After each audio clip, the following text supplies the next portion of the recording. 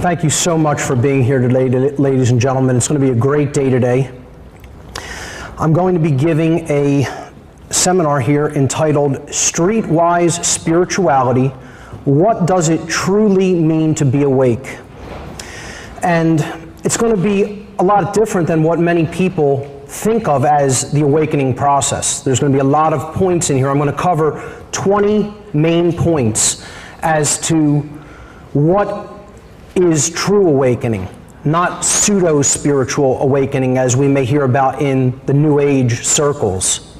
So that's the title of the seminar. And but before we actually jump into the material, I'd like to give a few caveats regarding what I do and my presentation style in general. So the first thing people should keep in mind is that you will not be seeing or hearing anything, quote, new here today. As the old saying goes, there is nothing new under the sun. You hear that, many people will hear that phrase but not really understand what was meant by that phrase, that old phrase.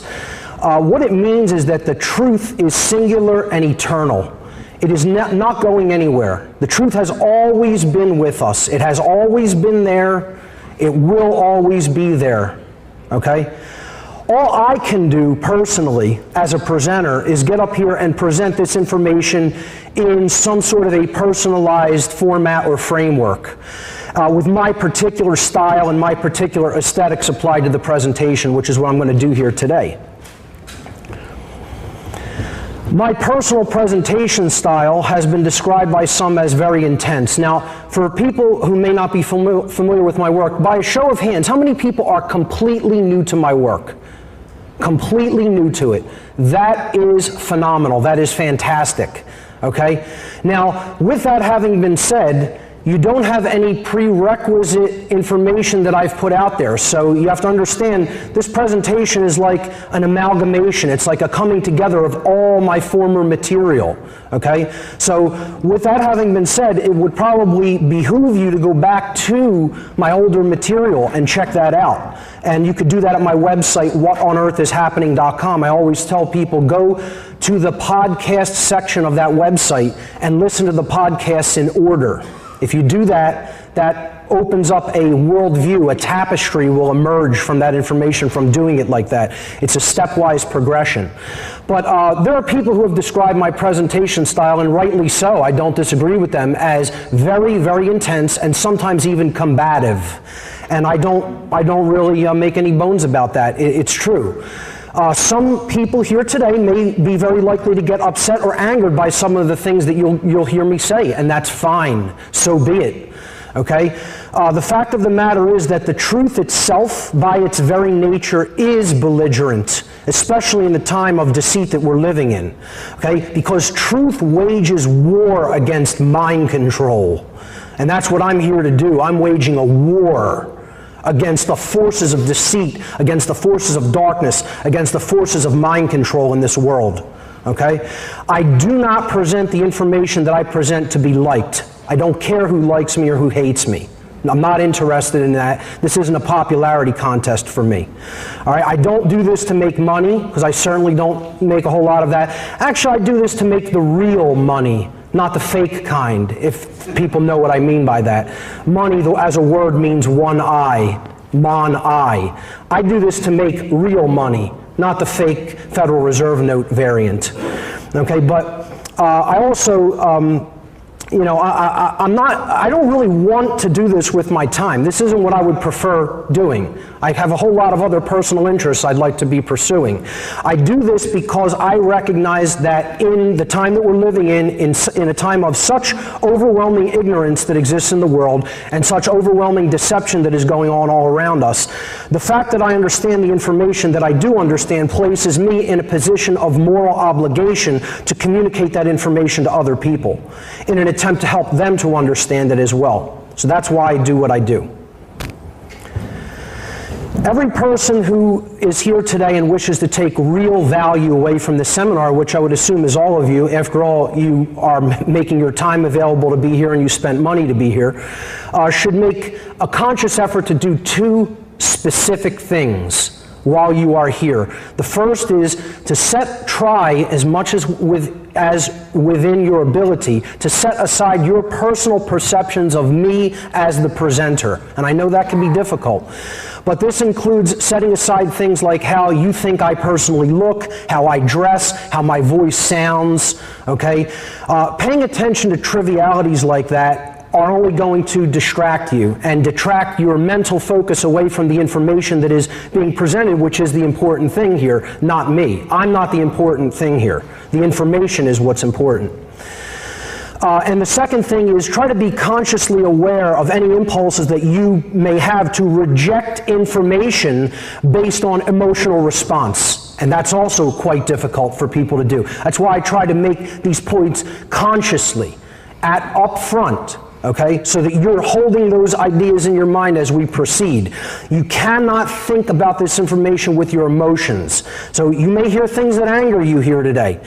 It's a logical fallacy to gauge the truthfulness or the veracity of any information that you hear based solely upon how you feel when you're first hearing it.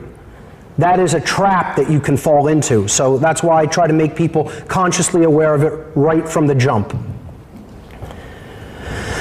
The last thing that I want to bring up before we start is that this seminar is a tapestry of information that is meant to be taken in as a whole, not separate or in individuated chunks, okay? It's a tapestry of information. It's designed specifically to be seen in its entirety. So I highly encourage people to gain the maximum value from the information I'm going to present here to stay for the duration of the whole seminar, at least the presentation part of it, okay? We're going to do an extended question and answer session after my presentation. But if you stay for the whole part of it, you'll recognize the pattern that I'm trying to make clear here, okay? If you don't stay for the whole thing, more likely than not, you're not going to see the entire pattern that I'm trying to lay out, and then you're not going to gain maximum value.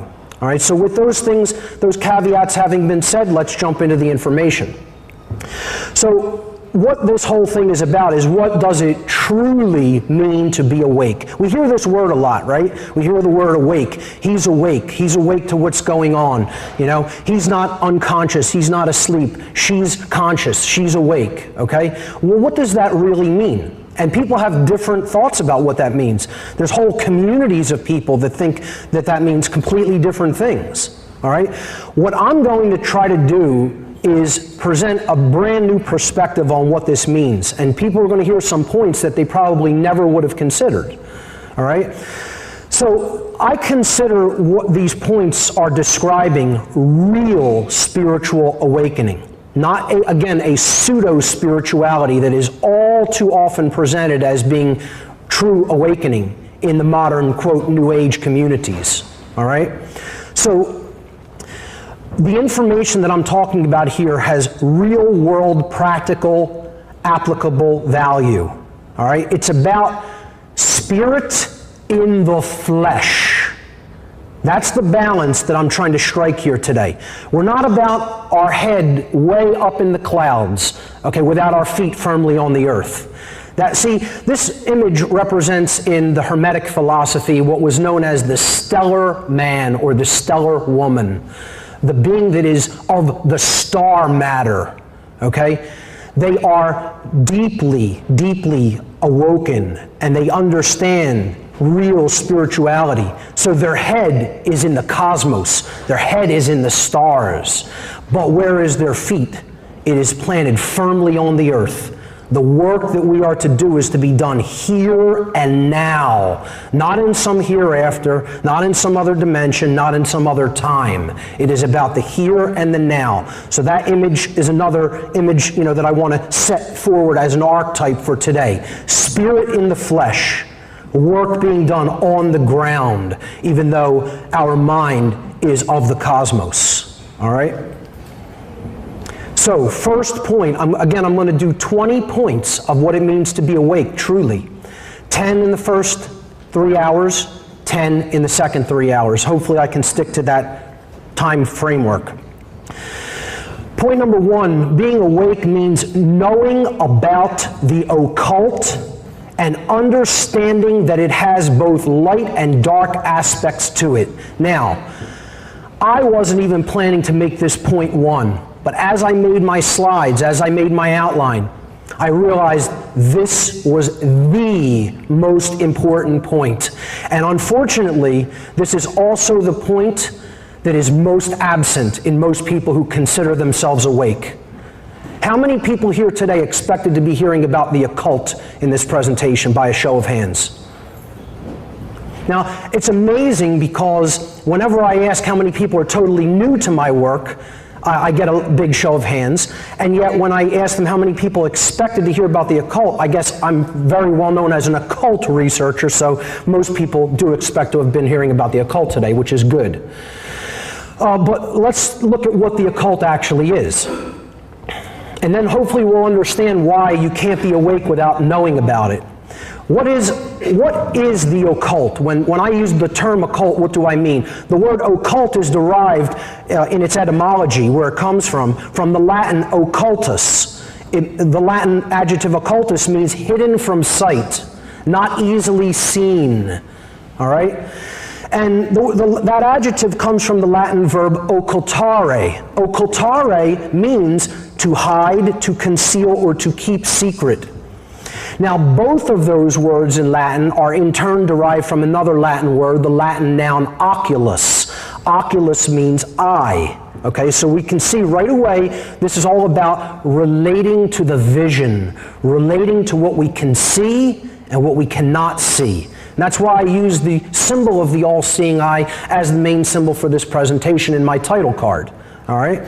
So what we're talking about here is information that is hidden from people's sight, and it is held by very few people in the world, which are represented by the apex of this pyramidal structure here.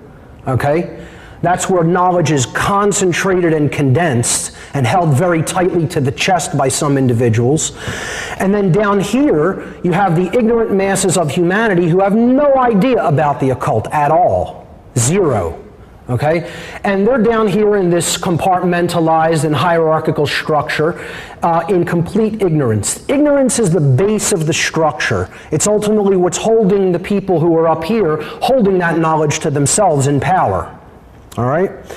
So keep in mind, the occult simply means, always has meant, means now, and always will mean nothing but hidden knowledge. That's all it means. It does not mean evil, it does not mean bad, it does not mean superstitious, it does not mean voodoo, or any other particular practice that people associate with the occult. All it means is hidden. So I'm trying to demystify the concept of what the occult is. Now, that having been said, what is that knowledge? What comprises occult knowledge? What knowledge are we talking about if we're talking about hidden knowledge? Well, occultism comprises and hides two main bodies of knowledge.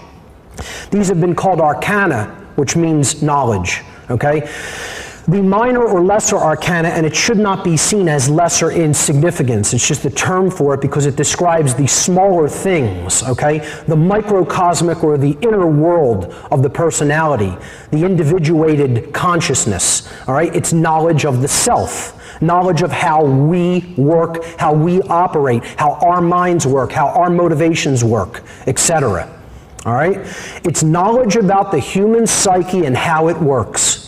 That is the first main body of occult knowledge, and we'll be getting into this today. We'll be getting into both these bodies of knowledge today as I step through the points. The second body is the major or greater arcana, or the macrocosmic world of knowledge, the knowledge of the greater world, okay? The so-called outer world. This is knowledge about how the laws of nature operate. All right?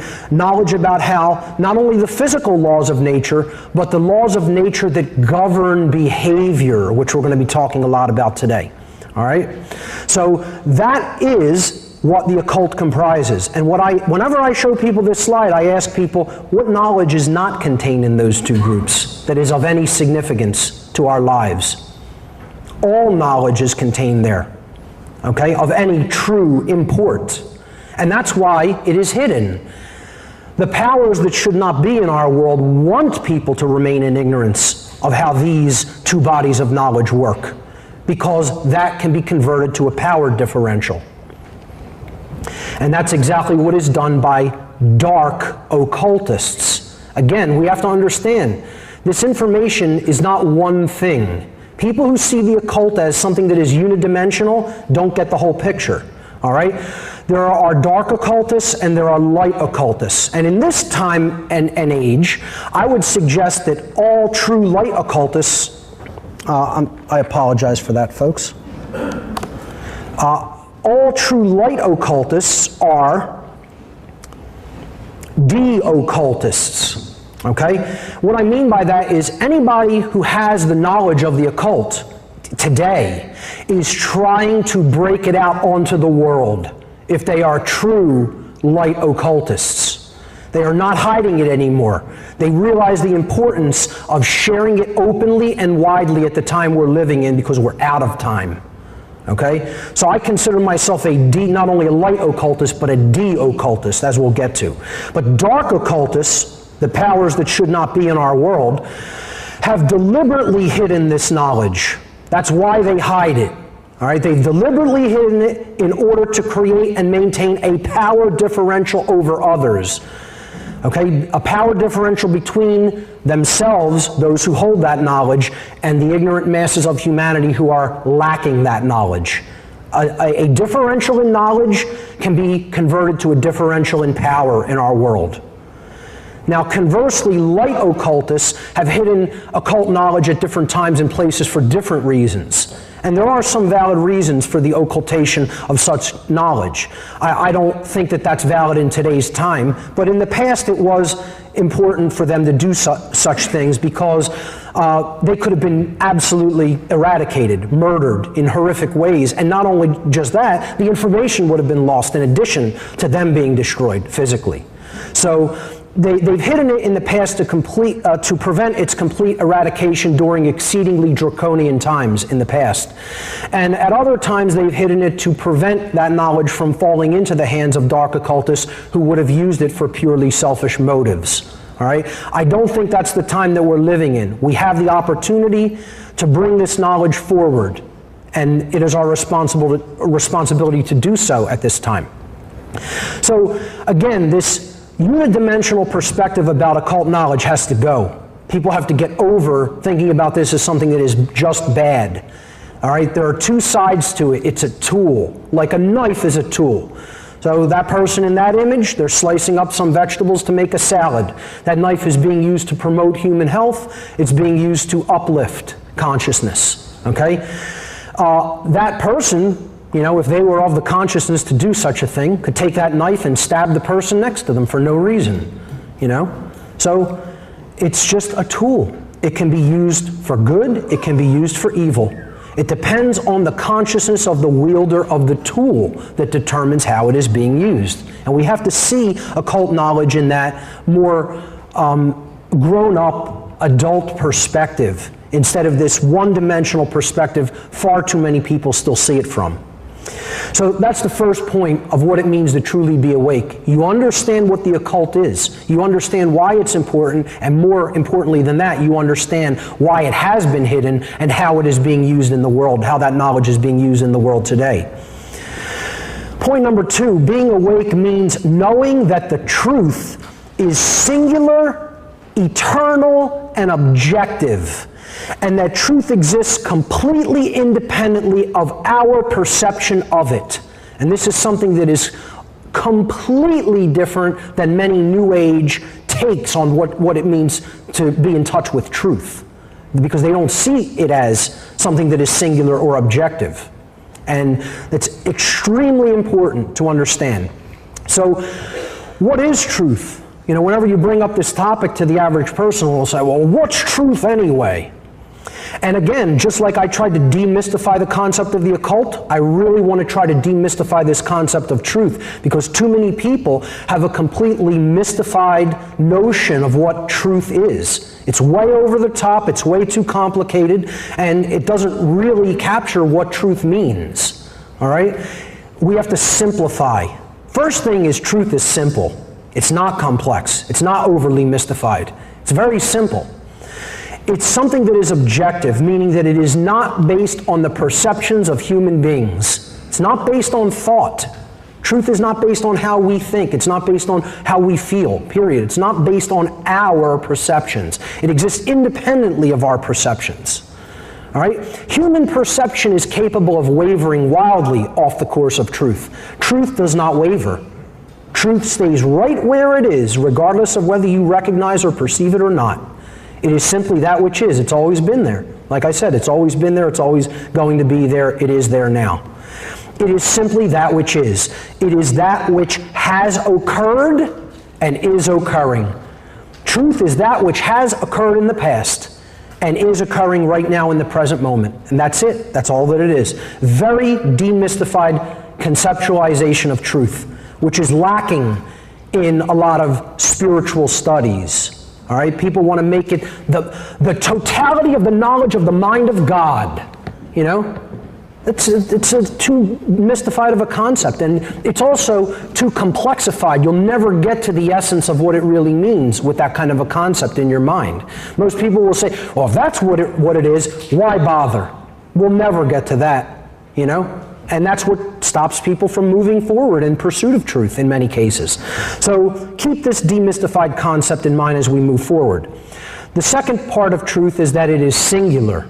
There is no such thing as my truth, his truth, her truth, their truth. There is only the truth. There is only one way that things have been and actually are now. Okay? The past cannot be changed. It's what was. That's what led to the present, what is.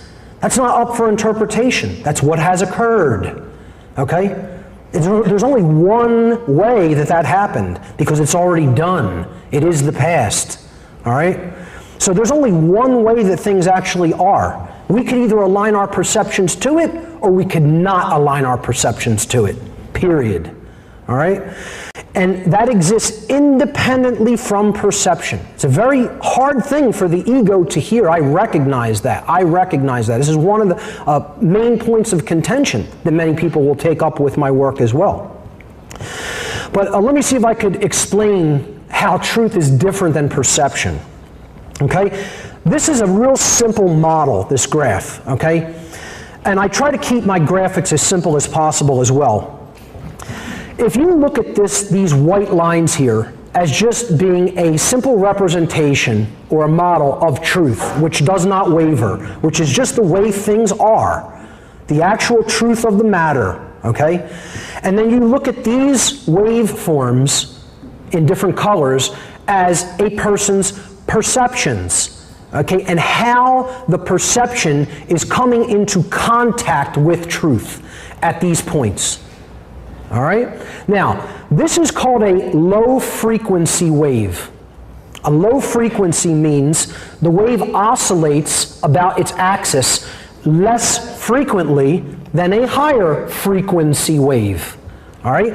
So a low-frequency perception or consciousness is going to be in contact with truth at much lower frequency, less frequently. All right? So this wavelength of light, all right, is lower frequency than this wavelength of light. This person's consciousness, if we're likening this model to a human consciousness, would be low frequency, low consciousness. This person, their consciousness has been stepped up to a higher frequency. It is now in more alignment with truth. So the person's consciousness is intersecting with that which does not waver much more frequently, hence a higher frequency. This person's consciousness is intersecting with it at many, many, many different places along the line. If you were to take that and go to infinite frequency, you would have a line, or in other words, a line meant with truth. You would be intersecting the truth at all times and places. Your perception would not waver from that which is. It would recognize that which is readily and accurately. And that's what I'm talking about by perception. And that's what determines whether consciousness is low or high, whether it is in alignment with that which is, in recognition of that which is or not. And not everybody is going to be there all the time. Even the person with very high consciousness, their perception may slip out of alignment with truth, but it will do so less frequently than other people's perception slipping out of alignment with truth. Some people live their entire lives and barely ever touch that white line at all. Okay? But the point here is that perception is not reality. What our work here on the earth is to align our perception to reality. And an ideology that makes this almost impossible, that unfortunately is on the rise and is propagated non-stop 24 hours a day by the New Age communities in today's world, is known as solipsism. Now, how many people have ever heard the term solipsism before? That's phenomenal. I've never asked that question and had a room full of people, give a response like that the vast majority, about 90% of the room has heard the term. That's a good sign, actually. Maybe people are becoming aware of what this is and the danger that it's doing. Let's just look at the etymology of the word for a moment. Solipsism comes from the Latin adjective solus, meaning alone, and the Latin pronoun ipse, meaning self. So if we put them together, it's all alone by oneself. I'm the only one here, in other words. Okay? Everything revolves around me. All right? It's the ideology that only one's mind is ever sure to exist. That knowledge of anything that's outside of one's mind is unsure. I can't possibly know that any objective truth exists because I'm only experiencing my consciousness subjectively. So how could anything about the external world or its workings truly be known? Or certainly even if I were to know it, how could I possibly communicate it with anybody else? That's what solipsism is, the idea that there is no such thing as truth. Truth is just totally a subjective thing that exists only in the mind. It's nothing objective. Nothing can actually be known. It's all just random perception and whims, that's all, And if that's the ideology, I would suggest you could be led to buy anything, to buy into absolutely anything, which is why dark occultists want to propagate this ideology. I mean, desperately want to propagate it. I was involved in the dark occult in my past. And I'm telling you, they themselves consider this a sin for themselves. They never, ever, ever want to fall into this ideology for themselves. So a dark occultist would communicate to other dark occultists and say, don't ever buy into solipsism, all right? But propagate it to everybody out there that you want to control. They want to propagate this ideology, not buy into it themselves. And they do it very effectively. And they're doing that through the New Age movement. Solipsism is both a false religion and a defining hallmark of spiritual infancy. This is what it means to be completely asleep, in other words, to be completely unconscious, not having started the journey in consciousness at all. So departing from this diseased ideology is a surefire sign that you're beginning to awaken.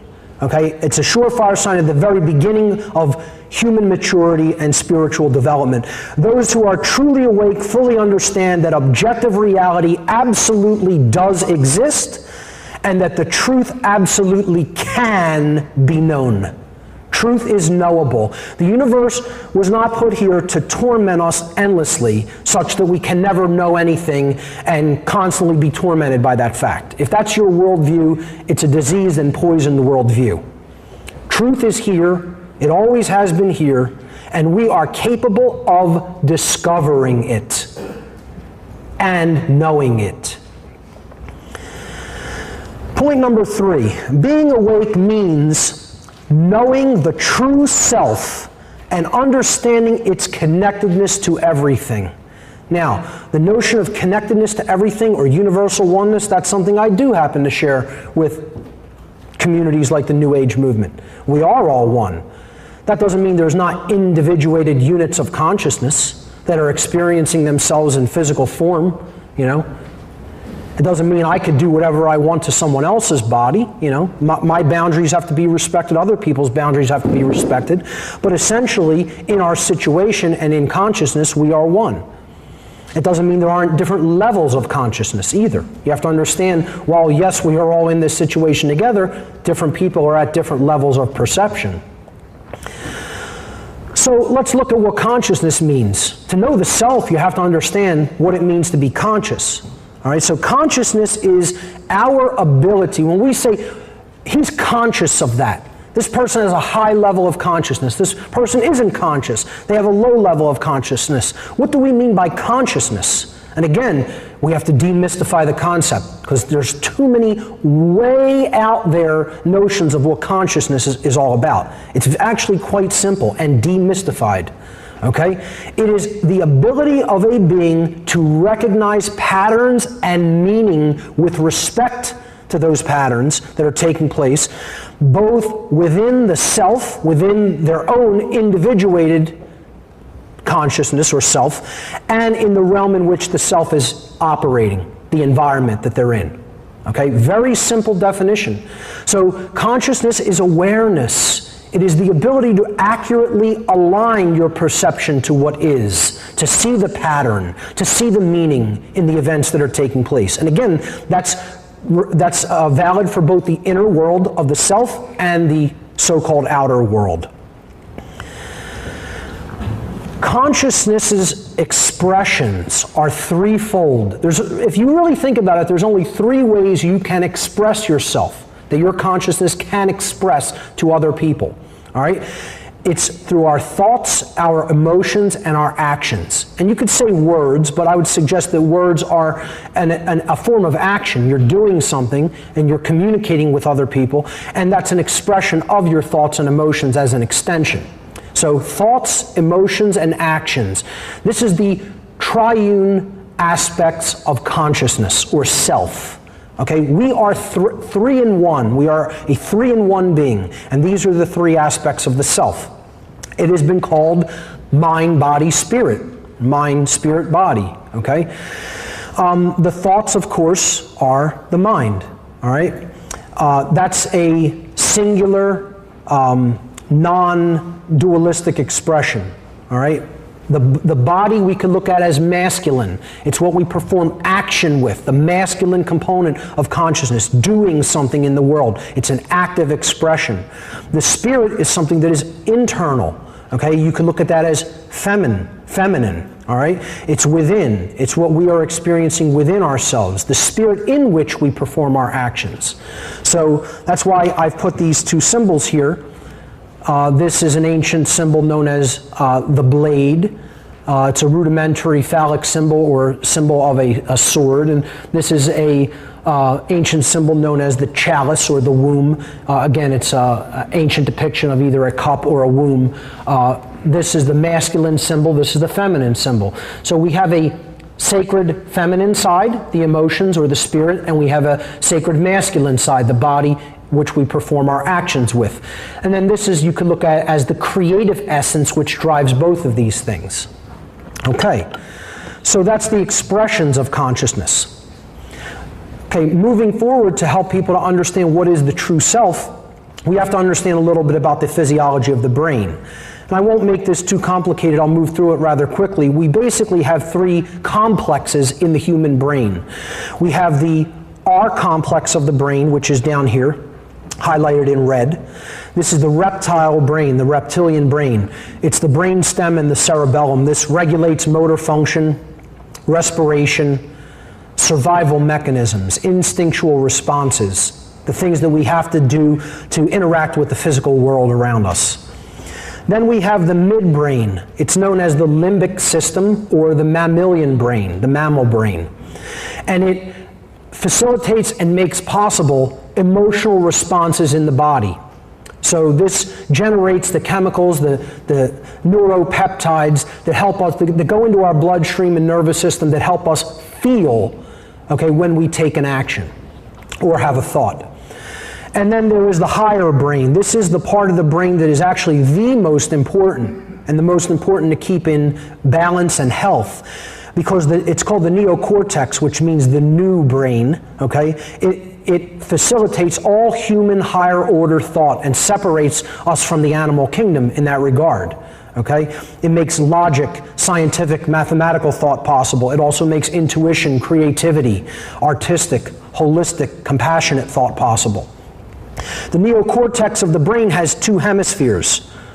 The left brain hemisphere, right here, largely facilitates logical and scientific thought. And again, I say largely. This is a generalized model. It doesn't mean any time you're in logical or scientific thought, only the left brain is active. That would be an oversimplification. Okay? So again, keep in mind, this is just a simplified model of neuroscience. It's not the be-all and end-all of it. Okay?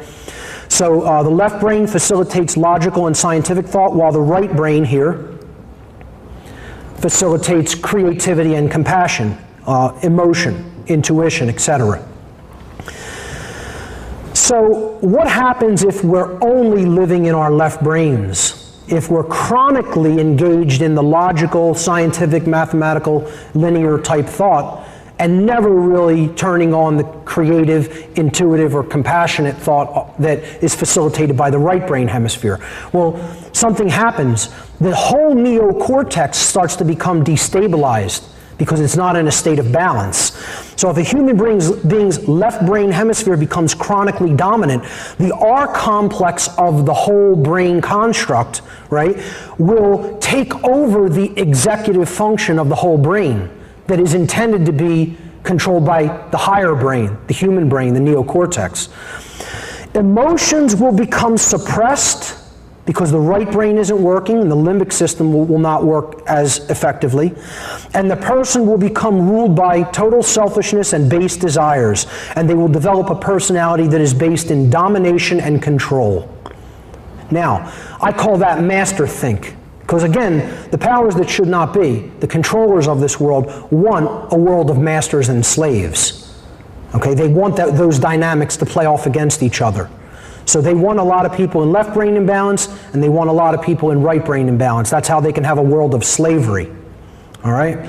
What happens if the opposite is true? What happens if we're always living in the right brain, and we never engage the logical processor, okay, that filters information and weeds out logical inconsistencies? Well, what we'll get is the opposite modality of thought. We'll get what I call slave think. If a human being's right brain hemisphere becomes chronically dominant, the limbic system will take over executive function of the brain instead of the neocortex. Okay, because the neocortex is imbalanced, so it reroutes or shunts executive function to another construct of the brain, in this case the midbrain, which controls emotions.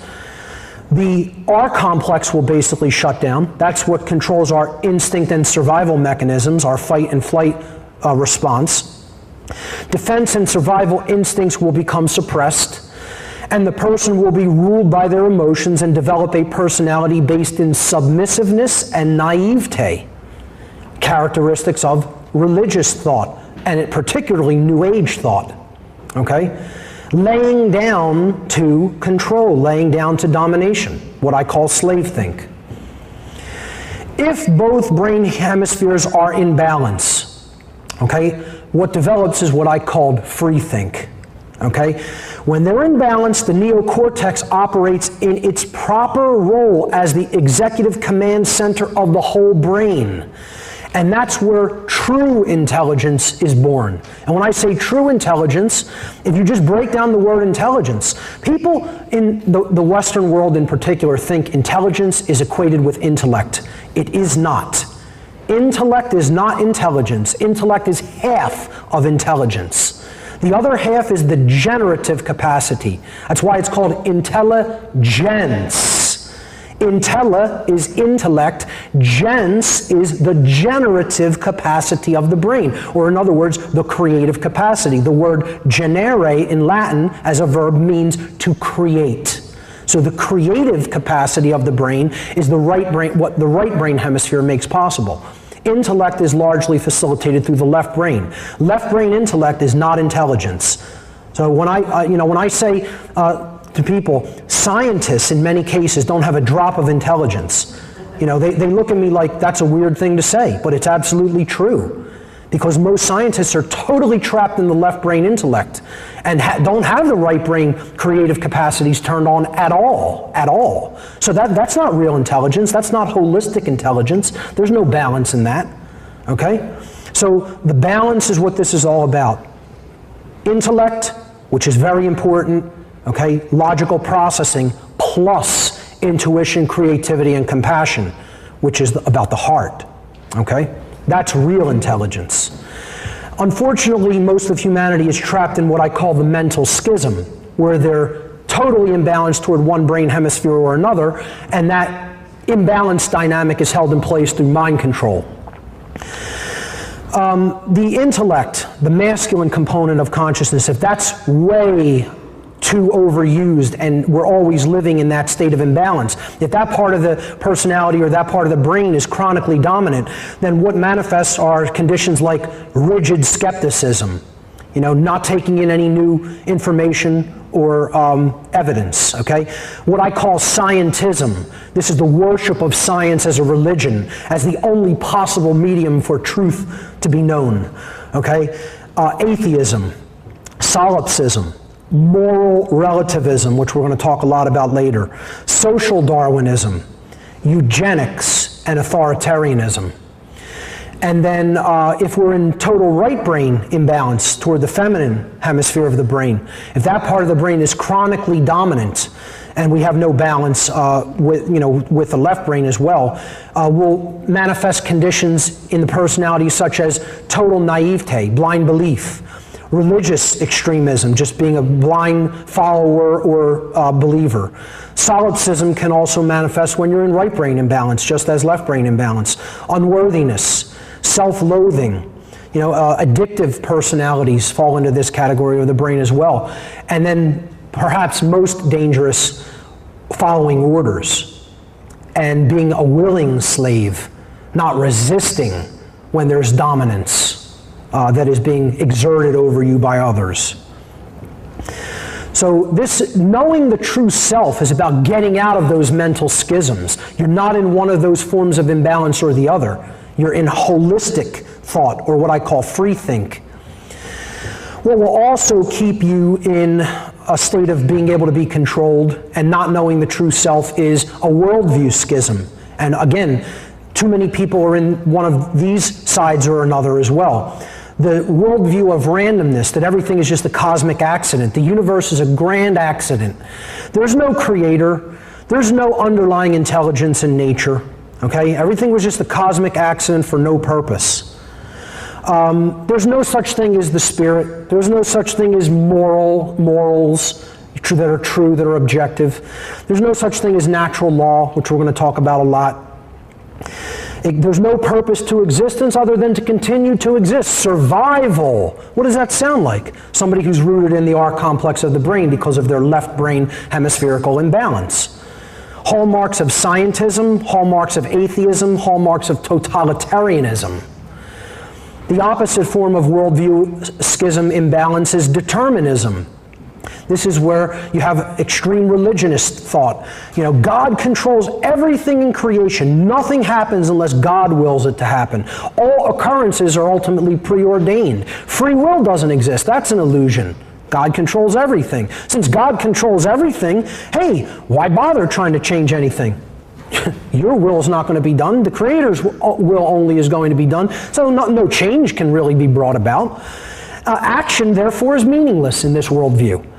And these are hallmarks of religious extremism and what I call slave think. People who believe it's just always been this way, it is this way now, it's always going to be this way, accept your chains. Very, very, very dangerous line of thought, just as the left brain imbalance and worldview is just as dangerous. The truth lies in the balance point, in the middle. Knowing, and this is part of knowing who we are, because we are part of this universe and how it works, okay?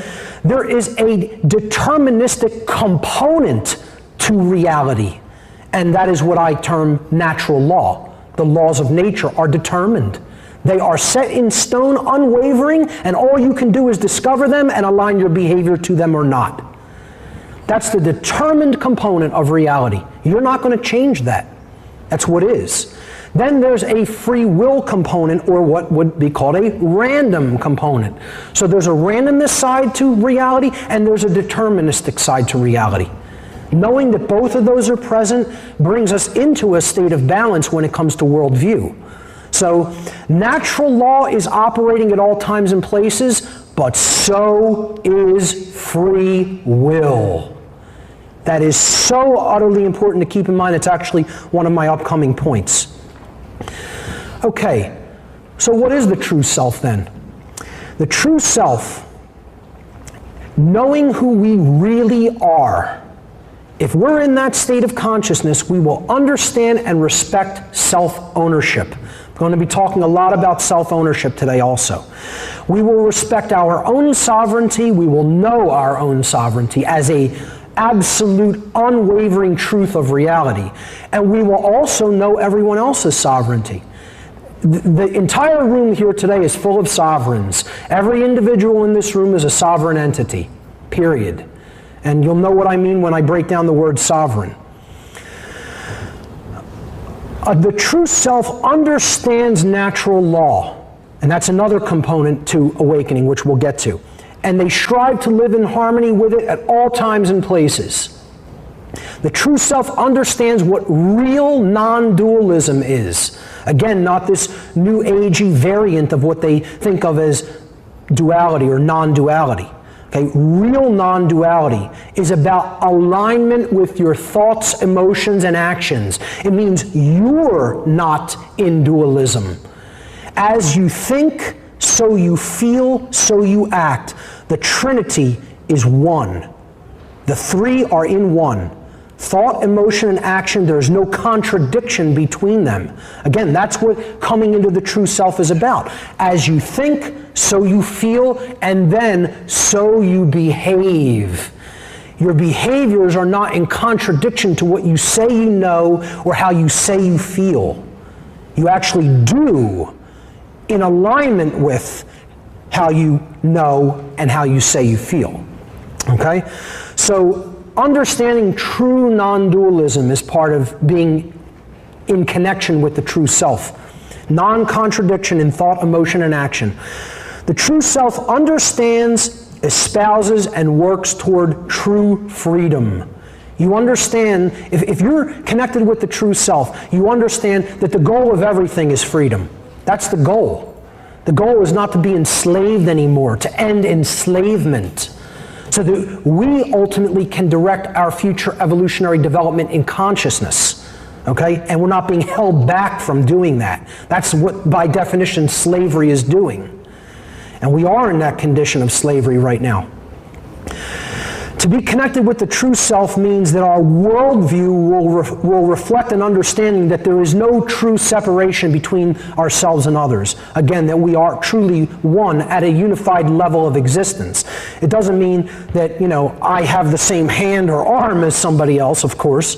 You're going to respect people's physical boundaries in the physical domain, but you understand ultimately that we are one consciousness that is having an experience here in the physical domain. The true self doesn't exist in a mental schism or ego identification, which I'll be getting to. It seeks to break down institutionalized belief systems that hold back the progress of consciousness, which we'll also be talking about. And it is concerned with the alleviation of suffering for all beings, for all consciousness, not just the alleviation of suffering for oneself. How does this differ with the false self, the notion of the ego entrenched illusion that many people are trapped in? Someone who's trapped in ego, identified with the false self, the flesh only, okay, doesn't understand self-ownership or sovereignty at all, and doesn't really care about it either. They don't understand natural law at all or care about it. Their behavior is in opposition or duality, okay? They live in perpetual dualism, perpetual contradiction between their thoughts, emotions, and actions. They will constantly do things that are in contradiction with what they say they know and how they say they feel. They can't even envision true freedom. Forget even asking them what freedom is or means. They have no conception of it whatsoever. They don't care about it. They don't care whether slavery is present. Okay? And in many cases, they're people who are just seeking more and more control because they're in super left-brain dominance. They're completely attached to a false worldview of separation, that everything is separate and it's us versus nature. We're not part of it, a holistic part of it. They exist in mental schism, as we've already talked about, and ego identification, which we'll get to. They accept and reinforce almost all the institutionalized belief systems here on the earth that hold back the progress of consciousness. And they are totally unconcerned with the suffering of others. You know, in many cases, they're so destroyed and imbalanced, they don't even care about their own suffering anymore. You know, they just look at that as, oh, that's inevitable, and why not just create some more of it, you know, and self-inflict it. So they think only about themselves, maybe their own, you know, their extended family or whatever, maybe, and could care less about whether the world is in total bondage and total suffering or not. Part of understanding the true self is knowing what human nature is really about. And again, this is another big point of contention with my work with a lot of people, because so many people are attached toward believing that human nature is one way or another.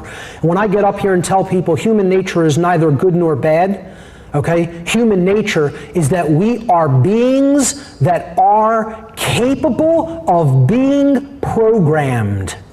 We have a programmable nature like a computer has a programmable nature. Please note, I did not say that human beings are computers, because I do not believe that. Okay? We have a nature that is similar to a computer in that it can be programmed to output a certain mode of behavior. Okay? Human beings are programmable, much like computers. Like a computer, if a human being has a bad hard drive format, that's the first thing you do when you get a computer. You format the hard drive. You're laying the file system into the drive to prepare it to receive an operating system. Okay? That's what is the conditions that are like a child's formative years. Why do you think it's called the formative years? A format's being laid down. And they just accept everything in the first 6 years of development. That's why a child's formative years are so crucially important to the being they're going to become. Okay? If a computer has a bad operating system, a lot of people out there are running computers with bad or infected operating systems. Well, do they compute really well? Not too well. You know, they don't present the desired output onto the screen or onto the printer or onto the internet. And that operating system is the culture we're living in, the system in which we are operating. And that system is corrupted. It's running viruses all over the place. Okay? If a human being has bad software programs installed that are buggy, all the code is buggy. Okay, it's not based in truth. It's bad code. Well, what happens when you run a piece of software that is totally buggy? It crashes, it spits out horrible output. Okay? And that's like our belief systems. Are they in alignment with truth, or are they completely erroneous and we're holding on to them in a rigid and dogmatic way, even though they're false? Well, what's going to be output onto the screen? The output, which is human behavior, is also going to be bad if all those former things are bad. You load up a computer with all that bad stuff, you're not going to get good output on any output device you're going out to. You're going to get junk. So if the hard drive format, the conditions during the formative years, the operating system or culture, and the software programs or beliefs are bad, the output onto the screen, which we call life, the behavior, will also be bad. And it will contribute to deteriorating conditions on a mass scale. Like a computer, the behavior of a human being will largely depend upon its programming, the quality of the information that has been put into it, which enables it to process and create efficiently. So if garbage goes in, garbage comes out. If quality goes in, quality comes out. That is how our nature works. We are programmable. We are the programmer as well. We can change the code. See, that's where free will comes into the picture. We are not at the mercy. This does not mean you are at the mercy of your environment. We can decide what goes into us through diet, through what we are going to pay attention to, or consider, or take into our mental selves. Okay? So that's actually highly encouraging when it comes to the development of the self and knowing the self, that we are in control of that process. It's not just something that is being done to us. Next point, being awake means knowing that there are both spiritual and physical realities, neither of which take precedence over the other. Again, a point of balance needs to be understood and struck when it comes to this. This is what real non-duality when it comes to the whole universe is all about, the non-duality of spirit and matter. Again, you have scientific materialists that are talking about the primacy of matter and how it's so ultimately important and that there's no such thing as spirit. And then you have religious groups or New Agers talking about spirit is all that matters, this world doesn't matter, it's an illusion, and spirit is of primacy. Well, these are both left brain and right brain imbalanced worldviews. There's no balance in either one of those perspectives. It's not being awake. Being awake means spirit in the flesh. Go back to that theme, okay? Spirit in the flesh. We are spiritual beings, but we are also material beings, having an experience in the material domain. So what is that right there? Is that the physical world or is that the spiritual world? Well, guess what? Newsflash, folks, it's both. It's both. It's one thing. Okay? So this dichotomy between spirit and matter needs to go. It needs to merge. It's just one thing. It's everything. Okay? Spirit isn't superior to matter. Matter isn't superior to spirit.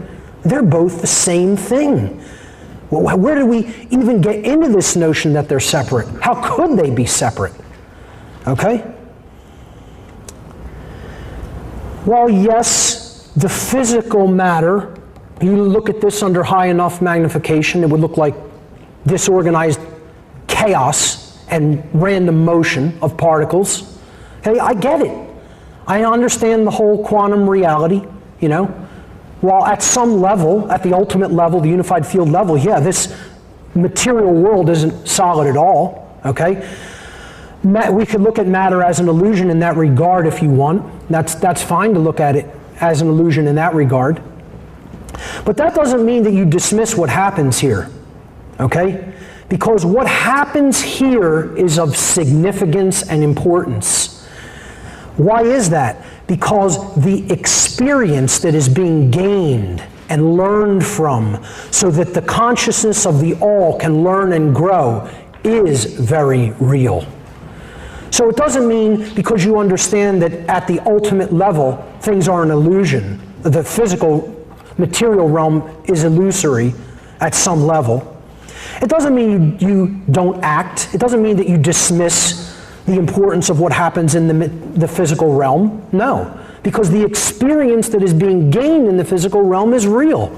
And if that experience is ongoing suffering and slavery, that should be changed. That should be ended. You know, there is a difference between something that is good and something that is bad. It's not just an experience. It's an experience that we have a say in. Okay? What happens here does matter. It does matter. Spirit in the flesh, head in the stars, feet on the earth. Okay? Being awake means being out of ego identification and ego attachment. So, what are these things? What is the state of ego identification? This is the identifying with the role that we are playing in the world of the flesh, in the world of matter. So these are the people who think, I am my blank, fill in the blank. I am my relationships. I am my social status. I am my job. I am my profession. I am my country. Okay?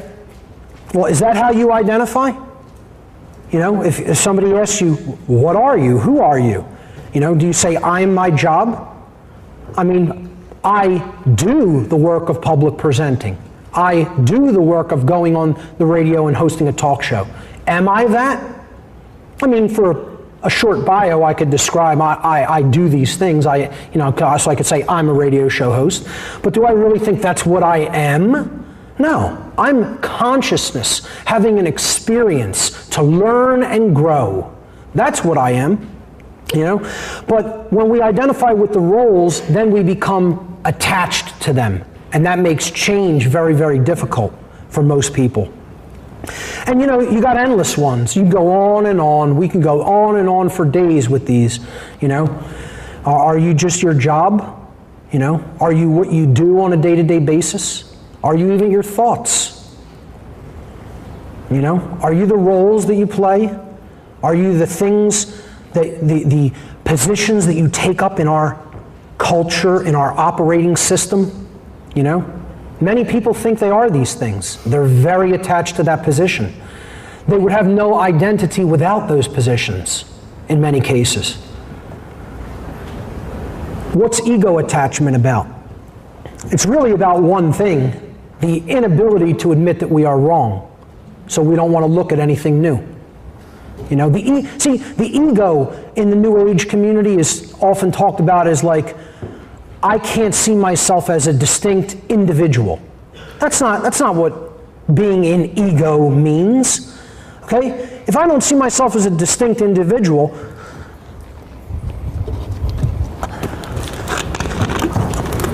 I wouldn't recognize that if I want a sip of this water, that I have to tilt it to my mouth and not someone else's mouth.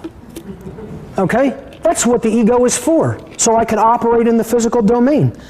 You know, the ego is about, I know that if I want to put a laser pointer right here on this guy in this cage, I have to pick up this device and press this button. The ego makes that possible, it facilitates that, and it's not really anything more than that. It's a tool through which we can operate with the material realm. That's all. Okay? It doesn't mean the ego needs to be eradicated, it's a tool. The problem is when the ego says, I'm setting up and taking over the whole house. That's when the ego becomes a problem. Because now we're attached to it and we believe that's us. Okay? So what does the ego do? It keeps us in a mind prison. It keeps us in the dark. It keeps us in ignorance. That's what that force is. It's a force that works through fear to keep us in the dark, to keep us in ignorance. Okay? Not accepting any new information. It does this two ways. Ego attachment keeps people in fear and ignorance by holding them in two modes of thought. The first mode of thought is, I couldn't possibly be wrong about what I believe that I already know. Could not possibly be wrong about that. This is religious thought. It's also scientific dogmatic thought, rigid skepticism. See, it's both of those worldview imbalances, again. Left brain and right brain imbalance. All right? The second way that ego attachment keeps us in ignorance, the second modality of thought it keeps us in is, I don't want to know. So either I already have all the information I need and I know, and I couldn't possibly be wrong about what I say I know, or I don't want to know. Okay? Those are the two ways the ego holds us in that state of mental bondage. Ego ultimately prevents us from admitting that we were wrong about anything and from learning anything new. Now, from the level of consciousness I used to be at to the level of consciousness I'm at today, I must have had to say I was wrong about 100,000 times. Easily. And I'm sure before it's all said and done in this particular lifetime, I'll say it 100,000 more times. Next point of what it means to truly be awake. It involves exercising discernment and judgment. And these are things that the New Age community will tell you, no, that's not about what it means to be awake. Don't judge. Don't try to be discerning. Okay? Highly, highly important. So let's look at these modalities. What is discernment or judgment? It is our inherent ability to distinguish reality from illusion. Or in other words, to know the truth. It's being able to judge the difference between two or more things is what makes us say, well, this one is more in harmony with truth, and that's the path I should take. You know, it's our navigation system. I put images of a scale here. It's how we weigh things in the balance to understand what's better.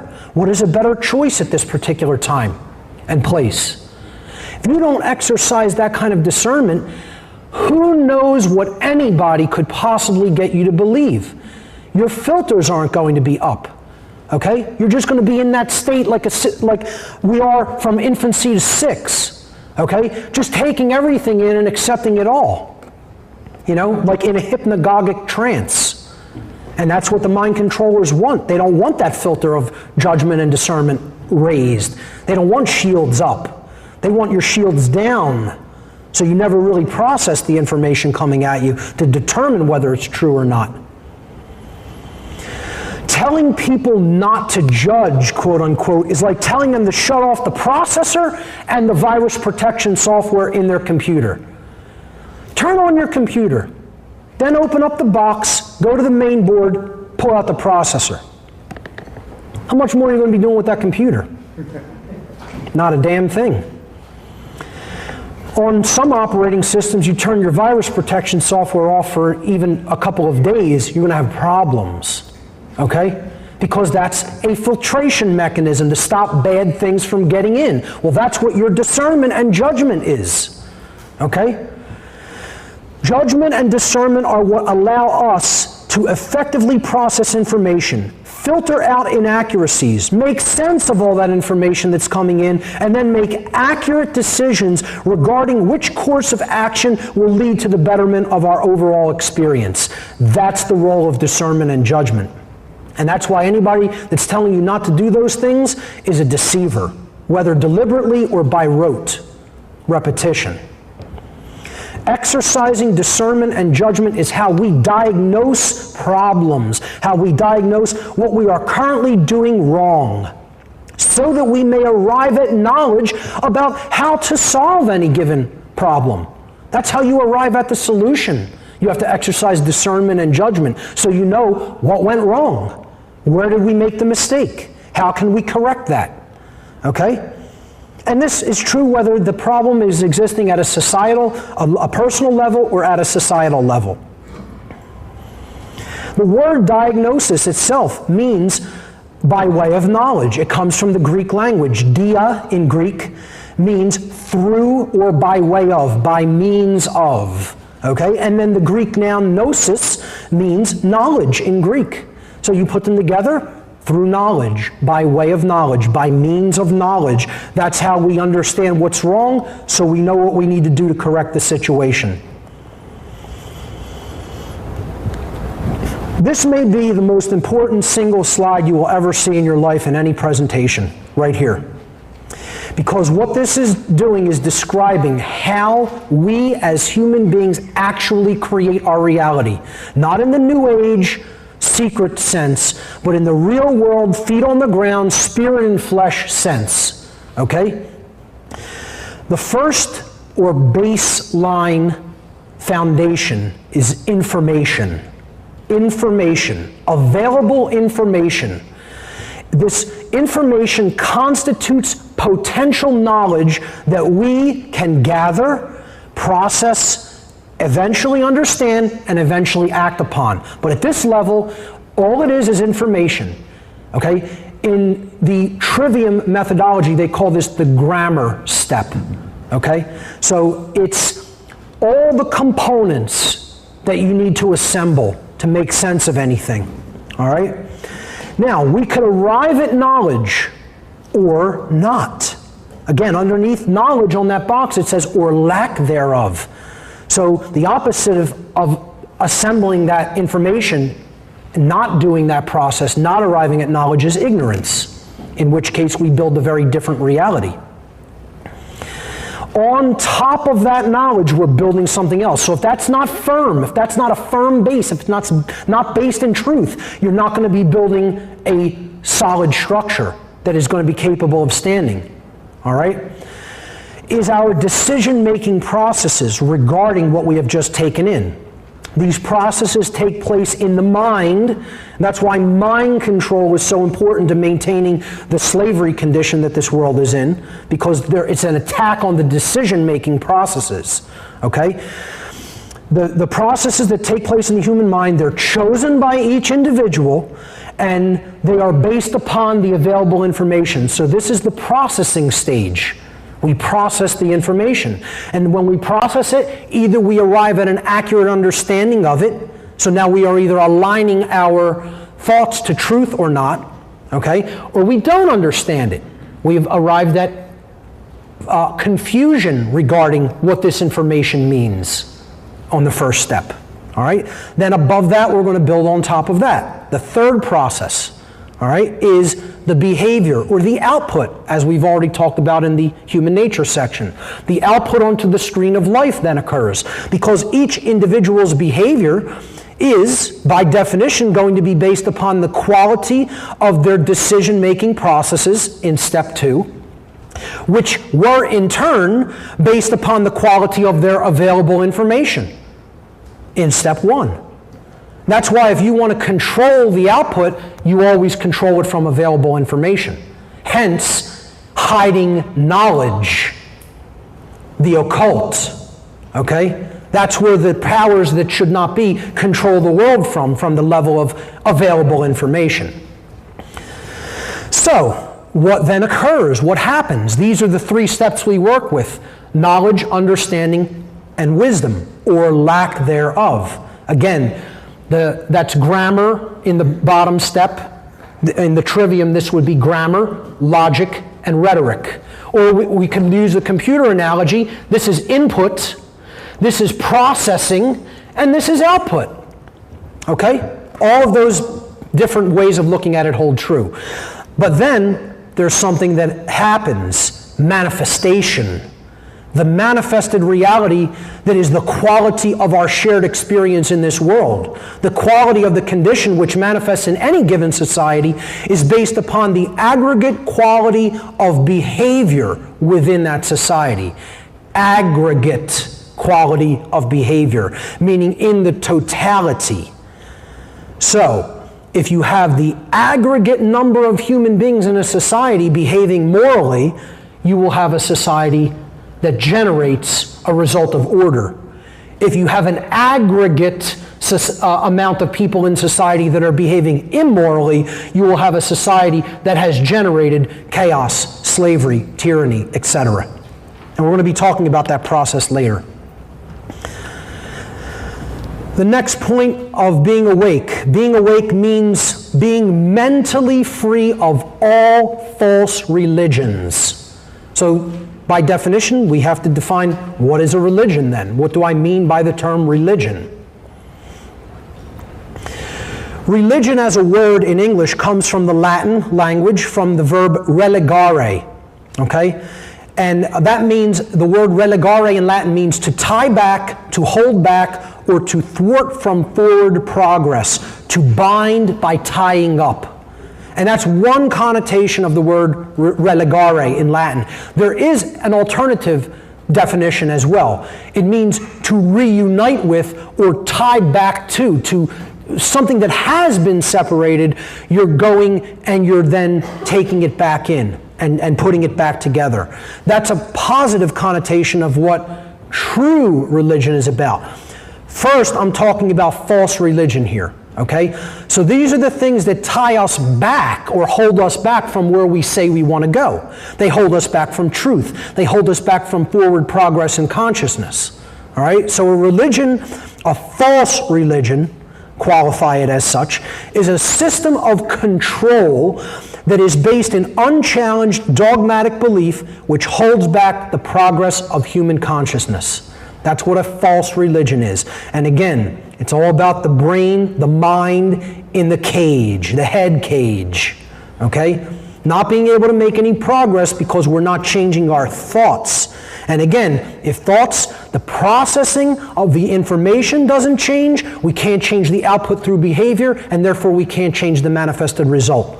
So if people are attached to a religion, nothing can change, because their behavior ultimately cannot change, and therefore the manifested reality cannot change. So I'm going to piss everybody off now by attacking all religions on the planet. Every single one, even the ones you didn't think were religions. Okay? All of the cultural religions, of course, constitute religion. Christianity, Judaism, Islam, Hinduism, Buddhism, Taoism, Shintoism. You name the religion. If it's an ism, that's what I'm talking about up here in the top right-hand corner. The cultural religions. Okay? Now, I also arranged this slide with these on the right and these on the left for a reason. These are the religions that work through the right brain hemisphere. These are the religions that work through the left brain hemisphere. Okay? So we have the cultural religions, as I am going to call them. And then this is the net right here that catches anything that gets sifted, okay, that this big net here doesn't catch, right? Then we have a finer mesh net down here to catch people called the New Age movement. Okay? So they're all right brain modes of imbalance, and they're all control systems. And if you haven't figured out that this one is a control system, you might want to check out my seminar called New Age Bullshit. And that's available in the back in actually, I think, 3 different formats. But I have a 2-disc set of the seminar I just did in Asheville, North Carolina, which is my favorite version of it. Just to mention, I do have lots of DVDs in the back. If people want to check them out during lunch or afterward, feel free to do so. So the left brain religions, we have politics or government, the religion of authority, the belief in authority, which we'll be talking a lot about later. And then, of course, scientism, which I've already briefly touched on. Okay, they work through the left brain. And most people, even a lot of people here today in this room possibly, are attached to one of these religions or another. I won't ask by show of hands, okay? But more likely than not, we have some people here who are even attached to some of these religions. And they're all ultimately ruled by one overarching religion, which is the God of this world, and that is the monetary system. This is the religion that the least amount of people on the earth are out of the mental identification with. The least amount of people, therefore, it is the most powerful religion. Money is the most powerful religion operating on the planet. There is no more universally unchallenged, dogmatic belief that is operating in the human species than the belief in magical pieces of paper called money or credits on a computer screen. Okay? That is the overarching universal piece of mental bondage software operating in humanity. If you believe that money is real, you're under mind control. Okay? If you believe it has intrinsic value, you're under mind control. Okay? And you'll just think about its operation with the other religions. Every one of them. It's intimately and intricately inseparable from. Okay? They put this up as the pedestal. If you really think about what's behind this, it's that. What's behind this? It's that. What's behind this? It's that. What's behind this? Oh, it's certainly that. Okay, just go to a New Age Expo and you'll find that out real fast. Okay? They're all illusory. There is nothing real there on the screen. In these two, and even in this one, to a certain extent, okay, there are some seeds of truth. I'm not going to tell you throw out all real science. Okay, we can know a lot about the laws of nature through real science, but if you think what we laughingly call science in the world today is real science, you're kidding yourself. This is done through government-approved grant monies. That if the people here, or who's controlling here, don't want something to be discovered by science because it's going to cost them a whole lot of this doesn't discover it. That's called scientism. And I worked in that community as well, and I'm telling you that's how it works. I heard a conversation, as a quick anecdote, I supported computer systems in a hematology-oncology department of the University of Pennsylvania, okay? And I heard a researcher telling one of the heads of the department in the oncology division, HEMONC, blood cancer studies, okay, in the School of Medicine, This could be a real breakthrough. There might even be a cure in this. And the person whipped their head around and said, don't you ever let me hear you use that word in here again, or you will be out of here on your ass. And the word was cure. Because the person said, this gets cured, we're out of business, that's all of the grant money that's been coming into this institution for the last 30 years, and all these jobs will disappear overnight. He said, don't ever let me hear you use that word ever again, or you will be out of here looking for a job. And thought I didn't hear it because I was sitting on the other side of the cubicle working on a laptop. That's what science is, folks, in the world today. And if you don't accept that, if you don't believe that, if you don't know that that's what's going on, I don't even want to use the word belief. If you don't know that's going on, you're very naive. Okay? This is all controlled by money, obviously, you know, the collection plate money and all the money that's coming in through donations to religions.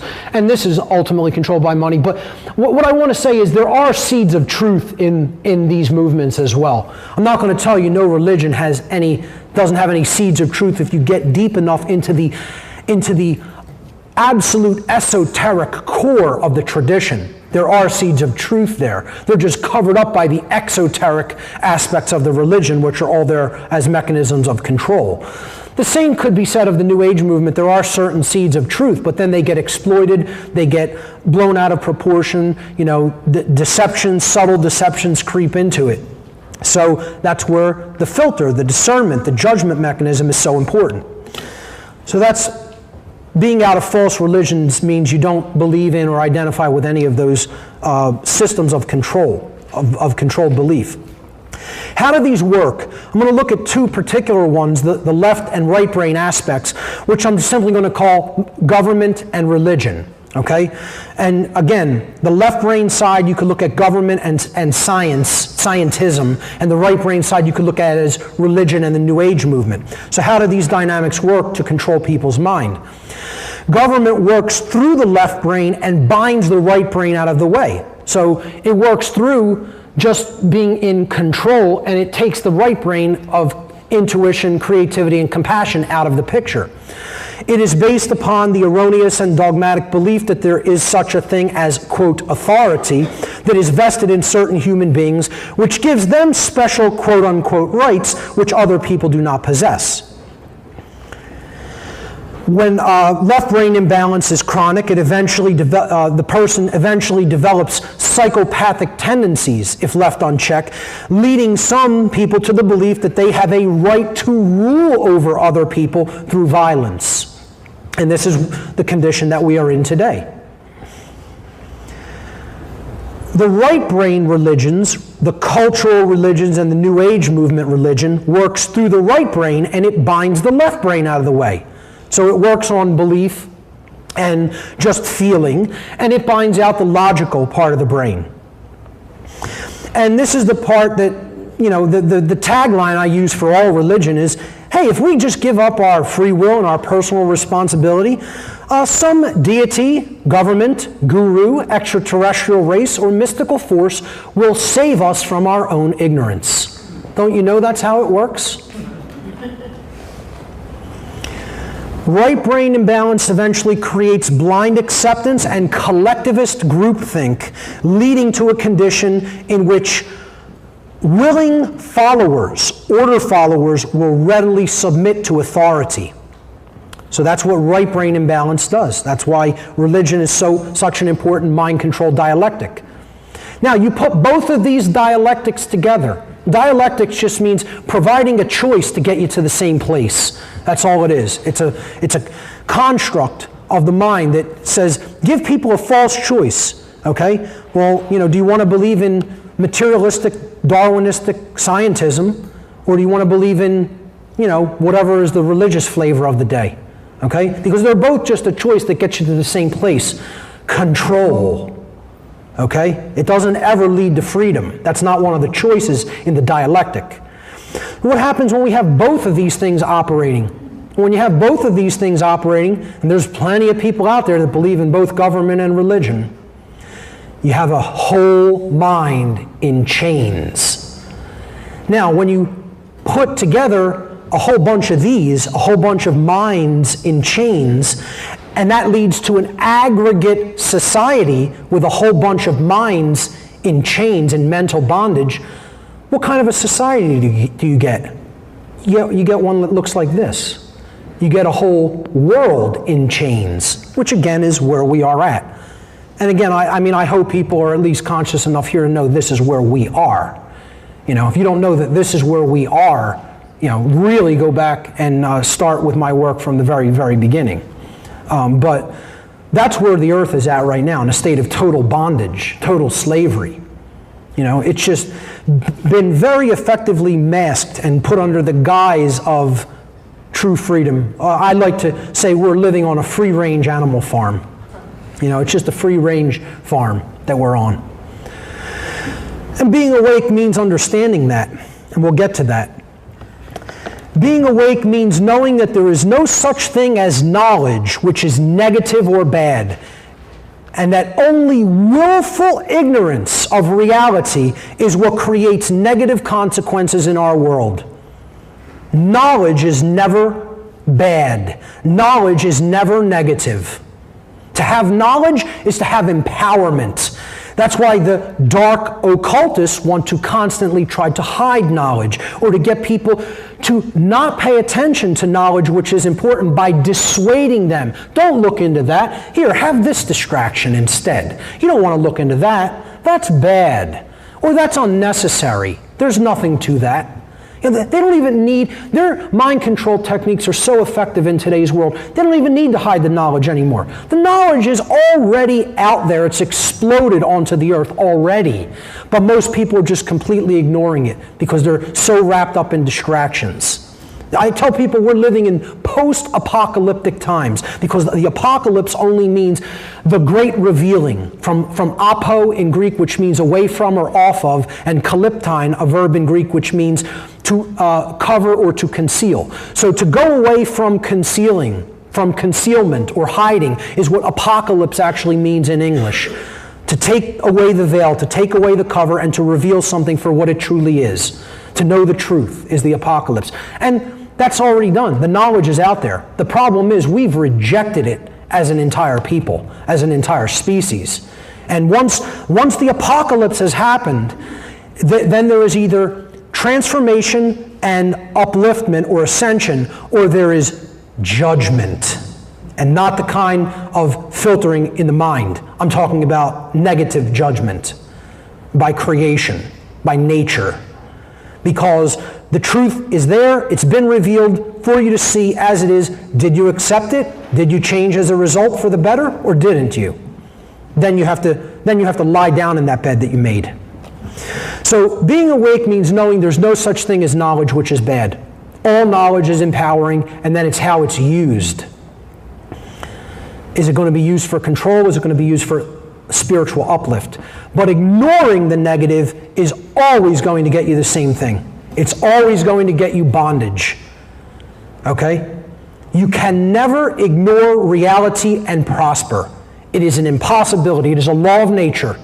If you ignore reality, there are negative consequences for that ignorance. You can ignore reality. You have the free will to ignore reality. But you do not have the free will to ignore reality without negative consequence. That is a natural law.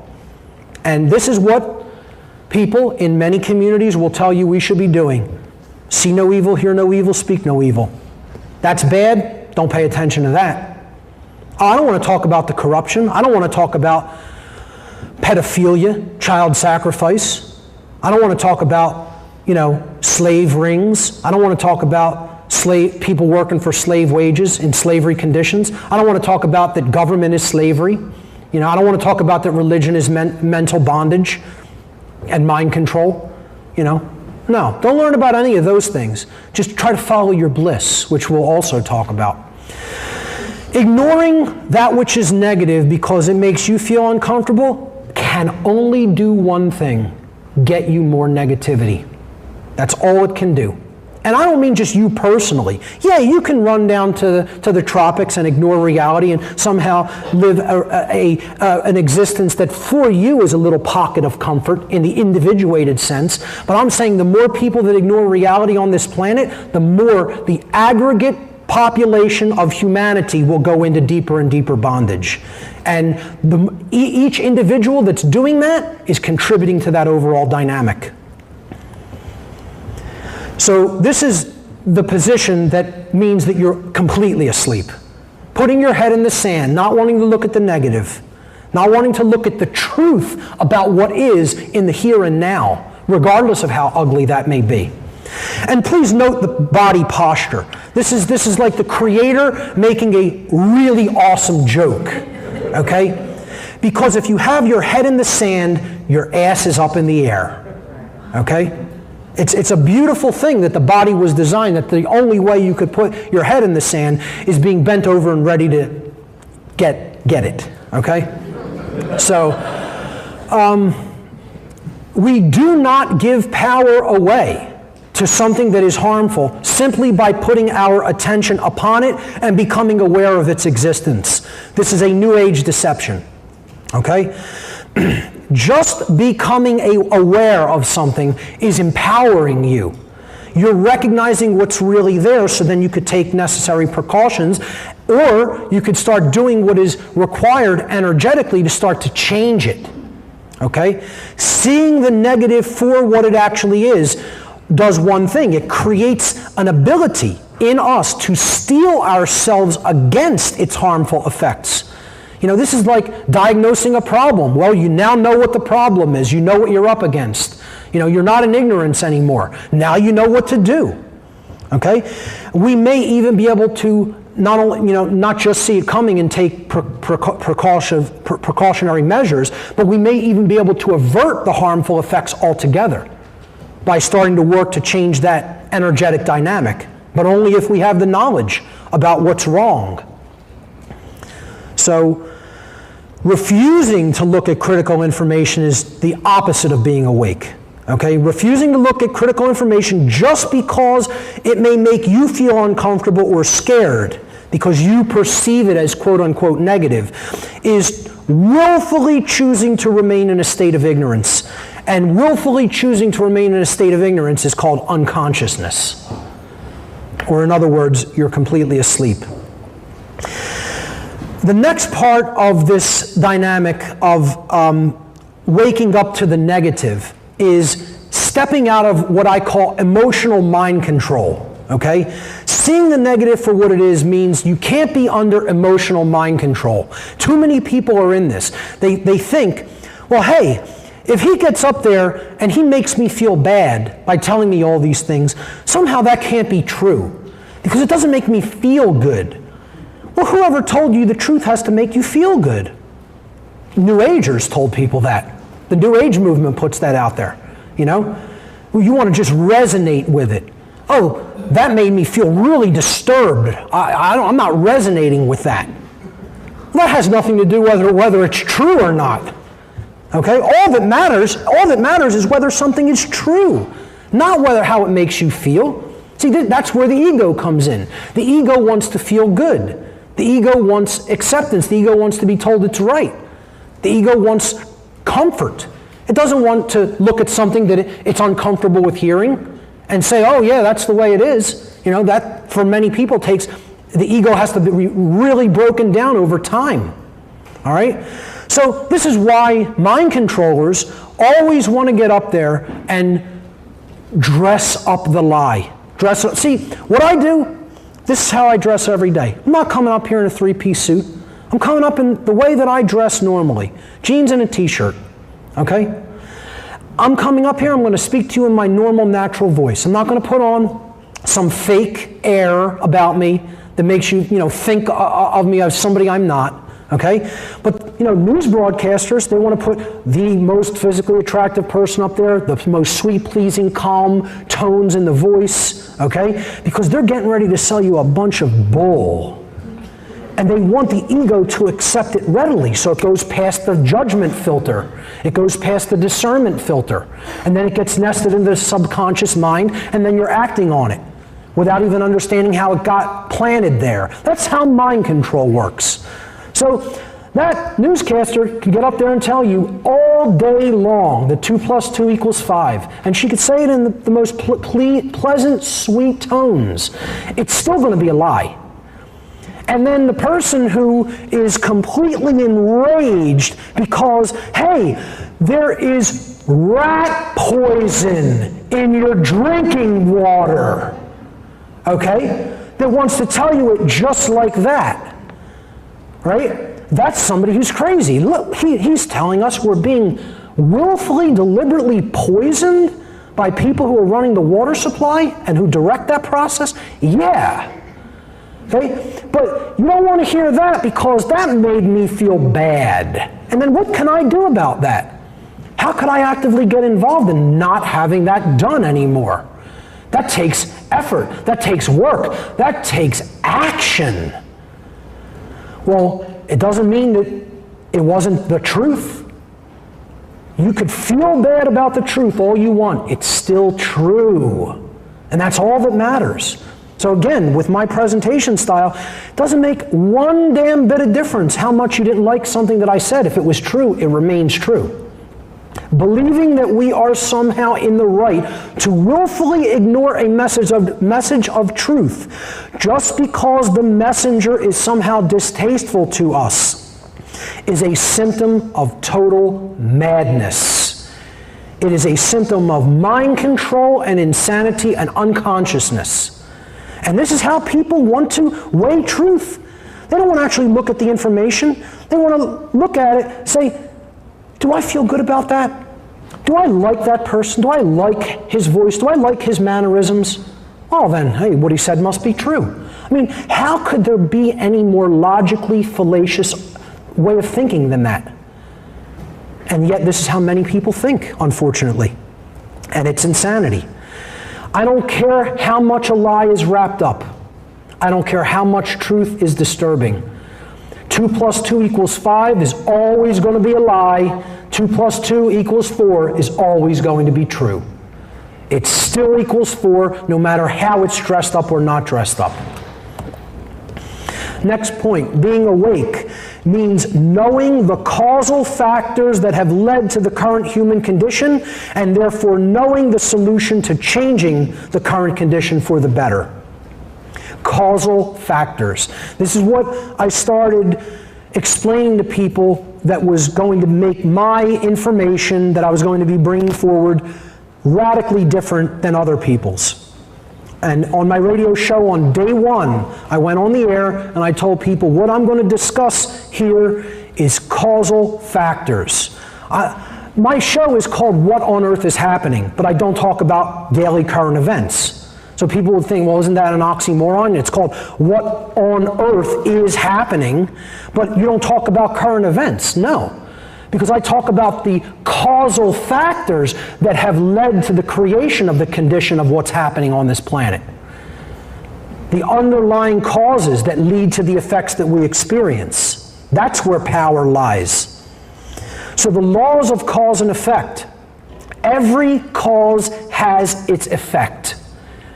Okay? You set a cause into motion, an effect will be generated.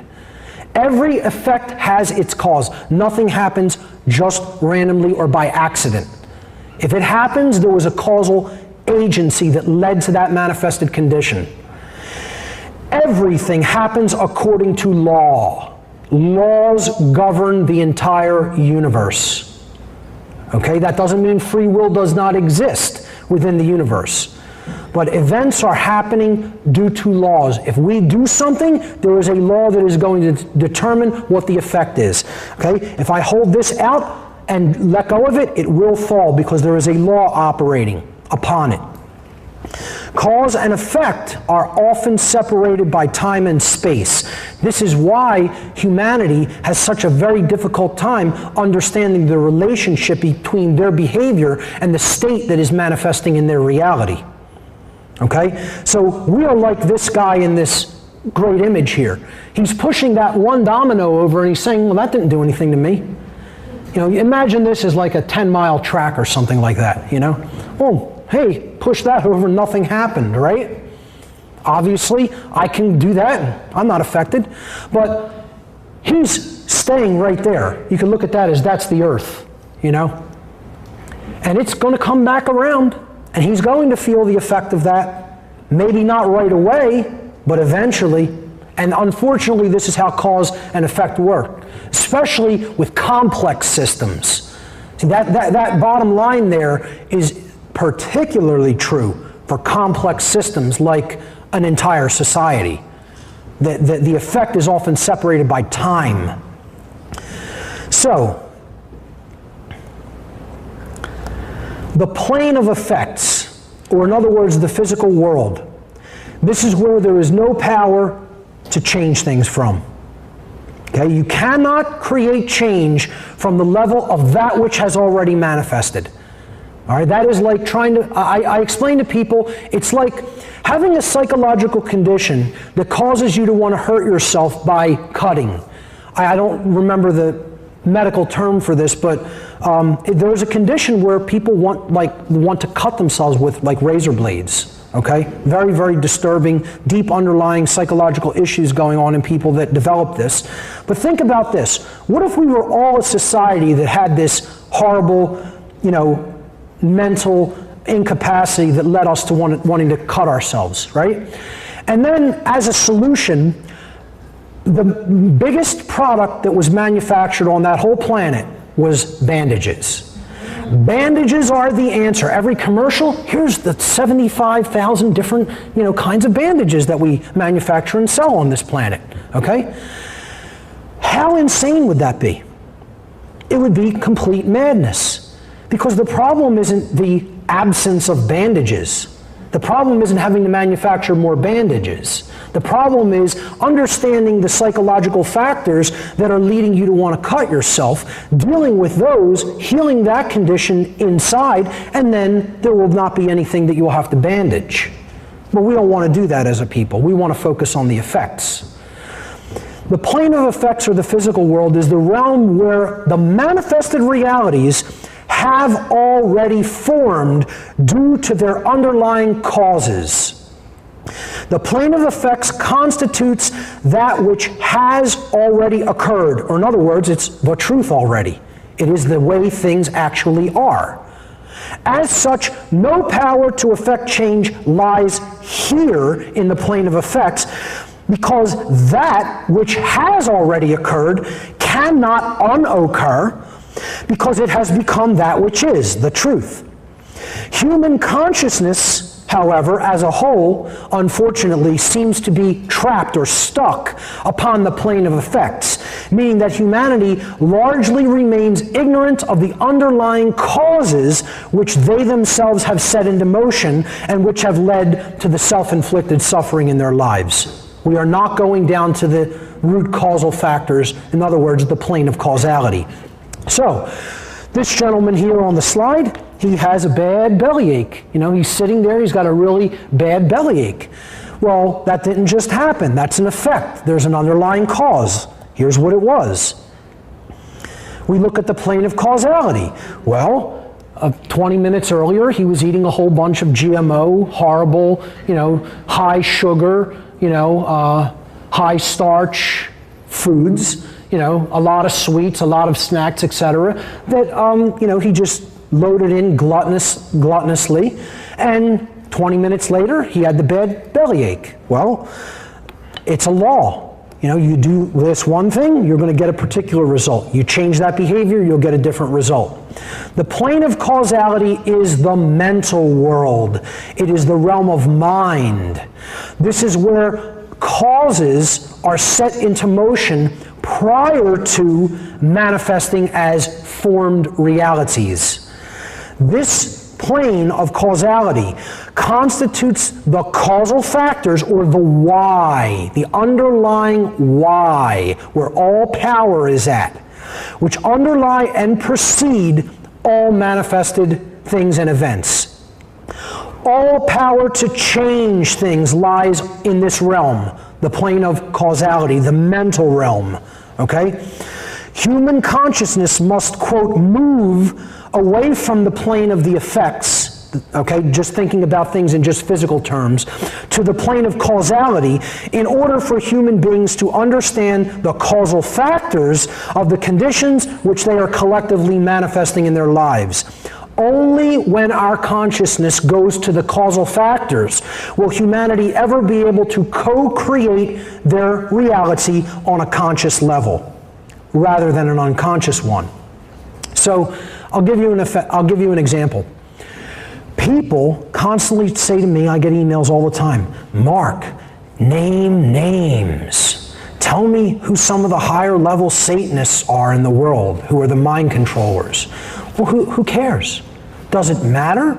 If I told you a list of 50 names, and just let's say, okay, not telling anybody to do this, but just let's say some extremists went out and assassinated those 50 people because they look at them as the people who are causing all the negative things that are going on in the world.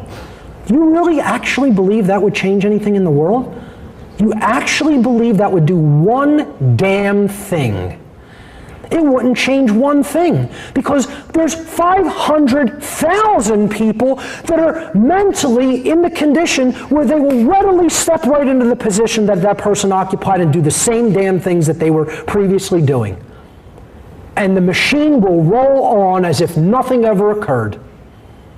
Because nothing changed in the mind. Nothing changed in the mind.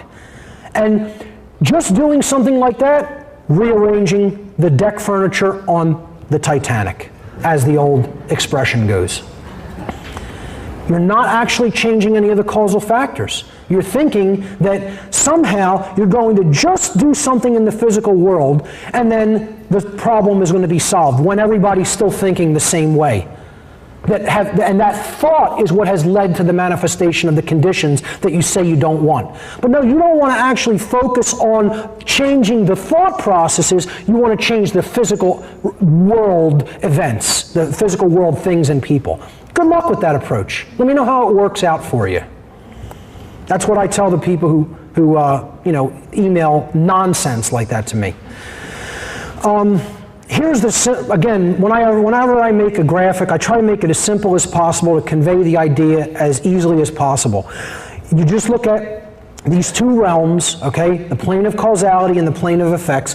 You can look at this as the physical world at the bottom level, that at a much higher level of awareness we have the mental world, the why that underlies everything, the plane of causality, where all power to affect change is at. When we do things up here, when we make decisions up here, when we change mental thought processes, it has a trickle-down effect into the realm of the physical, the manifested realities. All right? So here's where consciousness has to go. We have to flip from being focused on this, which is all the problems in the world. I'm not saying don't be aware of those problems. Once you're aware, you have to ask this little question right there. That tiny little seemingly insignificant three-letter question, why, with a question mark at the end, the most powerful word that could ever be spoken by a human being, okay? And when you understand then the causal factors that are leading to these conditions, there's where power to change lies. And that lies in mind, ladies and gentlemen, and that is why they have to control the mind. The powers that should not be, the powers that want things to stay in the current state of slavery that they're at. That's why they have to control the mind. Okay? The plane of effects, no power to affect change lies in that realm, because that's where, unfortunately, that's where human consciousness seems trapped at. People are focused on the symptoms. I'm not telling you don't be aware of the symptoms. That's how you make a diagnosis. But then, once you're aware of the symptoms, you have to understand, why did those symptoms manifest? What are the causal factors that led to that condition? Then change those causal factors. And the causal factors that have led to the current human condition is thinking that is completely out of alignment with truth and natural law. That is what has led to our current condition. So when people ask the question, why are we going into a prison as a society? Why is the earth being more and more enslaved? Why are we losing freedom? Why is a totalitarian police state rising worldwide? It's not just here, it's everywhere. The causal factor for humanity's continuing loss of freedom is that humanity as a whole, in the aggregate, as a species, remains completely ignorant of natural law. That big realm of knowledge, that macrocosmic realm of occult knowledge that we talked about, we've largely been looking at the smaller realm, the individuated realm, the realm of mind, the realm of self in this first part. This part I'm going to start switching into what are these laws of nature that we have to be aware of, that are occulted, that are hidden from our sight. And that's the ultimate causal factor. Humanity's ignorance of those laws is what's putting us into a prison, societally. And let me tell you something, you'll never hear about this in the New Age movement, because this is the most occulted knowledge on the face of the earth. And it is the solution. This is the solution to the current human condition of slavery, and there isn't another solution. Not because I'm presenting it, not because I say so, because it is the truth that is discoverable by any human being. Period. It is what is there. And until we do discover it as a species in the aggregate sense, expect more of the same. Expect more slavery. Expect more suffering. It will never change unless this causal factor, ignorance of natural law, changes. That's it. Now, let's talk about this point, and this is the last point until our lunch break. Being awake means understanding and living in harmony with natural law, the universal spiritual laws of morality. So, what are these laws? How do they operate? What is natural law? Now, I obviously cannot represent an 8-hour seminar today within this seminar, okay? This is a seminar I gave back in October of 2013 in Connecticut. It was called Natural Law, the Real Law of Attraction and How to Apply It in Your Life. It's probably a seminar I'll be giving probably more times in the future, but I got it filmed really well professionally by Richard Grove and the Tragedy and Hope team, and it hit the internet in December, right around Christmas time. I think it hit the internet on Christmas Eve, actually. And it has really exploded my work into the consciousness of many people, because a lot of other websites picked up this seminar and shared it, and I'm very happy that they did. But if you are not familiar with this seminar, if there is one thing in all of my work that I think you need to become familiar with, it is this seminar. I have them available in the back, but again, all of the videos are for free on my website. There is nothing that I sell on DVD in physical format that I don't make freely available on my site as well. There is nothing for sale on my website, by the way. I don't sell anything on the site. I only sell things at physical presentations to help, with travel costs and help with, doing the things that I need to do during, physically during the trips and things like that. So that's why there's some merchandising in the back. But if people say, what is the one thing that I should go to if I only have a certain limited amount of time to check out regarding your work, it is these 3 videos. The Natural Law Seminar that I gave in Connecticut. It is the most powerful and important information that I've ever put out in one unified format. Again, if you can spend the time and attention on it, I always recommend my podcast From the Very Beginning, which lays down critically important foundational prerequisite knowledge, even to understanding natural law. So that's my big recommendation, but if you only can dedicate a little bit of time to the understanding of my work, the Natural Law Seminar is it. So, what is natural law? In a nutshell, okay, in a condensed form, natural law is the body of universal, non-man-made, binding and immutable laws which act as the governing dynamics for the consequences of human behavior. And I wouldn't even just qualify it as just human behavior, but the behavior of beings anywhere throughout the entire cosmos that have the capacity for holistic intelligence. So once physical evolutionary progression has moved beings up the ladder, so to speak, where they have a mind that is capable of grasping the difference between right and wrong, natural law applies to those beings. People always ask me, well, why doesn't natural law apply to the lion who takes down the gazelle on the in the plains of Africa?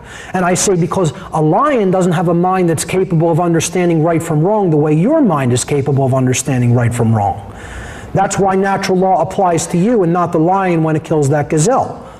Okay? If you just indiscriminately go shoot an animal or a human being for no reason other than you want to and you want to take its life, natural law applies to you. Okay? But it doesn't apply to animals because they're living as just purely instinctual creatures. You are not just a purely instinctual creature. You have an instinctual component that is made possible by the R complex of the brain. And then you have the limbic brain, which makes emotions possible in the physiology, and you have the higher thought brain, the human brain, the neocortex, which makes us human and distinctive from the animal kingdom. Okay? And that's why natural law applies to human beings and all other beings with the capacity for holistic intelligence such as we have. That's not saying we are beings that are holistically intelligent. Okay? Because most people are not holistically intelligent. But all human beings, for the most part, have the capacity for holistic intelligence. I should say most human beings. Okay, what does it mean to understand natural law? So, natural law is the body of universal spiritual laws that govern the consequences of the behavior of beings with the capacity to know the difference between right and wrong. Understanding natural law means that you have developed conscience, and conscience is knowledge. People think of conscience as action. It is not action. Conscience is knowledge. Okay? Con in Latin means together or with, and science, knowledge, it comes from the Latin sciere. Sciere means to know or to understand. Okay? So conscience is actually knowledge. What kind of knowledge is conscience? It is the knowledge of the objective difference between morally right behavior and morally wrong behavior. That's what conscience is. So to understand natural law is to have taken the objective difference between right and wrong into oneself and to know what that difference actually is. What does it mean to act in accordance with natural law? Acting in accordance with natural law means that you are actively exercising conscience. It means that you're taking the knowledge that you've taken in and you're doing something with it. You're outputting with it. That's what wisdom is about. You are exercising conscience because you are willfully choosing morally right behavior over morally wrong behavior once that difference has been taken into you and clearly understood in the form of objective knowledge. So once we either understand or don't understand natural law and then either act in accordance with it or not in accordance with it, we get a specific result. So the first result we get is if we live in harmony with natural law. What's the result that we get when we live in harmony with the laws of nature? Well, when human beings live in accordance with natural law, and they are therefore moral beings, they are exercising conscience, they become and remain free. And their society exists in a state of order. That is how order is generated. That is how freedom is generated. They are both generated through choice, through free will. Very, very important concept to understand. Okay, that's the result we get when, in the aggregate, we live in accordance with moral law or natural law. What's the opposite effect? If we refuse to acknowledge that there are laws of morality that we are governed by.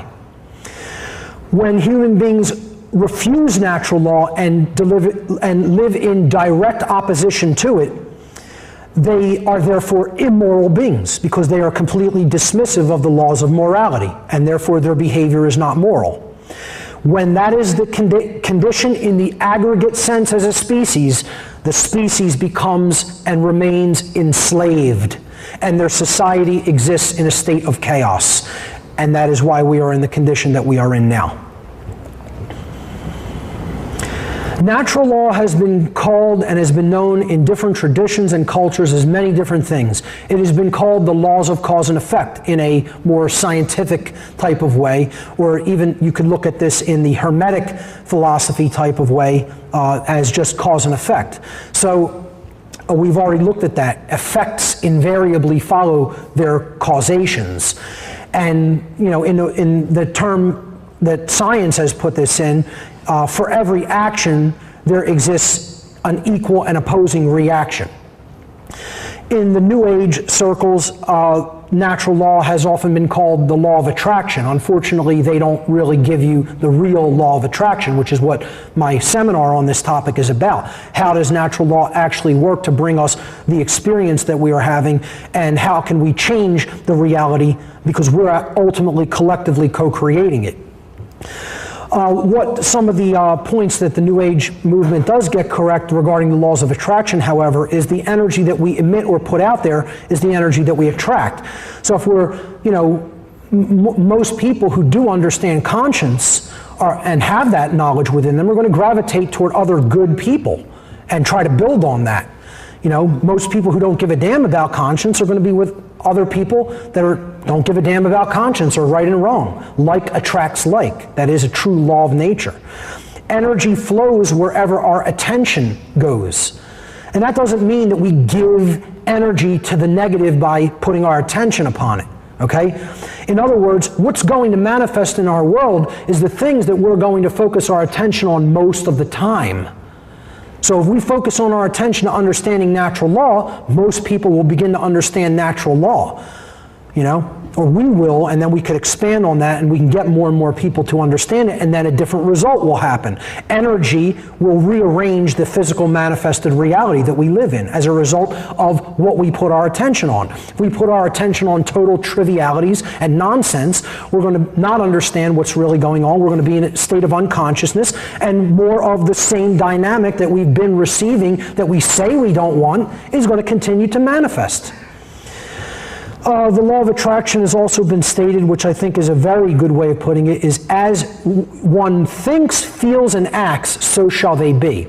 And I would apply this in the aggregate sense. See, again, you have to always take it out of the realm of the individual, the individuated unit of consciousness, and apply it to the aggregate realm of consciousness. Too many people in the New Age movement refuse to do that.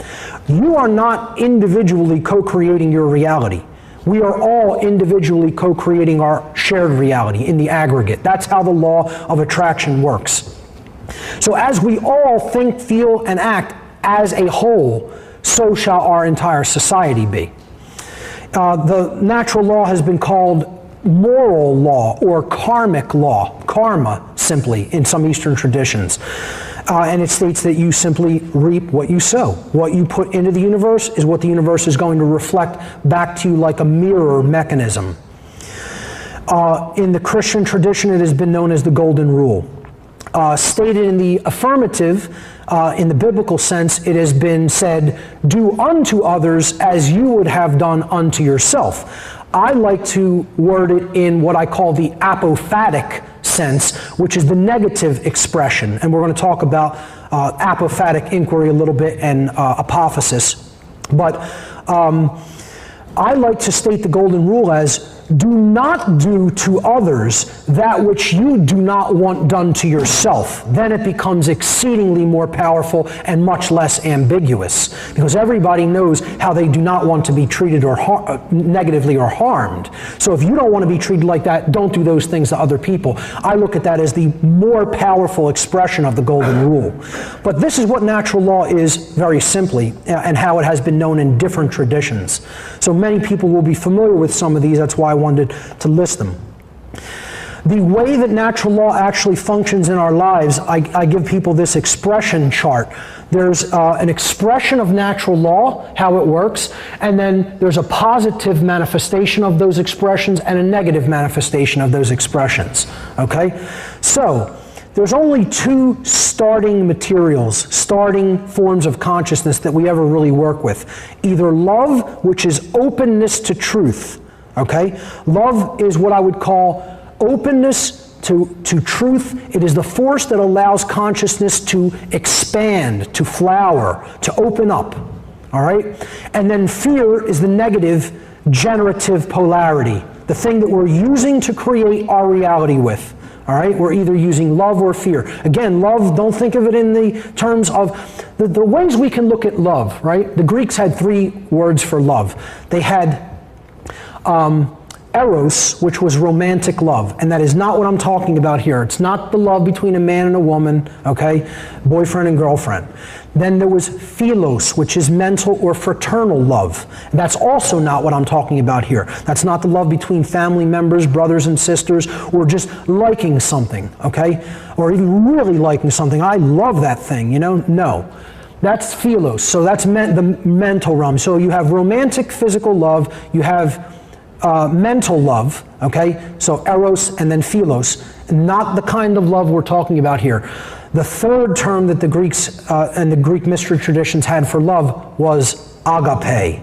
Agape is what I'm talking about here in the sense of love. It is universal love. It is love for all. It is concern. It is true care, okay? It is opening yourself up to what is. It is opening yourself up to truth. It is expanding your own consciousness so that you can help others to expand theirs. That's what I mean by love, okay? The force that shuts that force down is fear. That's what generates unconsciousness. That's what closes consciousness down to learning and growing, all right? So then, once we either choose love or fear, there's an initiating expression, an initial event, an initial happening begins. And that's going on just underneath the surface after we make a decision whether we're going to open ourselves up to truth or shut ourselves down to truth. And how that manifests is whether either we become knowledgeable or we remain ignorant. Okay? So this is openness to truth, and therefore, if it goes into the initial expression, it becomes knowledge, which is the acceptance of truth. Now you know. Now you've taken truth into yourself and you know. Okay? If we don't do that by remaining in fear and unconsciousness, we are going to go into the state called ignorance, which is the refusal to accept what is, the refusal of truth. Okay? Then, after that initial expression, there's an internal expression. So we are going to become inside of ourselves individually what we've done in these first two steps. Have we opened ourselves up to truth, and have we then become knowledgeable? Well, if we do, we're going to understand our own individual sovereignty. Okay? And the word sovereignty means not a slave. That's what the word sovereign actually means. It comes from Latin, super, S-U-P-E-R, or S-U-V-E-R, which is where we get the first part, sover, okay? And that means above or beyond.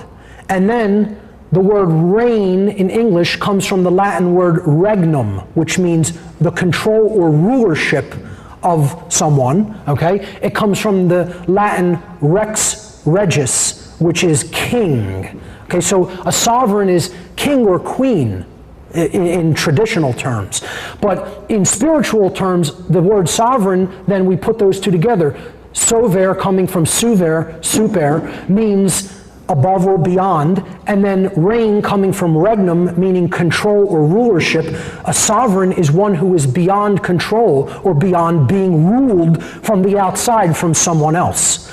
So therefore it means you're not a slave. Sovereign means not a slave. Sovereignty means you're not under the condition of slavery, and therefore you are a free being. And that's all it ever has meant. It doesn't mean anything else. That's why I said at the beginning of the day, every person here is a sovereign. None of you are legitimately slaves. It doesn't make a difference whether you, I'm telling you you're a sovereign. I don't care whether you accept it. I don't care whether you know it. It doesn't make a difference. You're already sovereign. Slavery is inherently illegitimate, period.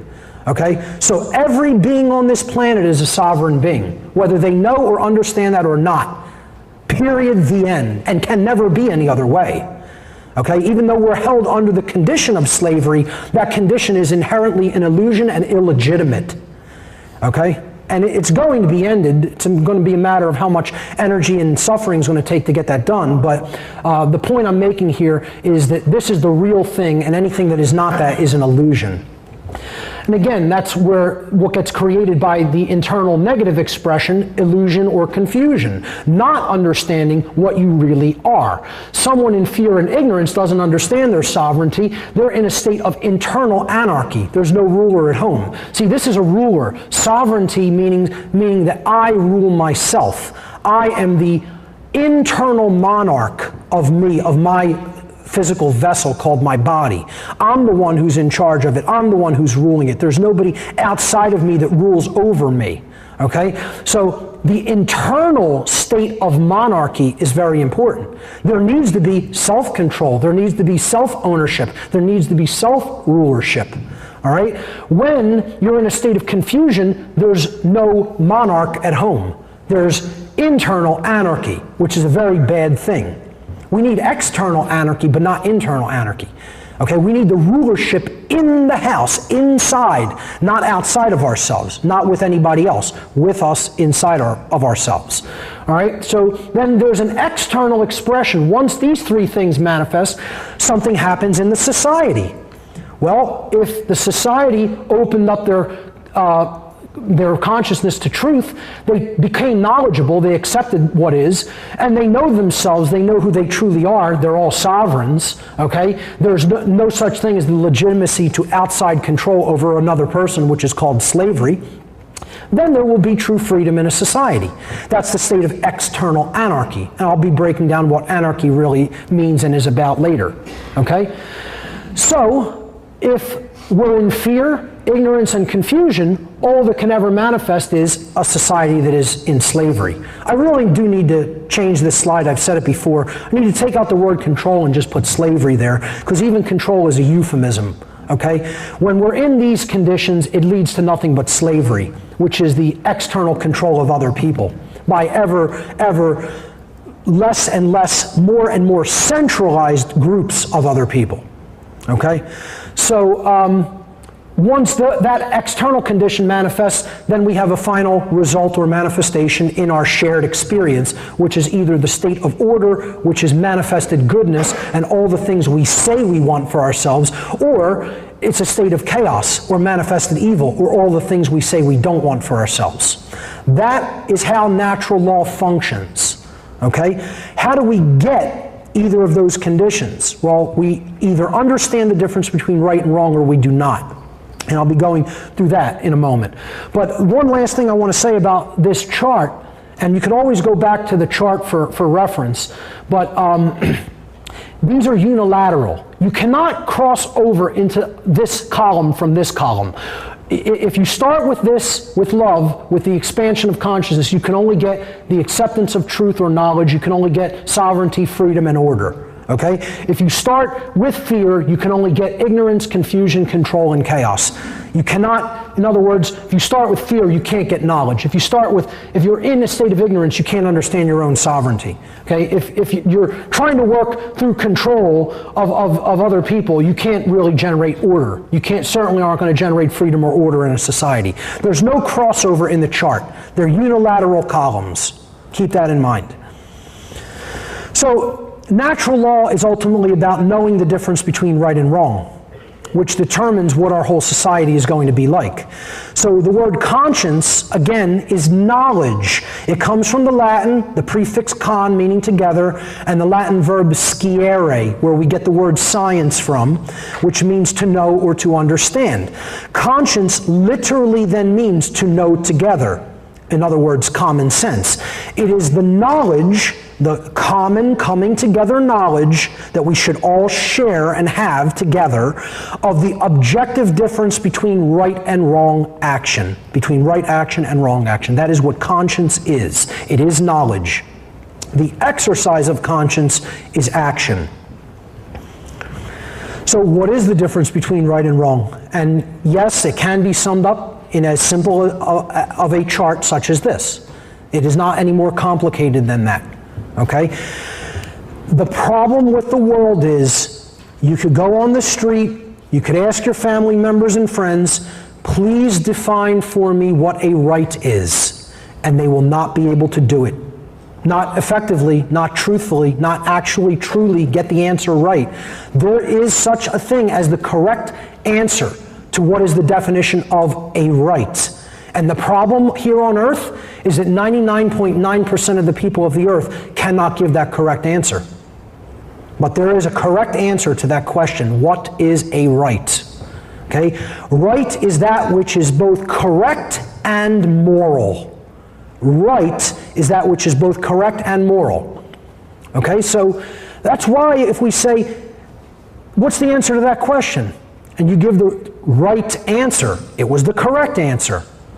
If you follow something which is correct, which is in harmony with truth, you are going to arrive at something that is based in morality because it is in alignment with natural law.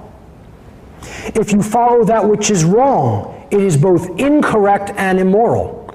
When you give the incorrect answer to a question, you say, that was wrong, that's not the correct answer. But wrong, we also use the same word to mean immoral. That was a wrong behavior to do to your fellow human being. It was in opposition to natural law. The actions that we take that are rights do not result in harm to other beings. By definition, that is what a right is. A right is an action that does not result in harm to another being. That's it. That is what a right is.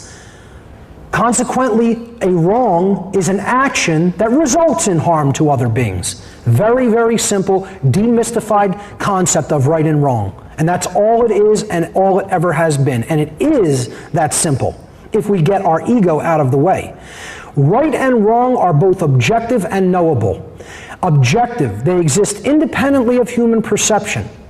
There is an actual, tangible effect that happens in the natural world when harm results.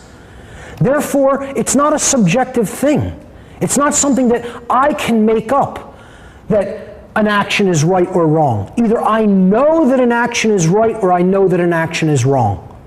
It is objective, and all we can do is align our perception to the reality that is already there or not.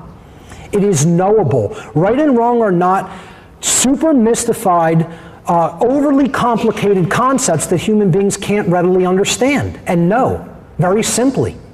We need to demystify these concepts in the same way we demystified things like the definition of the occult.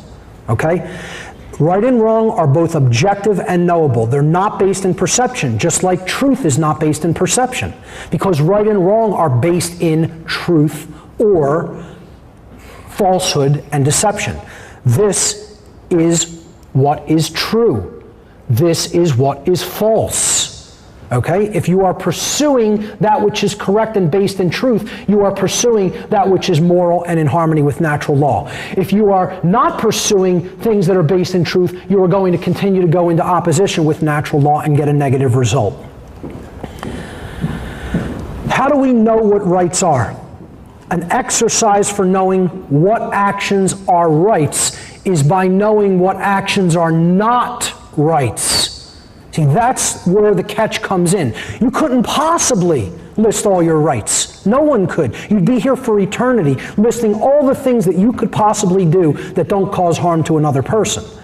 But we could have a very, very, very short list of the actions that you could do that could cause harm to another person, and I'll tell you something else. I could say one word that sums up all the wrongdoings that anybody could ever do to anybody else, which we'll get to. Rights are most easily understood when they are considered through what is known as apophatic inquiry, the process of apophatic inquiry, or apophasis. Okay, a word many people have never heard, but if you look it up, it's a very, very powerful concept. It means, apophasis comes from the Greek verb apopheni. Okay, apopheni in Greek means to say no or to say what something is not. And that's all it means, okay? So what apophasis is a process where you're going to describe what something is not, All right? So when we're looking for what a right is, we can't really define it in the affirmative. Apophatic inquiry is negative inquiry. It's affirmation through the process of negation. You're weeding out what something is not to get to the essence of what it really is. Okay? So a right is something that does not cause harm to other beings. Therefore, to know what a right is, what do we need to know? What actions are those which cause harm to other beings? Then anything that is not those actions is a right. Okay? So, this process helps us to understand what rights actually are by understanding which actions are not rights because they cause harm to others. So, what are the wrongdoings? What are the actions we should not engage in? Well, harmful actions, okay, are anything that harms or defrauds another living being. A living being or their property must have been harmed in order for a violation of natural law or a wrongdoing to have taken place. Any action which does not cause such harm is a right. In other words, if there is no victim, no crime has been committed. There's no such thing as a victimless crime. Okay? Harm has to have been committed, or harm or damage to someone's property. And again, we're going to talk about property and ownership in this section. It's very important to understand. The wrongful actions are a simple list: murder, assault, rape, theft, trespass, and coercion. And again, there are some people who will extend this a little and say willfully lying to another to deprive them of the understanding of truth could also be listed as a natural law transgression or a harmful action. I would agree with that. I'm sticking with the main 6 natural law transgressions that have been talked about traditionally or historically as wrong actions: murder, assault, rape, theft, trespass, and coercion. Okay? Every one of these shares something in common. Every harmful action that a human being is capable of taking is a form of theft. So when I said I could boil it all down to one word that describes all wrongdoing, the word is theft. Every person who is doing something that is harmful to another being is stealing something that is not theirs to take. And we could go through it. Just here's the list of harmful actions. You could think about this even through the lunch break and come back and see if you can find an action that falls into a harmful action that is not one of these things, okay? And in some form or fashion, it is a form of theft. No wrong action is not theft. All wrong actions are forms of theft, okay? Is murder theft? What are you taking when you murder? A life that did not belong to you. You're snuffing out incarnation and physical presence in a physical vehicle called a body that did not belong to you. That experience that being is having, they're in the physical domain, in the physical vehicle, that's their individuated experience called their life. That doesn't belong to you. That belongs to them. So you murder that being, okay, whether it's a human being or an animal being, you murder them, that's a wrongdoing. Assault, that's taking the physical well-being in the flesh, in the body, in the physical vehicle from another person. Well, my physical well-being is my property. It doesn't belong to somebody else. Someone wouldn't just have a right to come up here with a hammer and crush my fingers. Why? Because they're my property and I'm using them and I'm responsible for them and I'm not harming anybody with what I'm doing with them, and therefore that would be an assault.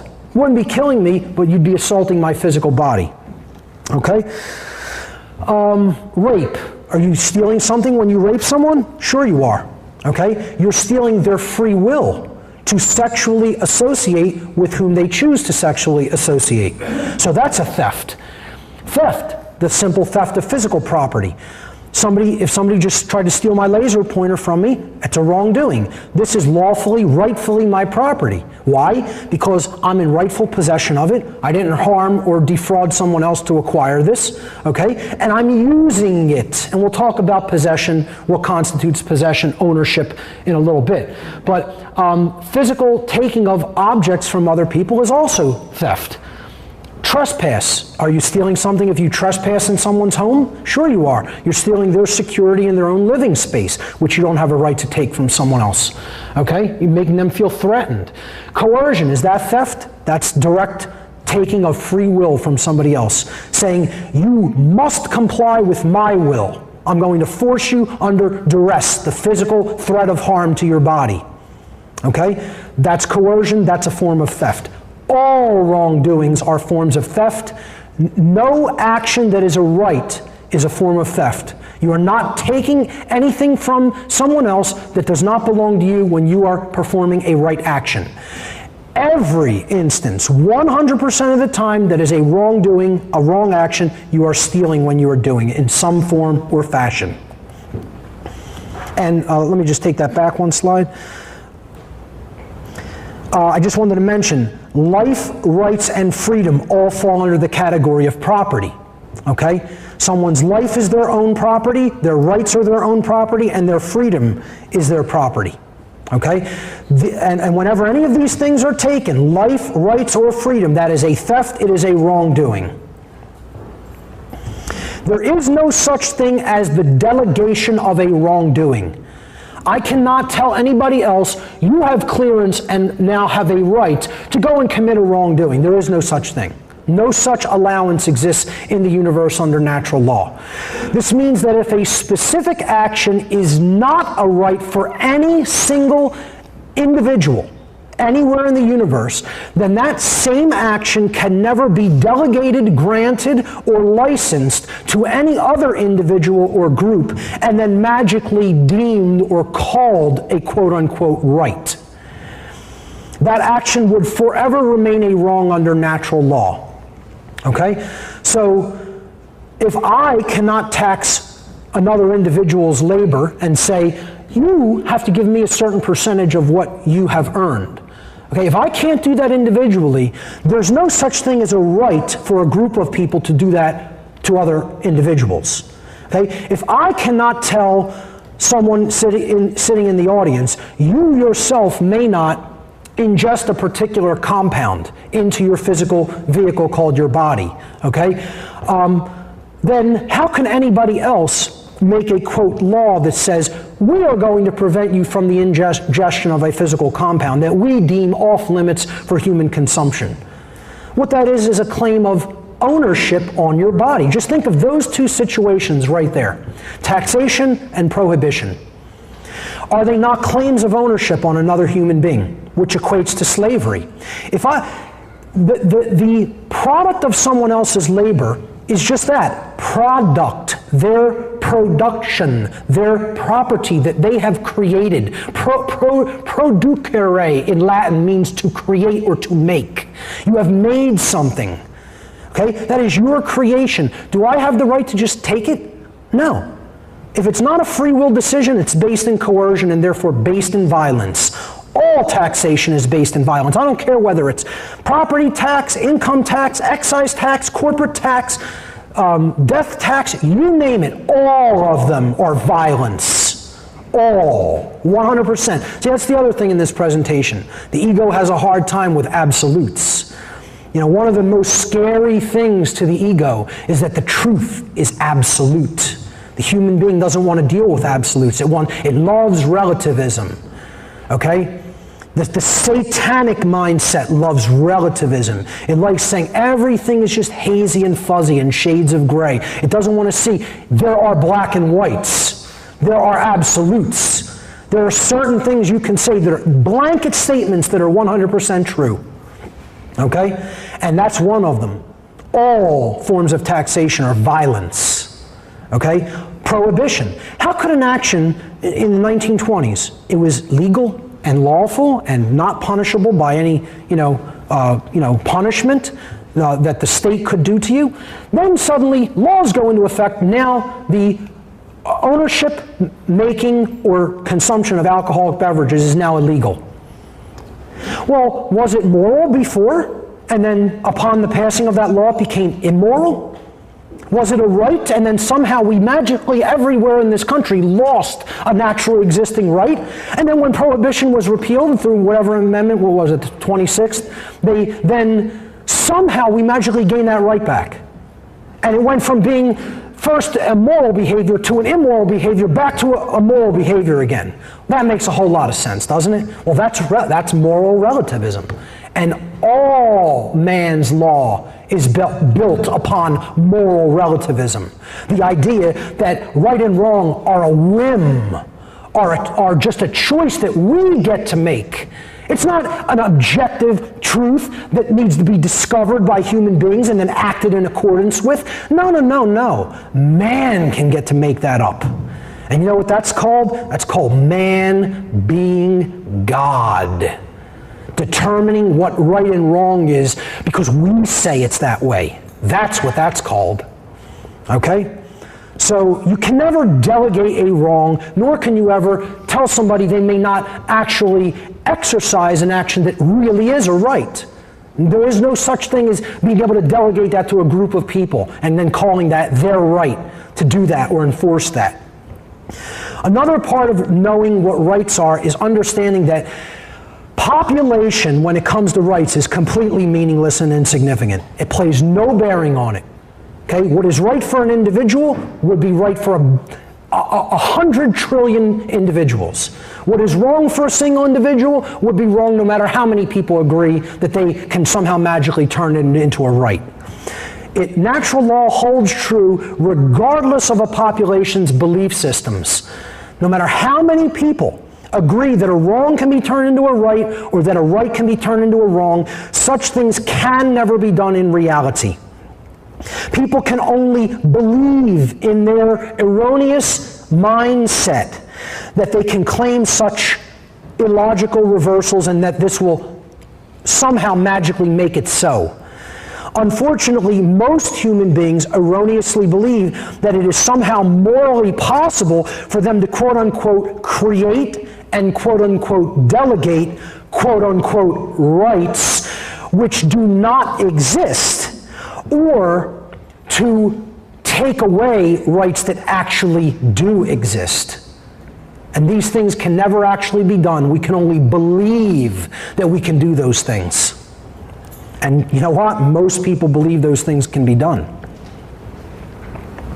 I tell people the best example or exercise that you could go through mentally to understand what is a right or what is not a right when you're in doubt is to just visualize a scenario of an entire planet where there are only two people living on it.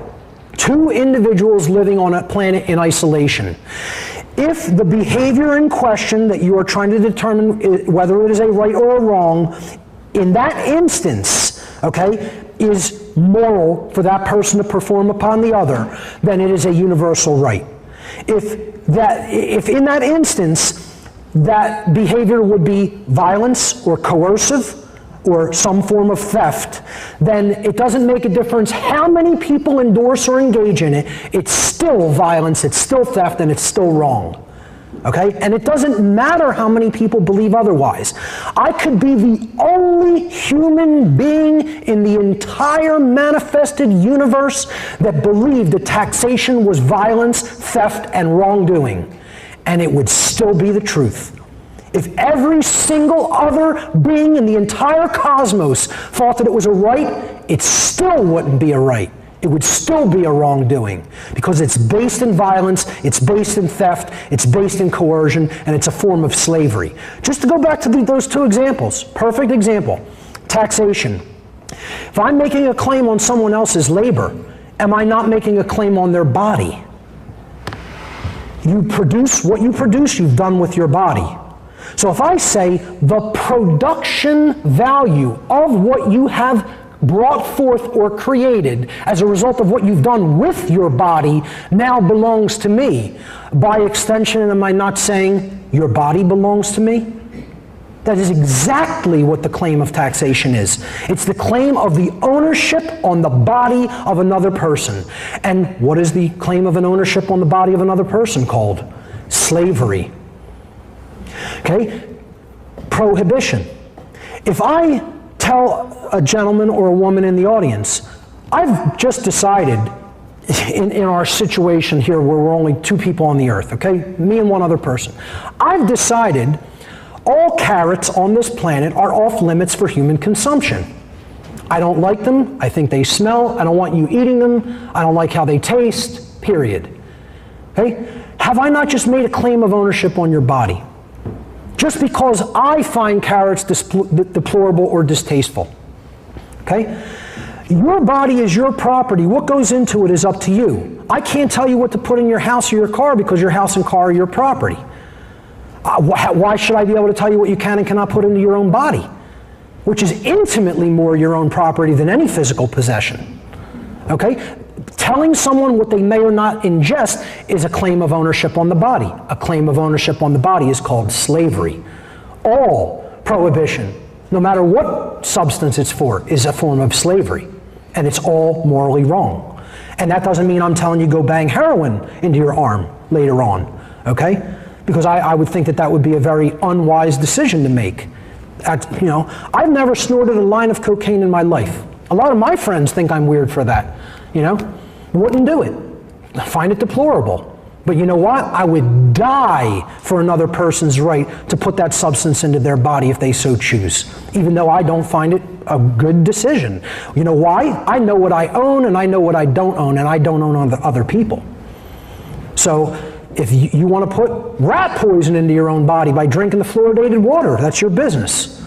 I think it's a bad idea. I think you should get a reverse osmosis system and get that crap out of your water, but hey, it's your body, you know?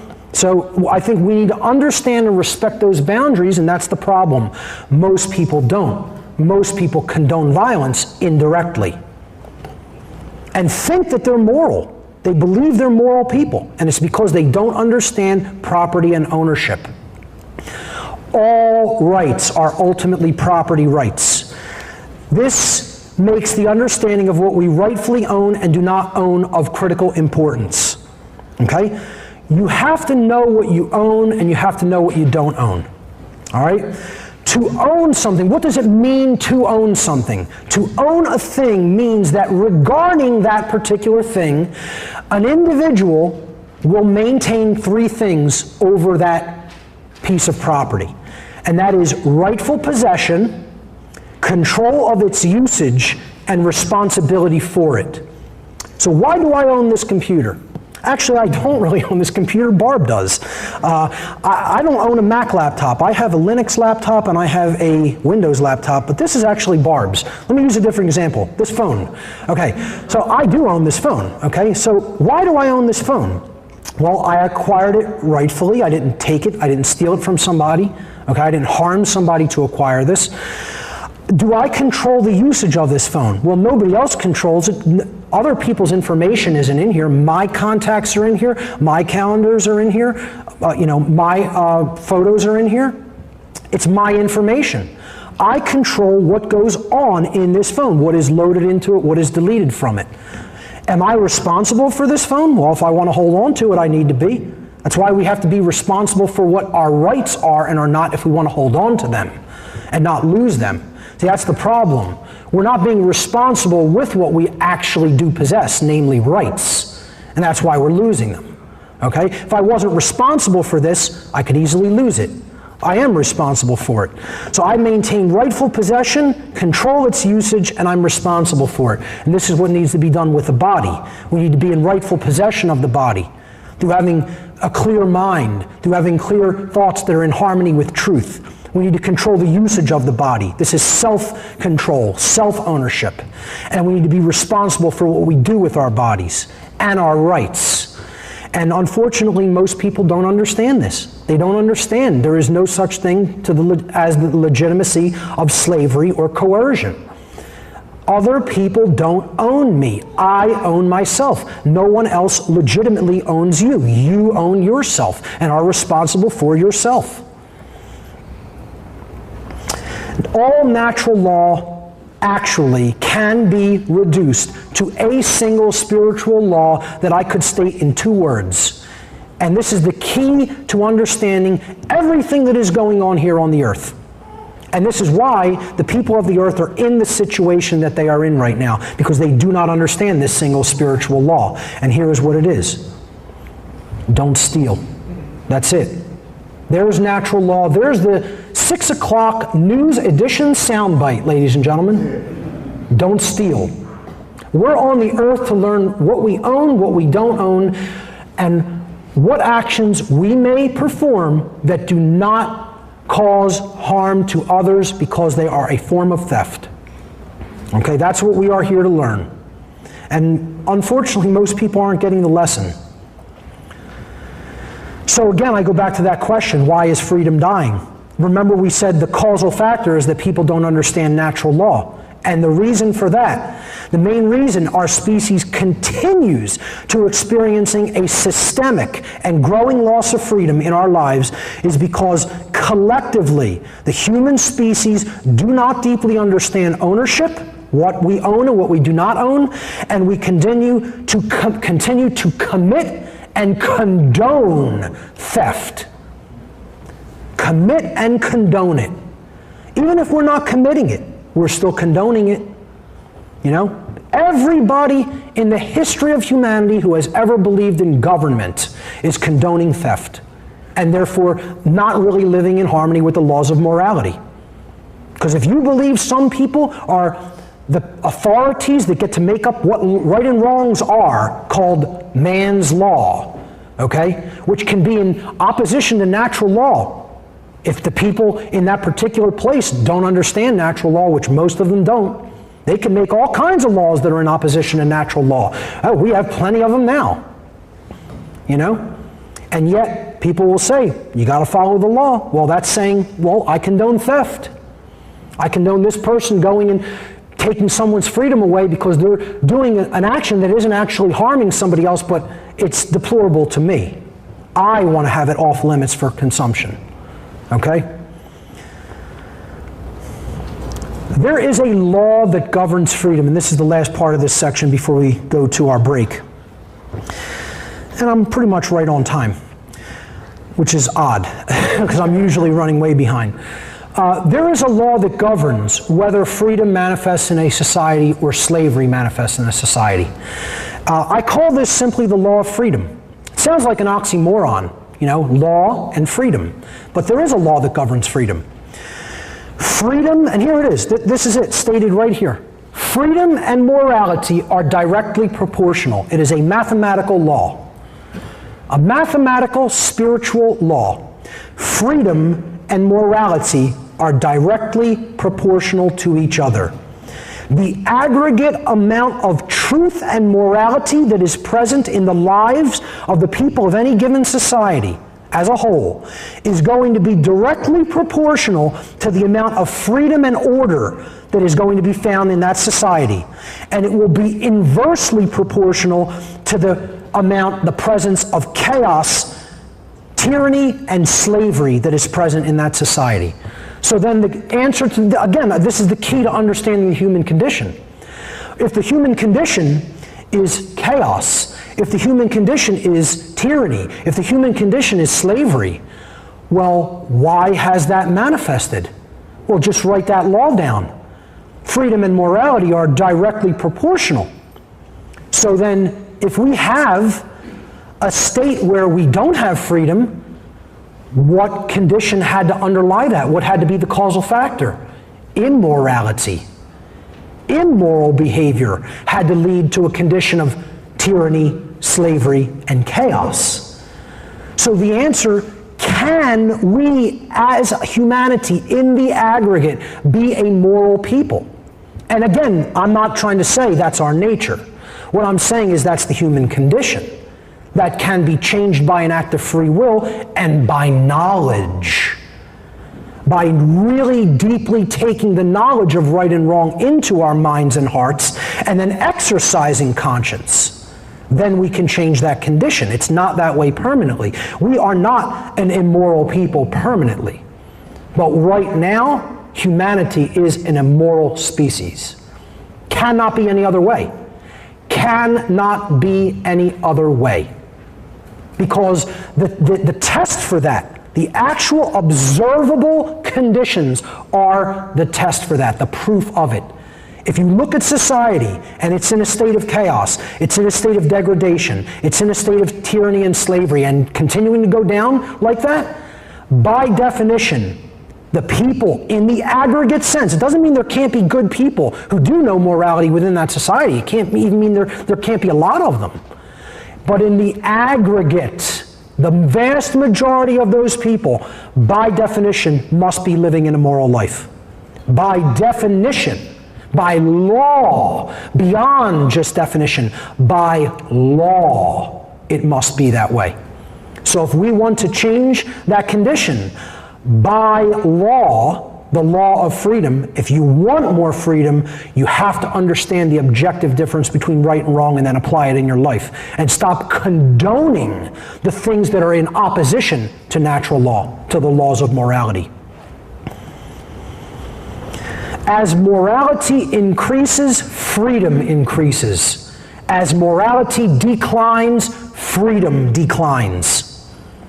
And we have to get out of this air of knowing that we are moral, the false illusion of thinking about what a moral human being constitutes, about what being a moral human being constitutes. That's altogether different than truly knowing the difference between right and wrong and actively choosing the right action over the wrong action in every moment of your life that you can do that.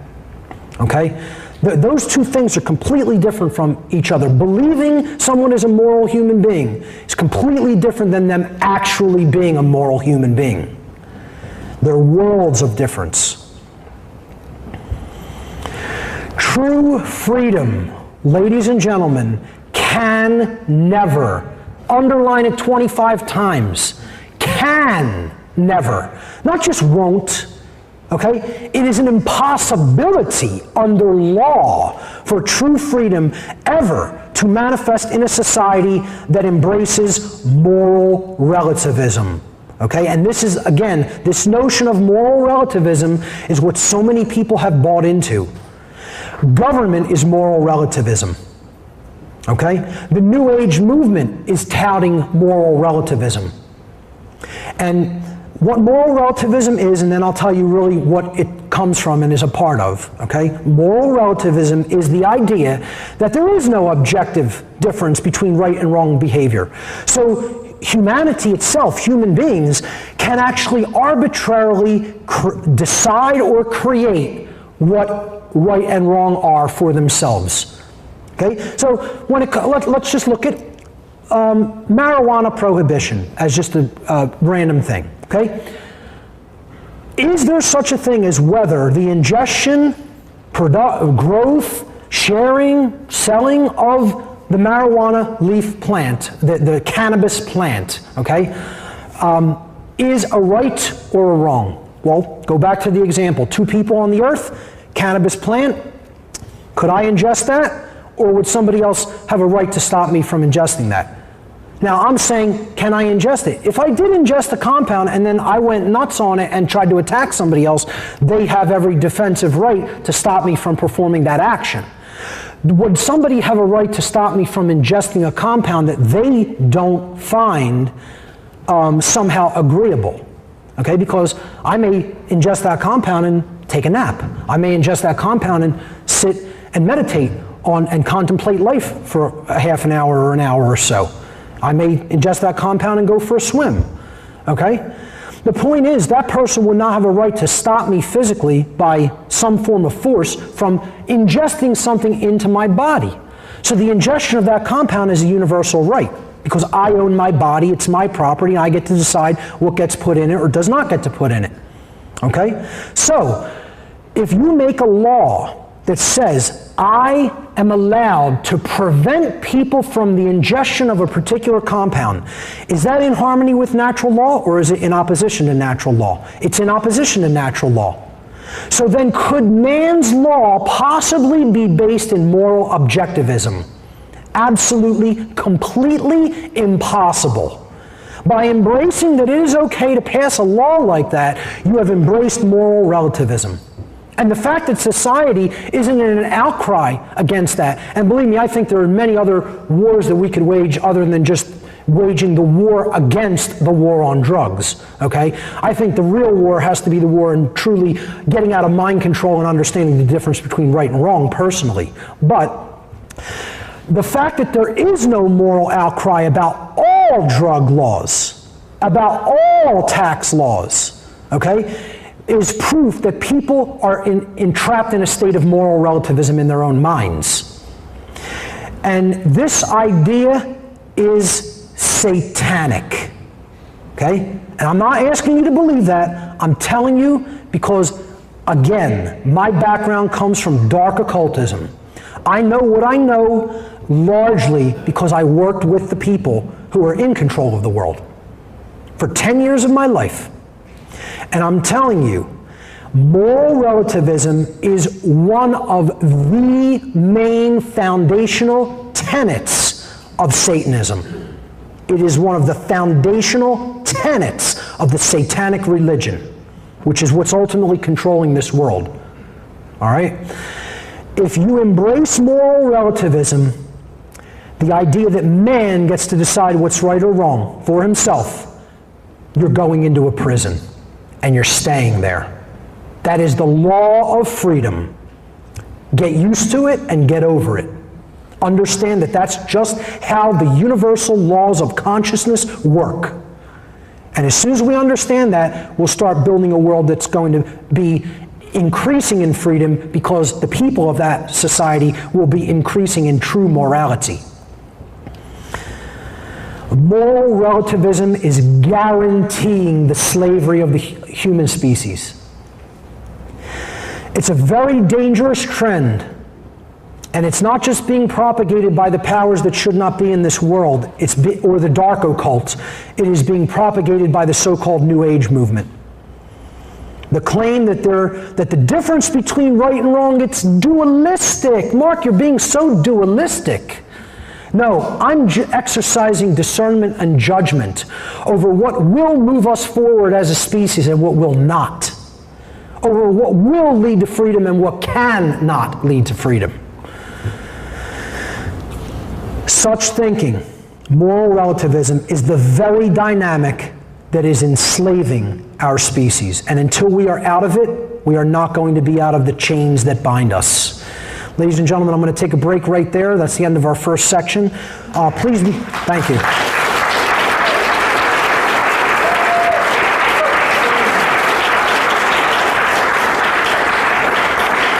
Wrapped up about 7 minutes early, so we have a little bit extra time for lunch. Please be back here a little bit before 2. I'm going to attempt to begin the second part of the seminar promptly at 2 p.m. Thank you.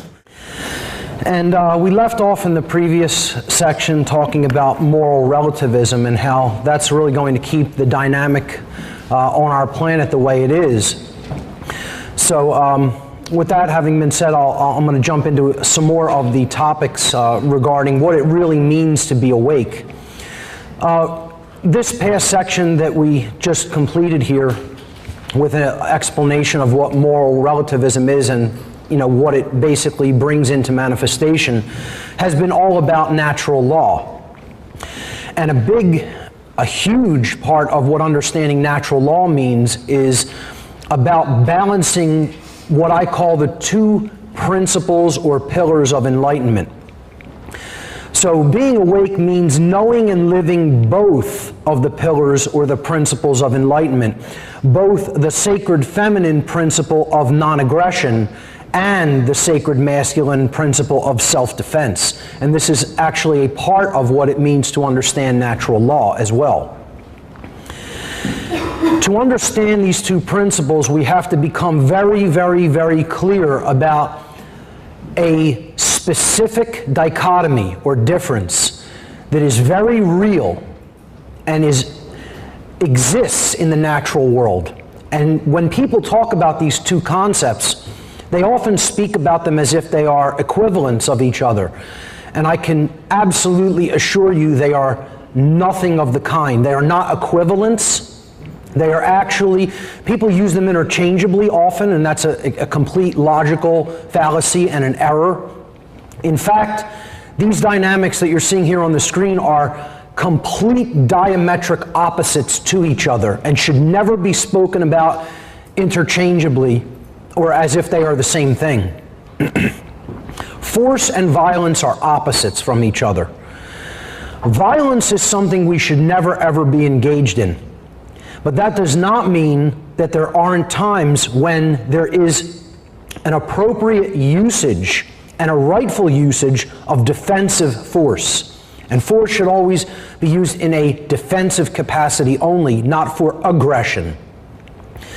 So violence, the key thing to keep in mind when you try to understand what violence actually is, not what people say that it is that this key thing right here. It is the immoral initiation of physical power to do something, to coerce, to compel, or to restrain. It's always immoral, and it's always initiated. Violence means that you started something that you didn't have the right to start. Okay? So let me give two examples here. I'll explain the difference between force and violence, and then I want to give two clear examples that illustrate the dichotomy, the clear difference. Force is the capacity for a human being to do work or cause physical change in the physical domain that we live in. It's energy, it is strength, it is active power applied in the world. It's ultimately action that is in harmony with morality and natural law because it does not violate the rights of other beings. And that's what violence comes from. The word violence comes from to violate. We are violating someone's rights when we employ violence. Okay? Force, we have the right to take it. We possess the right to use force. And this includes acting in a defensive capacity when we are accosted with violence. Violence, however, is always immoral, and therefore one never actually possesses a right to use violence. So you can't say, I had a right to do that violent behavior. There's no such thing as a right to do violent behavior. If you're doing violent behavior, you're violating someone else's rights, which you have no right to do. So, two examples, okay? Let's say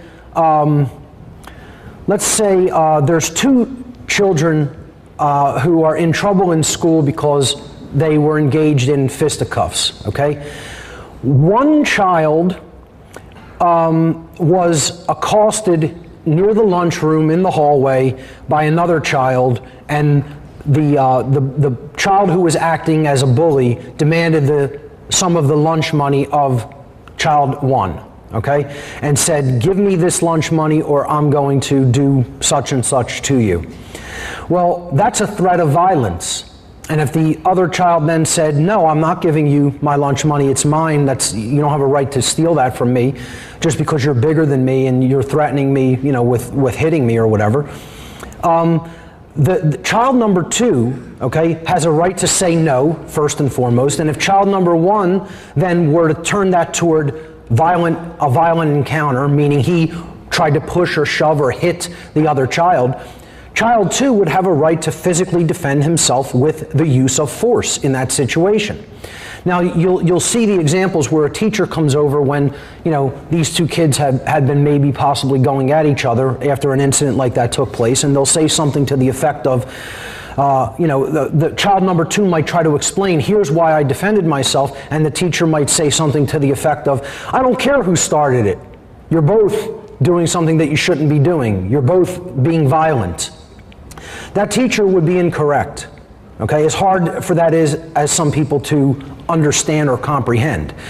Only one act of violence had taken place, and that is by child number one coercing child number two and then using physical power to continue to try to coerce that child into giving up what was not rightfully the property of child number one.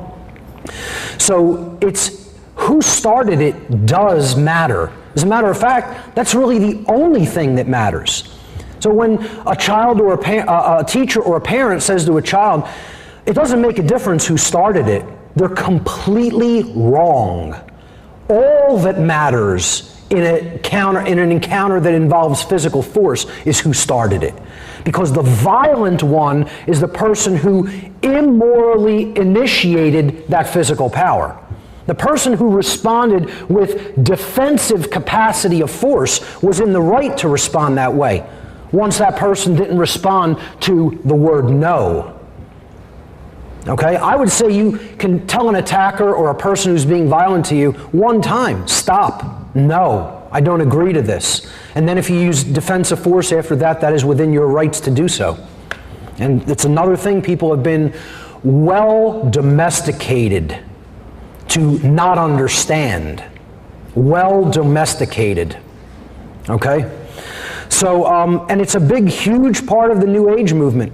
You know, propagating this notion that, you know, there's never a right to defend oneself physically in the physical world. Remember, the theme here today is spirit in the flesh.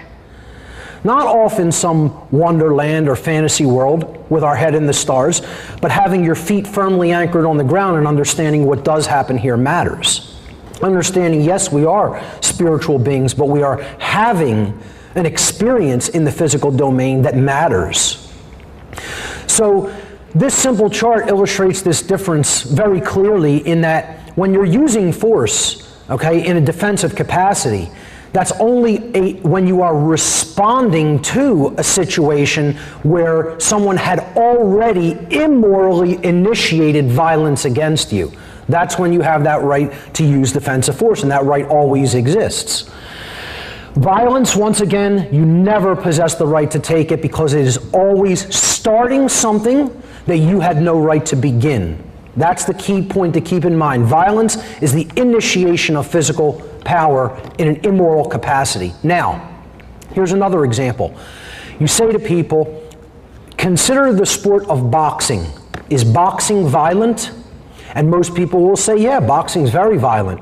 And I'll tell you, no, boxing is not violent at all. There's no violence engaged in the sport of boxing at all, okay? Boxing is a forceful competition between two willing participants. If you look at the action that's involved in boxing, tell me where the coercion of free will comes into the picture. Do both participants agree to be there? Dog fighting is violent.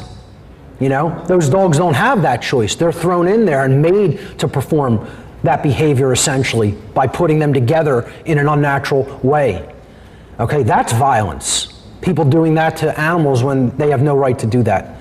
Boxing, however, is two people using their own free will capacities to decide we're both going to participate in this.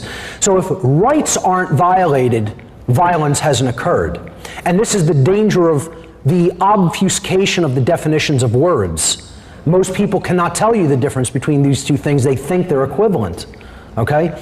And hence, when somebody even uses that term, boxing is violent, this further obfuscates the difference in people's minds. So, it would be a very, very difficult thing to decondition people from saying boxing is violent, but to know it in your mind, it is not. It is a willful engagement in a participation of a competition that involves the usage of force by both sides. But since no one's rights are being violated in that competition, it is not violent. Okay? The two pillars of enlightenment are about understanding both the sacred feminine principle of non-aggression and the sacred masculine principle of self-defense. No enlightened or awakened human being, okay, only has a halfway understanding of these. The understanding has to be total. It has to be complete on both sides, on both principles, for someone to consider themselves truly awake. The sacred feminine or non-aggression principle is the first pillar of enlightenment. It states, do not engage in violence. Very simply. Can't get any simpler than that, because violence is always immoral. You never have a right to engage in it. Okay? In other words, do not immorally initiate the non-rightful use of physical power to coerce, constrain, or compel the rightful physical behavior or free will choice of another sentient being. That is the non-aggression principle. Don't attack someone else. Don't stop someone else from engaging in their behavior if their behavior wasn't violent. Okay? Now, that has to be, now, most people who are of a more religious mindset or a New Age mindset grasp this one. They get it. And they usually teach that one to other people as well. So they don't have a problem with that one. But many people have a problem with the second part of this, which is the sacred masculine principle of self-defense. And there's a reason that this is so, something that is so ingrained in the population, because dominators, controllers, the people who claim that there are authorities, want to claim that they have a 100% monopoly on the usage of physical force, that no one else may engage the usage of physical force in a defensive capacity as a right which they naturally possess, that you have to defer to someone else and beg them to do that for you if you're accosted by violence.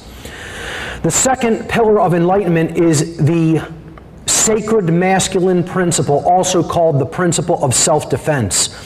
This principle states that sentient beings have the inherent right to use force to defend themselves from violence that is conducted upon them by another.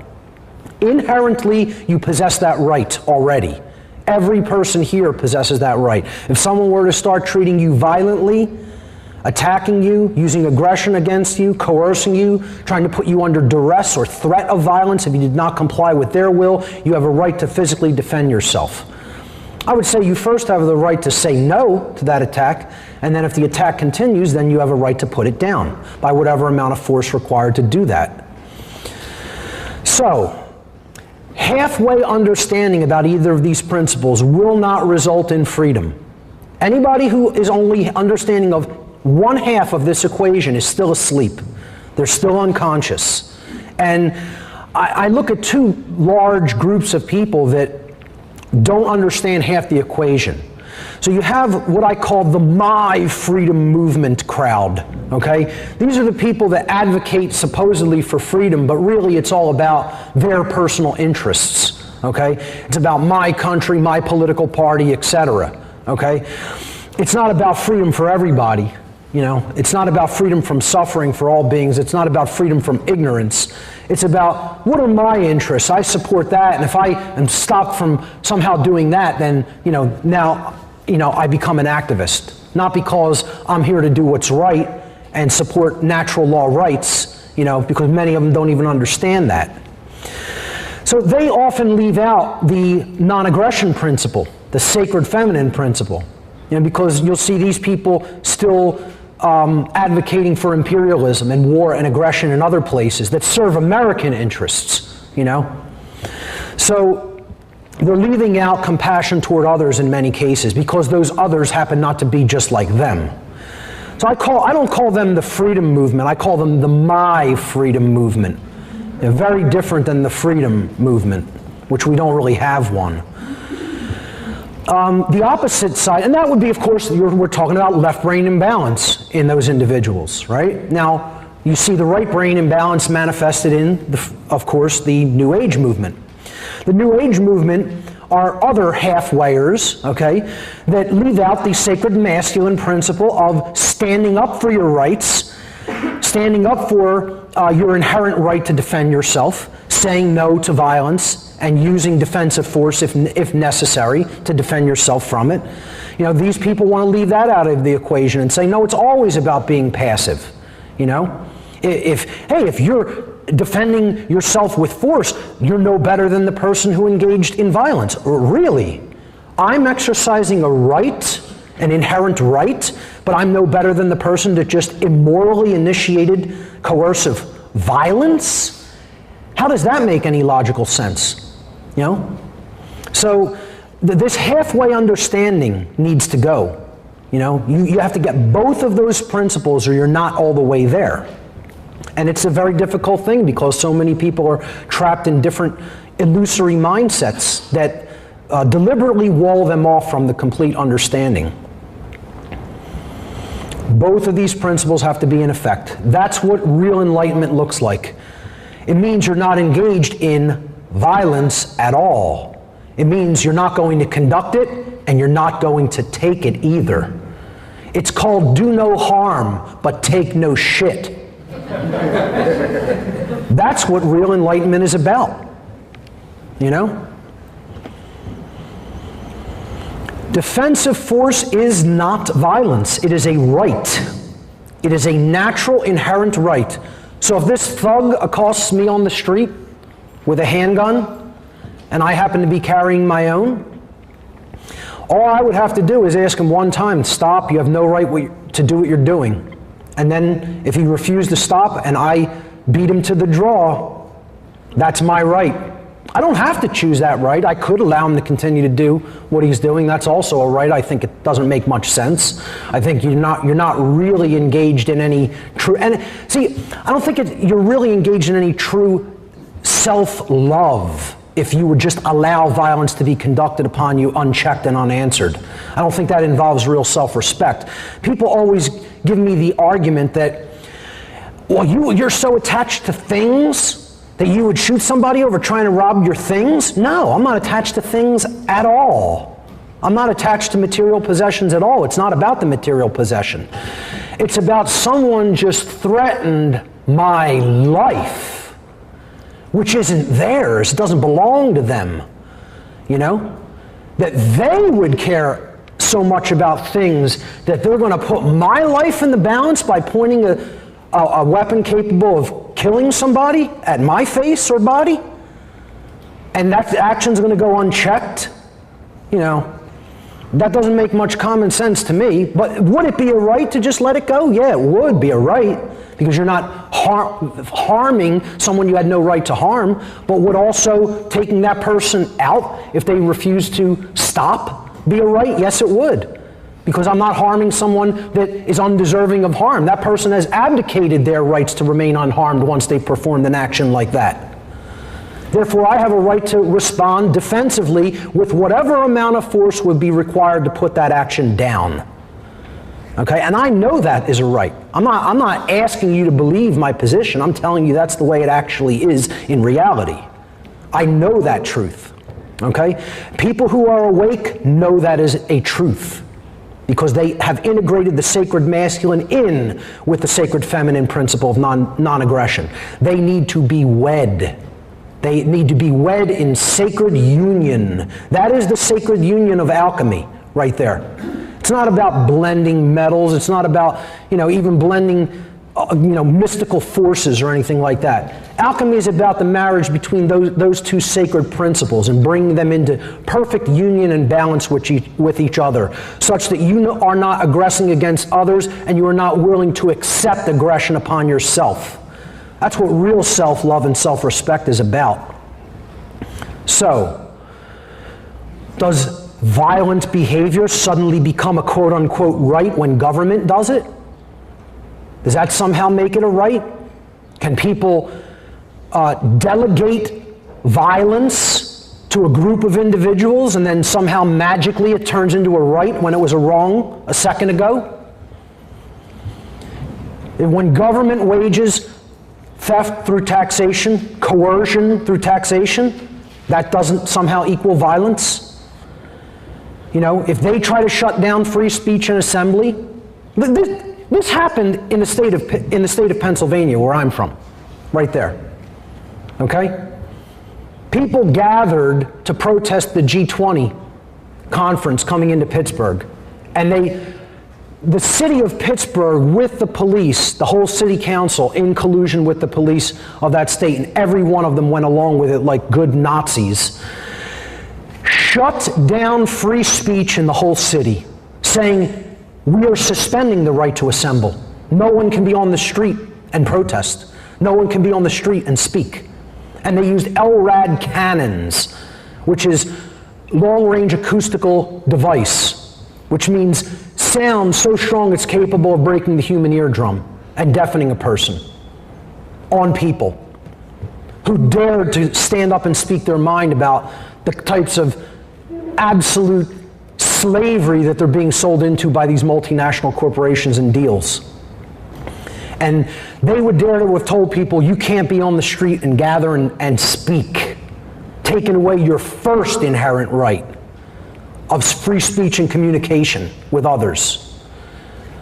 But that's not violence, because somehow they have the right to do that. A group of people can get together and give people a magical right that doesn't exist for anybody else. Being awake means knowing ultimately that the whole entire concept of quote-unquote authority is inherently illegitimate because it is based in coercion and violence, and that, quote, government is nothing but a euphemism for slavery. It always has been, it is now, and it will always be slavery, regardless of what anybody thinks about it. Once again, that's not my opinion. I'm not asking you to believe me. I'm telling you that's an eternal truth. And it's not true because I say that it is. It's true because it's an eternal truth and it is capable of being discovered. But the problem is we're so mind-controlled, most people won't accept that. How does man's law differ from natural law? People will say, well, if there's nobody in charge, how would things work? Well, things are going to work the same way they've always been working, according to the laws of nature. We align ourselves to morality, we will have an orderly experience that is based in freedom. We refuse to align our behavior to the objective laws of morality operating in nature, and you're going to have chaos and enslavement. The end. Natural law is always based in principles and truth. First things, principles. Okay? We set our entire lives based upon those first and most important truths, and things will be orderly. We don't do that, and we base them in rigid and dogmatic belief systems, which may or may not happen to be in harmony with truth. More likely than not, they're not in any kind of harmony with truth, and you're going to have chaos. Natural law is harmonized with by people. Okay? It's not complied with because you fear the retribution or punishment. It's harmonized with because you have arrived at an understanding of how it works. Are you complied to obey the laws of gravity? Has anybody forced you to obey gravity lately? We just, on passing through Chicago, we went up to the top of the Willis Tower. It was a great experience. They have a clear glass ledge that you stand on now. You could see 103 stories down like you're standing in the middle of the air. It was awesome. But, if someone were to go up to the roof of that building and decide to step off, does it matter what they believe regarding gravity? They could believe in it, they could not believe in it, they're going to end up as a splat on the ground. Like a grape someone just stepped on. Okay, gravity doesn't care about whether you understand it or not. It's not complying you or forcing you to understand it. It's just there. Well, that's how natural law works. It's harmonized with because of our knowledge and understanding of it. So it would probably be a really bad idea to go up to the top of the Willis Tower and step off the ledge of the roof, because you'd have a pretty bad day in a few seconds later. Okay? But you don't not do that because anybody's threatening you. You don't do that behavior because you know what the consequence will be if you perform it, because you understand how a law of nature operates. Well, that's how natural law should work. That's how our understanding of natural law should work. We understand what behaviors lead to the betterment of our condition and order and freedom and peace and harmony, and then we understand what behaviors cannot lead to those conditions that we say we want. All right? Natural law is universal. It exists everywhere and applies the same way everywhere in the entire universe, regardless of location or time. Okay? Just like gravity does. It's a universal law. The laws of morality work the same way. They are applicable everywhere in the universe with beings that have the capacity for holistic intelligence. Man's law, however, differs with location based upon the whim of whoever are the legislators in that location. Again, in Pennsylvania, okay, for the rifles that I may possess, I am allowed to have high-capacity magazines according to man's law. So I could have a 30-round magazine for my semi-automatic rifle. I could have a 40-round magazine for my semi-automatic rifle. I could have a drum for my semi-automatic rifle that holds 75 or 100 rounds in it. Okay? But if I were to take any one of those physical possessions 2 miles east of my current location where my house is, I could be thrown in a cage just for the possession of those items, not for ever using them, doing anything with them at all, for possessing them. So that makes a whole lot of sense. It's moral in one location, it's immoral in another location according to man's law. Of course it's not. Possessing an item is either something that is moral or not moral. And I would say possession of any item except another person's life is essentially moral as long as it was yours and you lawfully acquired it. Okay? If you try to possess something that you don't lawfully own, that's called theft, and of course that's immoral. So the whim of legislators is what determines man's law. And that is called, as we talked about before the break, moral relativism. Moral relativism is the idea that there's no such thing as objective right and wrong. We get to make it up based on our preferences, our likes, our whims, and it could be, law can be different in any given location. I give people the example. You go into certain countries in the Middle East, and you could be jailed for listening to a particular kind of music that is outlawed by the government that is essentially bases its laws in Islamic religion. Think about that. Listening to a particular style of music could have your body caged. And people think there's something to be so revered about man's law and put up on some kind of a lofty pedestal, when that's the kind of differences in range that can result in this legislator over here likes things like this legislator over here likes things like this, and that's the kind of differences that we can encounter that have nothing to do whether anybody was harmed or not. And we think that we're somehow a moral people. Natural law is eternal and it is immutable. It cannot be changed by any single thing that any physical being is capable of doing in the universe. It is there, it is eternal, it works the same way at all times and places. Cannot be changed. That's what immutable means. Man's law, however, as we've already talked about, changes with time based upon the whims of legislators as well. So what does this ultimately mean for man's law in light of the knowledge of natural law, in light of the knowledge of the laws of morality that govern the consequences of human behavior? Well, if it will apply some simple if-then logical statements to it, okay? If a particular man-made law happens to be in harmony with the laws of nature and morality, then just think about it logically. That means that it's redundant. It's like writing down on a piece of paper, the sun, as observed from the earth, rises on the eastern horizon and sets on the western horizon. Well, that's true. You writing it down had no effect on its truth or not.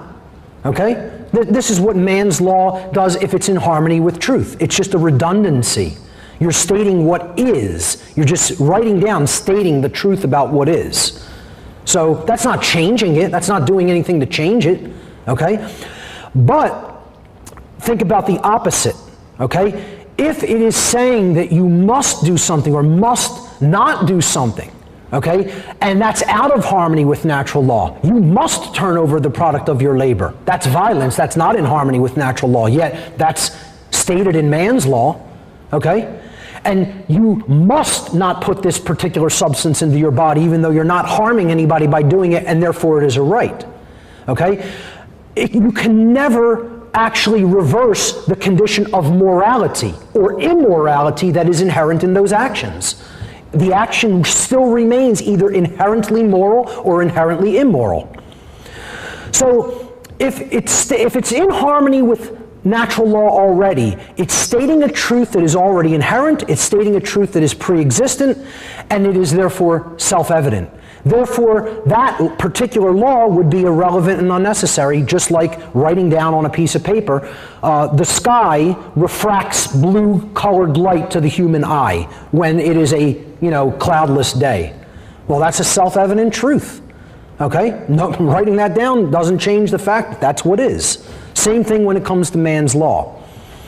If a particular man-made law is in opposition to natural law, as we've briefly talked about, then it follows logically that it is both false, meaning that it is incorrect, okay? And it is immoral, meaning it is actually doing something that is harmful or supporting something that is harmful, or in other words, wrong. Therefore, that law can never actually be legitimately binding upon anyone. Not legitimately. People think that it is, but it's not legitimate. See, what somebody believes versus what actually exists in nature are two different things. All right, so we've looked at the example, man's law is in harmony with natural law. It's a redundancy, and therefore it is irrelevant. If man's law is out of harmony with natural law, it's always false, it's always immoral, and it can never legitimately be binding upon anyone, and so forth. It's also irrelevant and unnecessary. There is always equality under the laws of nature. It doesn't discriminate. It doesn't change based upon whether you understood it or not either. I give the example. Parents take a toddler, in their terrible twos on a picnic, maybe at a national park, and the toddler wanders away from the picnic table and goes and wanders near a ledge that's maybe 100 feet tall. Well, gravity doesn't care whether that youngster doesn't understand law and how it works. If she steps over the edge, she's going down. It doesn't say, oh my God, look at this cute little girl in her sundress on a beautiful Sunday afternoon. I have to suspend the law of nature because we can't let that wonderful little girl fall. It's an impersonal force. Natural law isn't somebody standing there with a clipboard saying, let me take all these factors into account and then decide what to do. It's a computer program that's running in nature. It gives you unwavering results based on the input. You program the right code into it, it gives you the result you want. You program the bad code into it, it gives you the opposite of what you want, unwaveringly. And that's just how it works, and there's nothing personal to it. It's not a personal force. That's what people have to understand about the laws of nature. They don't care about you. They don't care about you. They're just there and they work the way that they work. And it's up to you to understand them so that you can align your behavior for efficiency, working in accordance with them, working in harmony with them. That's it. So natural law is the same for everybody. It doesn't apply to specific groups differently. Every single individual everywhere in creation has the same rights. No one has any more or less rights than anybody else because the same behaviors is what we're talking about. If one person over here did this behavior, it's a wrong. If a person over there does that behavior, it's also a wrong. If it's a right for one person, it's a right for all people. There's perfect equality under natural law. Also, since rights are not created by humanity, and since they are the birthright of humanity, that's another place that the word right comes from. It comes from birthright. We have our rights not because anyone granted them to us, but because they are a birthright by the very nature of the fact that we exist in the cosmos. And that birthright was granted to us by the creator of the universe, not by any three-dimensional being in the universe. Since they are the birthright of humanity, gifted to us by the creator of the universe, no human being or group of human beings is actually capable of, quote, granting rights to anyone else, nor is any human being capable of, quote, revoking rights that do exist from anybody else. Yes, they can do those actions, but what I'm talking about is the legitimacy of those actions. Is it real? Okay? Yeah, my free speech rights were shut down in Philadelphia at one point. Passing information to people on a piece of paper, I was told I cannot engage in that behavior. Okay? I'll continue to engage in that behavior. I don't care what law is passed to say I can't do it. Okay? That person may have performed that behavior. I was violently accosted by people who believed erroneously, completely falsely, that they had such a right, but in nature, they did not possess that right and can never possess that right. I'll go even farther than that, and I'll tell you, I did not choose to engage in this behavior because had I done that, the consequences would not have allowed me to keep teaching what I'm teaching and reach more minds, to wake more minds up. But if I decided I did want to put that physical behavior down by whatever amount of force required to do it, including deadly force, it would have been my right to do so. And if you don't know that, you're asleep. You're not awake if you don't know that. Somebody would dare tell you you have no right to speak and then violently put their hands on you to prevent you from speaking? You wouldn't take that from anybody if they weren't in such a so-called position of quote-unquote authority. It's called mind control and bullshit is what it's called. Okay? That's what that's called. Government is mind control. Government is mind control. It actually means mind control. The word means mind control. Yes, it does. Yes, it does. Not my opinion, not my interpretation. The word government means mind control. From the Latin governare, meaning to control, and the second part of the word does come from the Latin noun mens mentis, meaning mind. Okay? It means to control the mind, because to believe in it, your mind has to be controlled. You have to be under mind control to believe in the concept that anyone else is an authority over any other living being. Okay? And people want to debate that last part, that mens mentis isn't the root of ment, because ment in English means the state of or the condition of. Well, just go back to the slide that we did on how our reality is built. Okay? Available information controls your processing of the data in the mind, which leads to the behavior, and therefore creates the condition. So the people who brought the English language and amalgamated it together were using older words that represented conceptual ideas. The state of or the condition of anything has to first exist in mind before it gets manifested in physical reality. That's why they use the Latin noun mens mentis, meaning mind, to mean in English the state of or the condition of. So, you know, I don't even want to talk about the validity of that etymology, because it is absolutely valid. That's what it means, it's what it has always meant, and it's the condition that government will always be, the control of other people's mind to give up their sovereignty, not understanding their sovereignty as individuals, so that they can be controlled.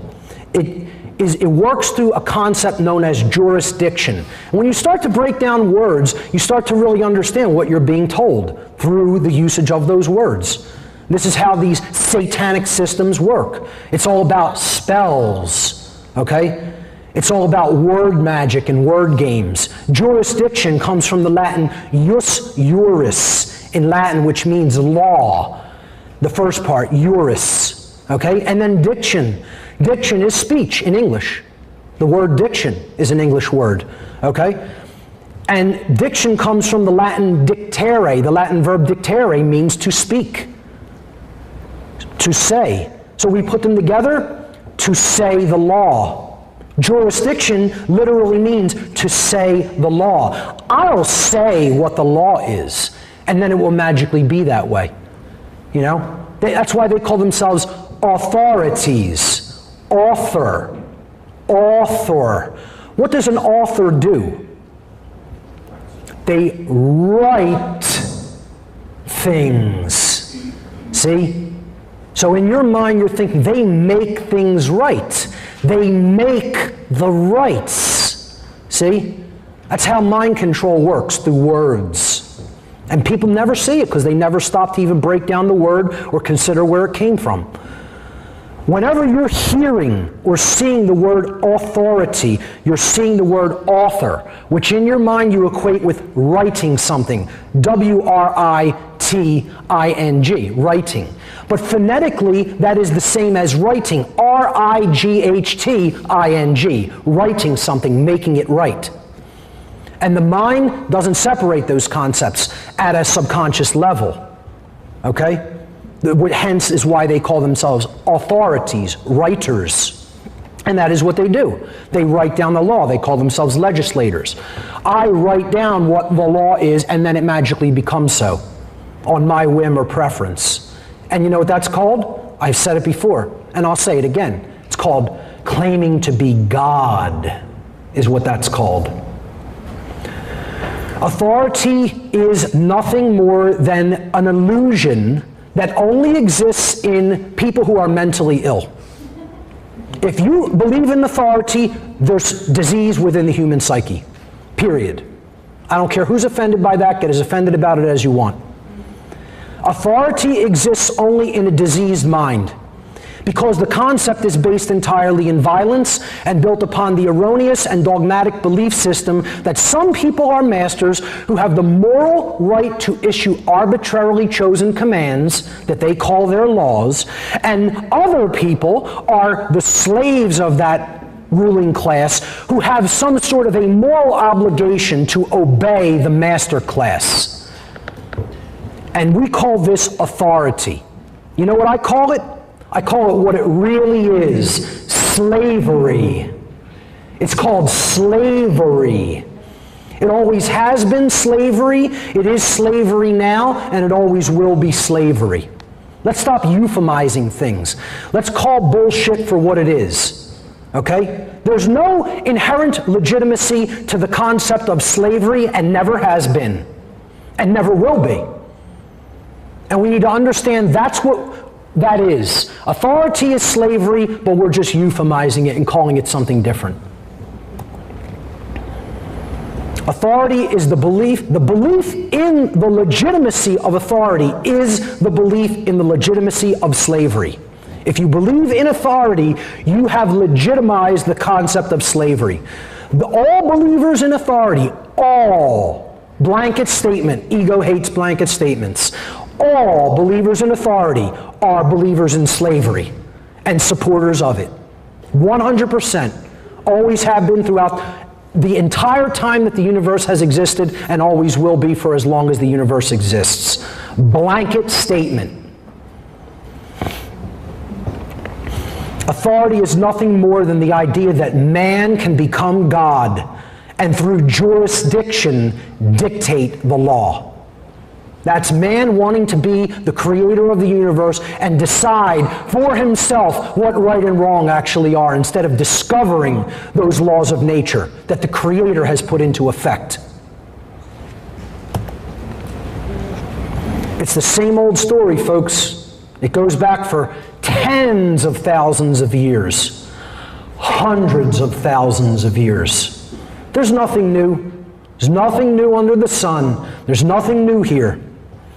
It's the same story of slavery that's been going on since this species has existed on this planet. It was just called different things throughout time. You know, we had the old world order. It used to be called kingship. Kingship, the sovereign on the throne. Yeah, we still have kings and queens in certain countries. The unimaginable, unmitigated gall. Somebody calling themselves a king over other people. They're my subjects. I mean, you have to be joking. This concept that authority is vested in one. That person's the representative of God on the planet. You know? Has anything changed? Or have we just said, we've taken this old world, quote, order, you know, I put order in quotations because it can't result in order. It's actually the ancient slavery chaos system. Both of these things. And nothing has changed. Okay? The so-called old world order, nothing of the kind. The old world chaos. Now we have the new world chaos. They call it the New World Order. Well, I put new in quotes here and order in quotes because there's nothing new about it and there's nothing orderly about it. It's the old world chaos, the old world slavery. It just has a different name. We've wrapped it up in a more attractive package. Oh, I see, we have diffused the authority. Now, it's not just vested in one person because people would realize the inherent bullshit in that. It's now vested in a few people that call themselves government. We've taken the same magic, the thing that doesn't actually exist, this magical thing that is based in violence and coercion, and we've just diffused it, you know? We've diffused it to now several people have that magic, okay? I mean, it can't get any more nonsensical, illogical, ridiculous, and immoral. And yet people still believe in it. This is their religion. It's their religion. It's their slavery, is what it is, okay? Because it doesn't make a difference. Authority vested in one, authority vested in few, it's the same thing. Slavery. And Being awake means knowing that definitively, deeply. There's only one true divide that exists in humanity. All the other things that supposedly separate us are divide and conquer strategies. Race, ostensible religion, background, social status, amount of money people make, how people dress, how people talk, what people look like. Divide and conquer. All divide and conquer strategies. Age, sex. It's all just ways of dividing people so that they're easier to conquer and rule. But there is one legitimate difference, and it has to do with the level of consciousness that people are at. And again, consciousness meaning the demystified concept of consciousness that I talked about in the first section, the ability to recognize patterns and meaning with respect to what's taking place within you and around you in your environment. That's it.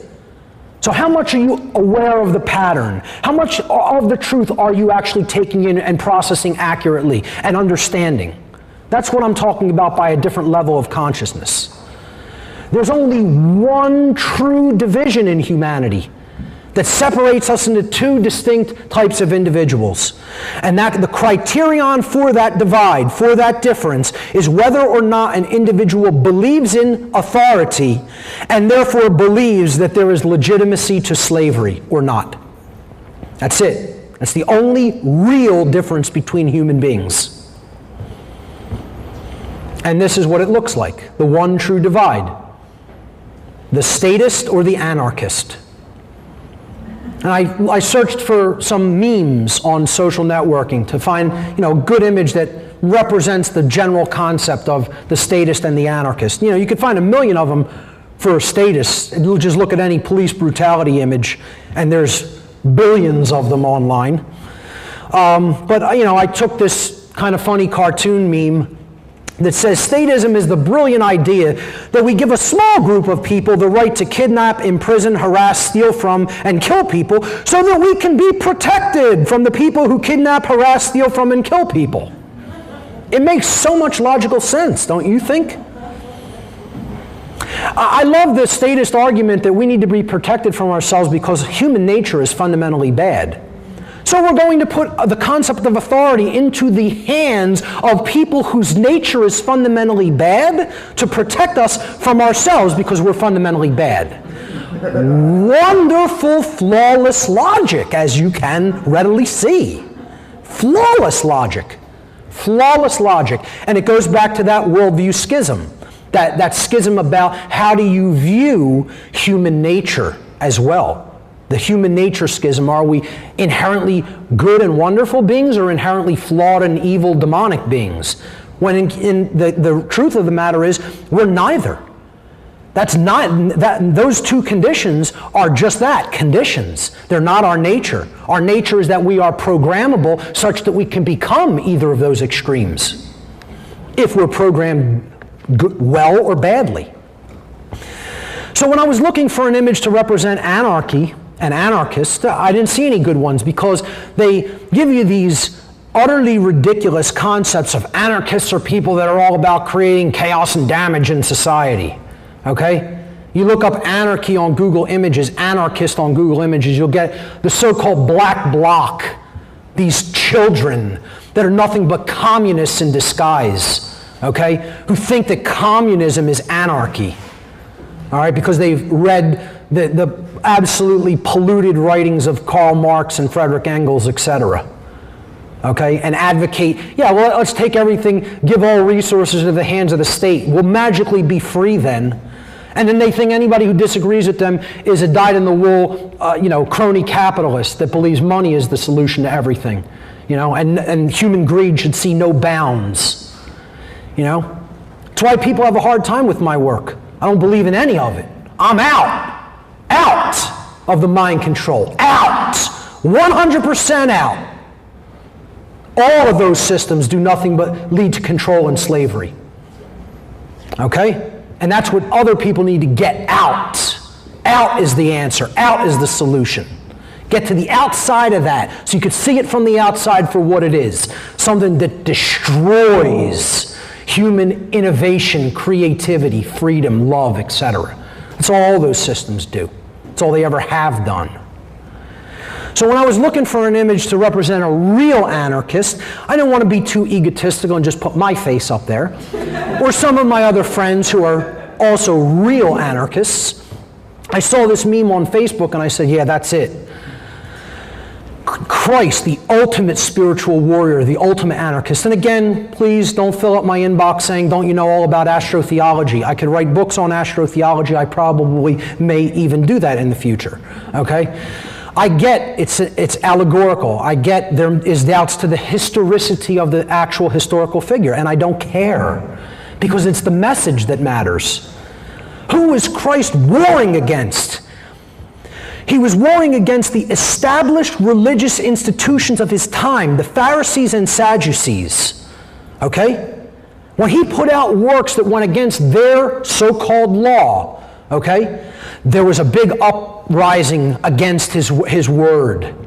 Then the banks of the day became involved, because when he went to the temples and they were charging ridiculous interest rates on temple coins, preventing people who actually wanted to go to the temple and worship, they couldn't.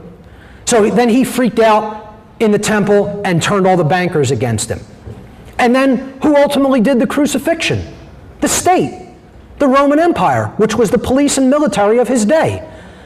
And people in the actual religion who say they're into the scriptures can't even read them and see the institutions that this being was warring against was religion, money, and government.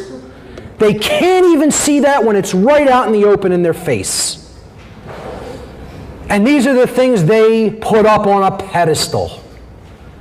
It's a joke, and they're fake-ass Christians. Okay? It's called looking at the exoteric, the outside, and never getting into the deep, fundamental, core, spiritual, and moral truths that lie at the center. Because they're too concerned about all the trappings, you know? So the ultimate anarchist is right there. And what I'm here today to tell you is that there is no such thing as an awake being that has ever been a statist. Never one. Every truly awake being that has ever existed in the cosmos is an anarchist, and can never not be one who is an anarchist, one who believes that there is no such thing as the legitimacy of ruling and owning other people. Because that's what an anarchist is. Someone who believes there is no legitimacy to the external rulership or ownership of other people, or in other words, that there is no legitimacy to slavery. That's what anarchy really is. And I'm going to explain that right now. Okay, a statist is an individual who erroneously believes that there is such a thing as authority vested in certain human beings, magically giving them the right to rule over other people. Without euphemism, you know, if we stop euphemizing things and we're honest with ourselves for a moment, a statist is a person who believes in the legitimacy of slavery. By definition, that's what a statist is. Conversely, an anarchist is one who knows that there could never be legitimacy to authority or government, because those terms are simply euphemisms for violence and slavery, which are always immoral and always in opposition to natural law, the laws of morality. So once again, every single blanket statement, statist, every person in the history of the world who has ever advocated for the legitimacy of the state has always been asleep and always will be asleep. Only anarchists, true anarchists, are consciously awake. There is no such thing as a person who's awake and believes in the legitimacy of government or authority. Cannot be done. You cannot have it both ways. What anarchy really means, because you do a word association game on the street with people and they couldn't tell you what the word really means. See, this is how mind control works, folks. Like I said, the obfuscation of the definitions of words by endless repetition. Again, here's my pen/laser pointer. Okay? I kept telling a child from the moment they're born, this is a spoon, this is a spoon, this is a spoon, this is a spoon, and kept repeating that over and over and over and over every day of the child's life. Putting a pen in front of them and saying, that's called a spoon, that's called a spoon. The child would eventually believe that that object is a spoon. They would use the word spoon to represent the object that is actually a pen. Okay? So here's what's been done. Controllers don't want you to know what anarchy really means. So they're going to keep repeating, anarchy means chaos, anarchy is chaos, anarchy is chaos, anarchy is chaos, over and over and over again. And that mind control technique of repetition works beautifully. I use it all the time. Okay? But for the right reason. You got to keep repeating yourself for people to get something. They don't even start to consider it until it's been repeated about 7 or 8 times. It's in one ear and out the other unless it's said over and over again. Anarchy as a word comes from the Greek language. In ancient Greek, a or an, the prefix tacked onto the beginning of a word root, means without or the absence of something that you tack it onto. And then the second part of the word comes from the Greek noun archon. Archon means a master or a ruler. And there's a specific connotation to an archon. An archon is not one who has mastered themselves. It's not like, oh, that person who understands the truth and is in true self-government, they are a master. No, that's not the connotation of the word archon in ancient Greek. Archon meant, we're driving up to the plantation now, there's the master of the house who owns all the slaves on this plantation. That is what archon means in ancient Greek. Okay? So it is the master over slaves, one who owns other people. All right? A ruler over subjects. That's the connotation of the word archon. Now we put them together. An archon, anarchon. Okay, which is where the word anarchy comes from. And it means the absence of rulers, as in the absence of slave owners. Well, if there's no slave owners, then that means there's no slaves. There's no masters and there's no slaves. And that's all the word anarchy has ever meant. No rulers, no masters. The word anarchy does not and never has meant without rules. When people equate, if there's anarchy, there will not be rules, it's a complete logical fallacy. That's not what the word itself means. There's always got to be rules. You are never going to take the rules out of effect. You want to know why? You're not the maker of them. You didn't put them into effect. The creator of the universe did that, and you're not that force. You are not God. Okay? So you're not going to take natural law out of effect. It's always in effect. It's always the supreme force operating in the universe, which is why I represented it as the tarot card of the king, which is called justice in the tarot deck. Justice, the law, natural law on its throne. The truth that will never be destroyed and never be unseated from its position of true authority. That's the only authority. That's it. Anarchy does not mean without rules. It literally means without rulers, without masters.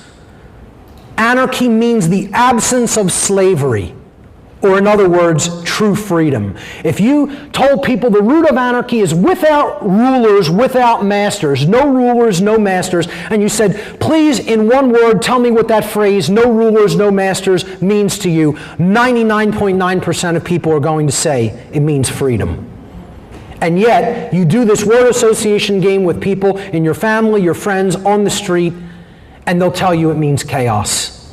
Which again, is the opposite side of that chart about natural law expressions.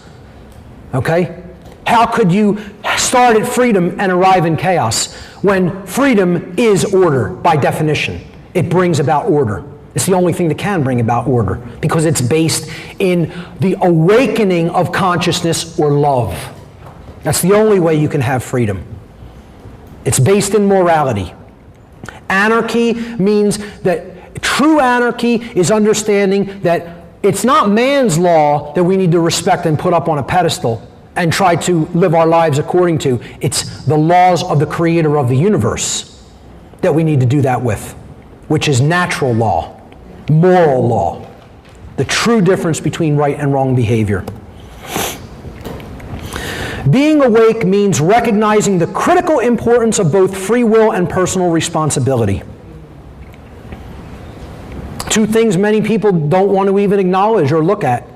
And this means having a deep understanding of what moral culpability is. Because when we're talking about responsibility, what we really mean is who's responsible for that having been manifested in the world. And this is another thing a lot of New Agers want to leave out and not talk about. You know, they want to wash right over this or say, oh no, we don't need to talk about who's at fault. It's nobody's fault. Nobody's at fault. Nobody's to blame. Well, there are people to blame. There are people at fault through erroneous, bad thinking, bad decision making, bad judgment. There are people who are to blame for our condition. And I would say everybody who continues to support and condone those bad modalities of thinking are to blame. That's why I say I'm not involved in that process. I'm out of those modes of thought. I don't lend my behavior to those modes of behavior. So I'm not causing those things. Me individually, personally. And there are many other people who are in that condition that through no fault of their own is the world keep going into a state of ever spiraling decay into immorality and slavery. The problem is most people are at fault for that condition because they will not change their thinking. They will not abandon their religions, their false religions. Moral culpability is the determination of who is ultimately at fault or deserving of blame, or in other words, who is responsible for the commission of actions which have resulted in harm or loss to other individuals.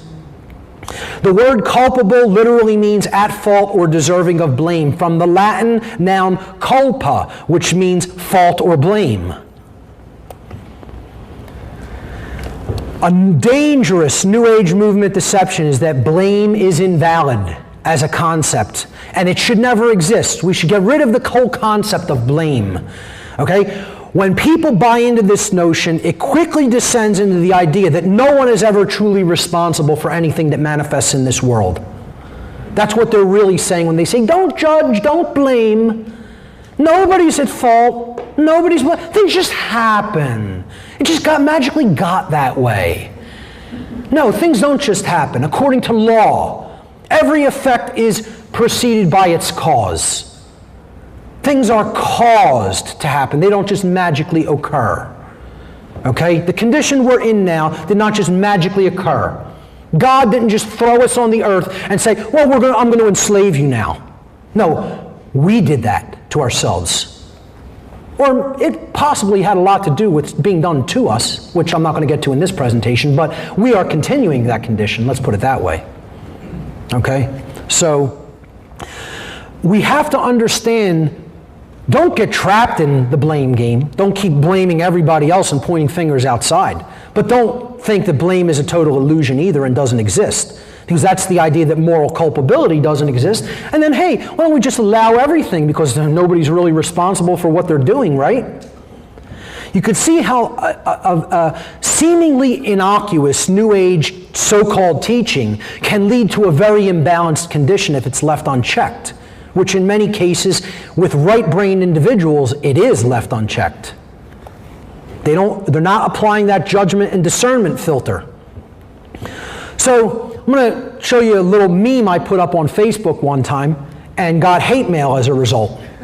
Because people don't like this question. I say, here's a great party starter. Break this out at your next party, this question. Okay? And they'll love you for it. You'll be invited back, you know.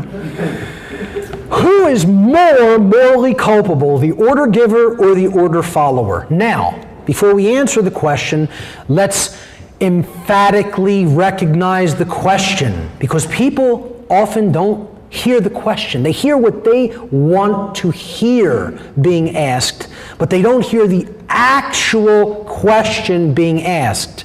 Okay? People, both of them are responsible. I didn't ask if either party was responsible. Of course, both of these parties share in moral culpability when harm results. I didn't ask the question, do either one of these people or both of them have moral culpability when harm results for what they have, done, put into effect? I said, who is more morally culpable? Meaning that there is an imbalance in culpability here. One party is more culpable than the other party regarding a harmful action that takes place. Is it the order giver who has more moral culpability or responsibility when they order an action to be done and then harm results? Or does the order follower have more moral culpability when they perform the action that they were ordered to perform and then harm results? Okay? Well, how you answer this question is very simple. You just do a mental exercise. Okay? And you envision the harm that has been done. Okay, so here's what the harm that has been done in this instance looks like. Okay? And I think the problem in this country is that's not our children. That's the reason we continue to allow these behaviors, because it's not bombs raining down upon our children. And there's that not really understanding the true self mentality, that schism. Okay, seeing everything in a state of separation. Well, that's somebody else. That's their problem. Okay? Now, when that happens to a 6-year-old girl in the countries we're bombing the hell out of because we want their resources, okay, who is more morally culpable for that death? Here's the question that needs to be asked. Well, the politicians who ordered the attack say, my actions didn't cause that. And then the soldiers who are actually responsible for the death through their behaviors say, my actions didn't cause that. You envision that scenario right there. Both people are saying, I'm not the one whose actions manifested that condition. And then the question that you need to ask yourself is, who is lying and who is telling the truth? You could start throwing things at me any time now. I'm telling you, I got so much hate mail when I put this slide on Facebook one time. I couldn't believe, I think people would have tried to murder me if they were in my presence. Okay? That's how much people don't want to deal with that truth. There will be a question and answer session after I'm complete. Okay? So, read the question, not what you want to hear. Read the actual statement. My action didn't cause that. Okay, well, you could say speech is an action and they spoke to that person, told them, but I would say it's decidedly different than pressing a trigger or flying a plane and dropping a bomb from it. Decidedly different. A little bit of speech from my mouth to someone else's ears is an altogether different action than actually blowing somebody up. But I could just be the weird one, I don't know. Maybe I'm weird for thinking there's a big difference between those two modes of behavior. I would suggest that the people over here, as deplorable as we all may think that they are, and I certainly believe they're all deplorable, are telling the truth, unfortunately. And these people, if they were to say, my actions didn't cause that, that's a lie. Okay? And that's how you know who's more morally culpable. The painful truth is that the order follower always, again, blanket statement. The ego hates blanket statements. Okay? always, in every instance, bears more moral culpability than the order giver. Notice I am not saying the order giver does not bear any moral culpability. Please do not put those words in my mouth. Of course the order giver bears much moral culpability as well. Not as much as the order follower, though. Okay? The reason the order follower bears more culpability is because the order follower is the one who actually performed the action. And in taking such action, actually brought about the resultant harm into physical manifestation in the world. Without their behavior, the event could not have manifested. Without their behavior, the harmful event could not have manifested. The politician could talk all they want, all day long, giving orders to as many people as are in their presence to go out and do this harmful behavior. It would never actually be accomplished without the order follower. Okay? That's how you know that they bear more moral culpability than the order giver themselves. And if somebody can't understand that, I can't help you. I'm sorry. If you don't agree with that from that explanation, there's nothing I can do. I'm not telling you that this is my opinion. I'm telling you that's an eternal, immutable truth about how something in the universe operates. It's not my opinion. That is something I had to continuously ask myself until I discovered what was real there. And that's the truth. That's why I call this slide the painful truth, because most people don't want to accept that. The ego wants to look for an out. It wants to say, no, it can't be, it can't be, it can't be. That's what the ego wants to do. Always run, always go in circles, always say, but. No, that's true. We have to accept what is true. And the problem is, it brings so much pain that most people shut down. They don't want to hear it. Order following is the problem on this planet. It is the pathway to every single form of evil and chaos in the world. Because order followers always usher in evil and chaos.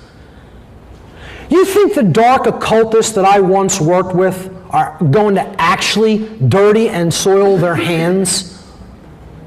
They're going to say words to people that they consider their mind-controlled dogs, and then have them go out and perform all kinds of atrocities and laugh at them while they're doing it. And I'm telling you, that's exactly what they do. They call these people their dogs. Satanists call police and military personnel our dogs, our pets. That's why they give them dog tags in the Marines.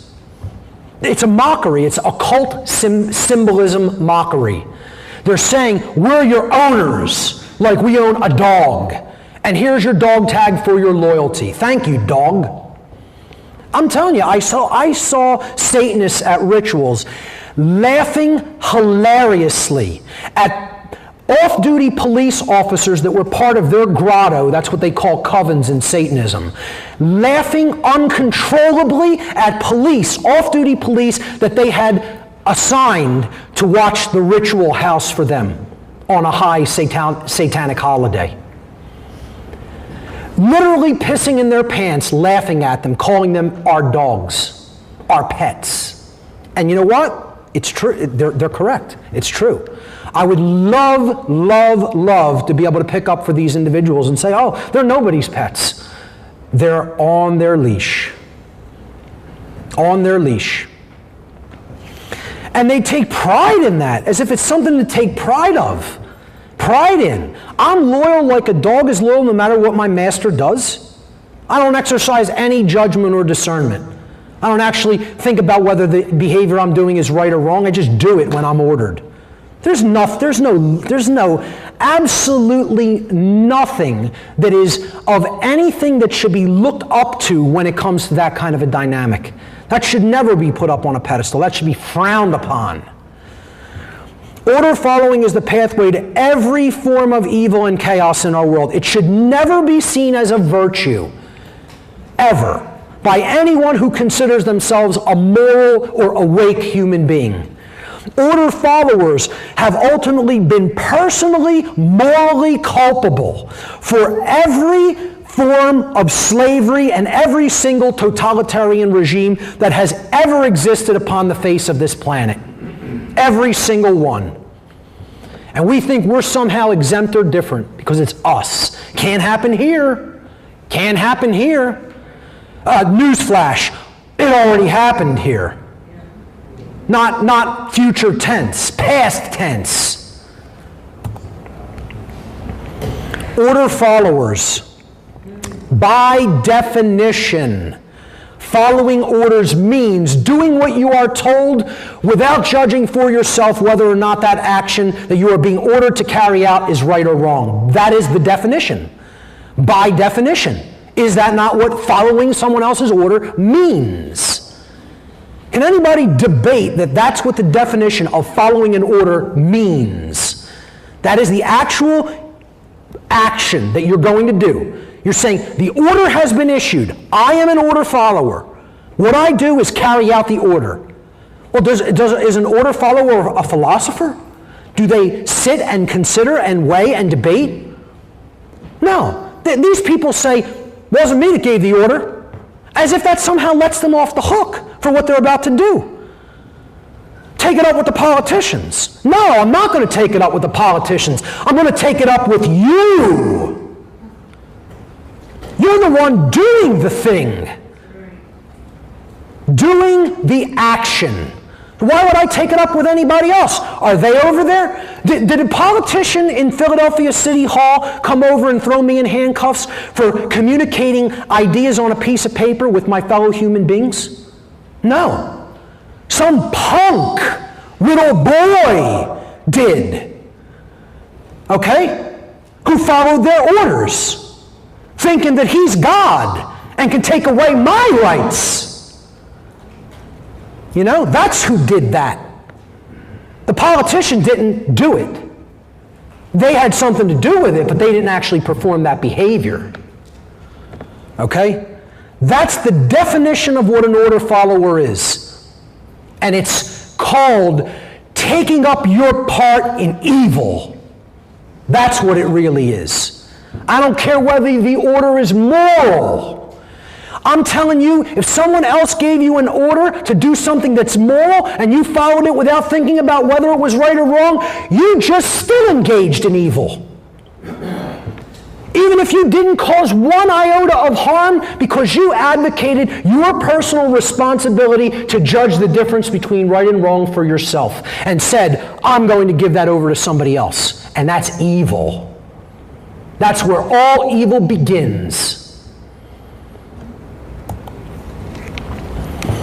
Those who are following orders, by definition, cannot be exercising conscience, because by the very definition of what is the exercise of conscience, exercising conscience means that one is willfully choosing for themselves right action over wrong action once they have distinguished between those two separate modes of behavior. That's what exercising conscience means by definition. So you can't have it both ways. You can't be exercising conscience and following the orders of somebody else. The exercise of conscience is a process that you yourself engage in after you yourself have weighed the difference between right and wrong within your own mind. By definition. The people who do this are no different than these troops from Nazi Germany. Zero difference. Were the people of Nazi Germany immoral people in the aggregate? No, they couldn't have been. Impossible. Just like it's impossible for us to be a moral people in the aggregate with what is taking place in our society now. We're going down the same path. History repeats itself, not unwaveringly, not unalteringly. But people always leave out the second part of that, of those words of wisdom. History repeats itself when we refuse to learn its lessons. That's when history repeats. It doesn't just follow endless cycles that you can never change or get out of. When we made mistakes in the past, or people before us made mistakes in the past, and the people today in the present refuse to look at what went wrong. They don't want to look at how the Nazi society was created. They don't want to look at how any totalitarian regime was created because, oh, that's disturbing. Why should I spend my time studying that? Because when you ignore history, you're doomed to repeat. The lesson that you refused, you're going to repeat it over and over and over and over and over again. That's when history repeats, when ignorance is present, ignorance of the lessons that it has to teach us. That is the result of following orders. That always has been the result of following orders, and if we don't get people to stop following their orders now, get used to that image because you're going to see it in your lifetime, in person, not on a screen. I'm not saying that to fearmonger, ladies and gentlemen. I'm telling you because that is a historical pattern that repeats unwaveringly when we start putting order followers up on a pedestal and don't really deeply understand and integrate the lessons of morality in our own lives and then teach that to everyone around us, especially our children. Order followers and people who support them always try to run. See, this is what the ego does. It always seeks for justification, justifying. I need somehow way to justify this when there is no justification. Okay? It doesn't exist. But people want to look for one. That's what the ego does. Okay? The word justification. Let's break it down from its etymological roots. Again, I keep doing this because I'm trying to impress upon people the importance of the origins of words. Get yourself a Latin dictionary, a Latin reader, a Greek dictionary, a Greek reader, ancient Greek, and ancient Latin, and study where words came from. We don't even understand what we're saying half the time because we don't understand where these words that we're using on a day-to-day basis came from. Justification comes from the Latin noun jus, meaning law. We already saw that one before, right or law. And the Latin verb facere, which means to make or to create. It's where we get the word fake from. It's where we get the word fashion from. It's where we get the word fasci from, which underlies the word fascism. Okay? It means to fake or to make something in the image and likeness of, to create something, but again, it's to fashion it, to make it look like something. That's why fashion is about dressing something up so it looks good, even though maybe underneath the surface it doesn't look that good. Okay? Well, when we're trying to fashion right or fashion the law to try to create a right or create what the law is, that's offering a justification, literally to create the law or to create what is right. We're looking to make a wrong into a right. I was following orders is never a valid excuse or justification for immoral criminal behavior. And this lame attempt to abdicate personal responsibility should never be accepted as a valid excuse for such behavior. There is no justification when it comes to violence. You are responsible if you conduct violence. Passing the buck on to somebody else isn't going to work. It didn't work for these people, and nor should it have at Nuremberg, saying I was just following my orders. Well, that didn't fly, nor should it have, and nor should it fly for these people. Because engagement in violence is engagement in violence, and you had no right. Period. It's about personal responsibility to gauge right from wrong. An individual's personal responsibility to choose right action over wrong action for themselves always belongs to them. That is always their own possession. This goes back to ownership. I don't care whether you don't like that you're in control of that, you are in ownership and control of that, and can never not be. That can never be. I could never, can in nature, never hand somebody else my personal responsibility and say, could you please be responsible for judging right and wrong for me? I could claim with my words, with my mouth, that I could do that, But in nature, it could never be done. I'm still responsible for my own behavior. So is everyone else. One can only claim that they are abdicating personal responsibility for such choice to someone else. It can never actually be done in reality.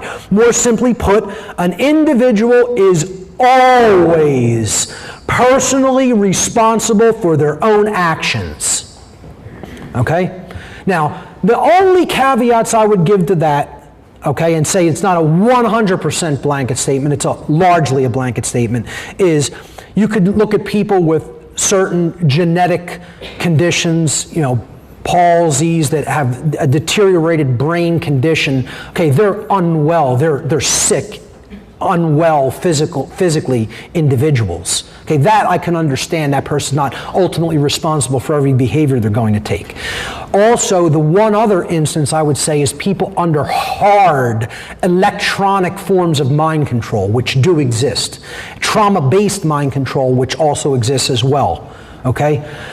There is an ability through different techniques to actually remove free will to a very, very large extent from an individual if they are tortured enough. Okay? So there are people who this has been done to, and they literally become like a mind-controlled robot. That technique does exist. It has existed for thousands of years. What I'm saying is that is the infinitesimally tiny minority in the world, the amount of people who have actually undergone trauma-based mind control or direct electronic stimulus and control of the brain, of the central nervous system and the brain. Okay, those are examples that I would say fall outside of that person is actually then not responsible for what they're doing. They're being deliberately, willfully, physically controlled by their handler. Okay, but it's the vast minority. Okay? An individual who is not under those particular conditions is always responsible for their own actions. Most people erroneously believe that they can hand over their, and this is the second part of personal responsibility. See, one involves what you're going to do, okay, when in regard to other people, especially if you're asked or ordered, quote, to do it. Then there's this other part. What if somebody accosts me with violence? Well, is it my responsibility to deal with that? And I'm going to tell you, yes, it is. It's not anybody else's responsibility to deal with that. Okay? Now, I'm not saying that means if you see violence being conducted upon somebody and you have the ability to do something, don't respond. That would be total passivity. Responsibility is your ability to respond. If you were in the capacity to be able to respond and help somebody, I feel you have an obligation to do that. You're not just going to sit there and let somebody be violently accosted unchallenged. And of course, you'd have to exercise common sense. Like, if that person has a semi-automatic rifle and you don't, you might not want to just go right into their path of fire either.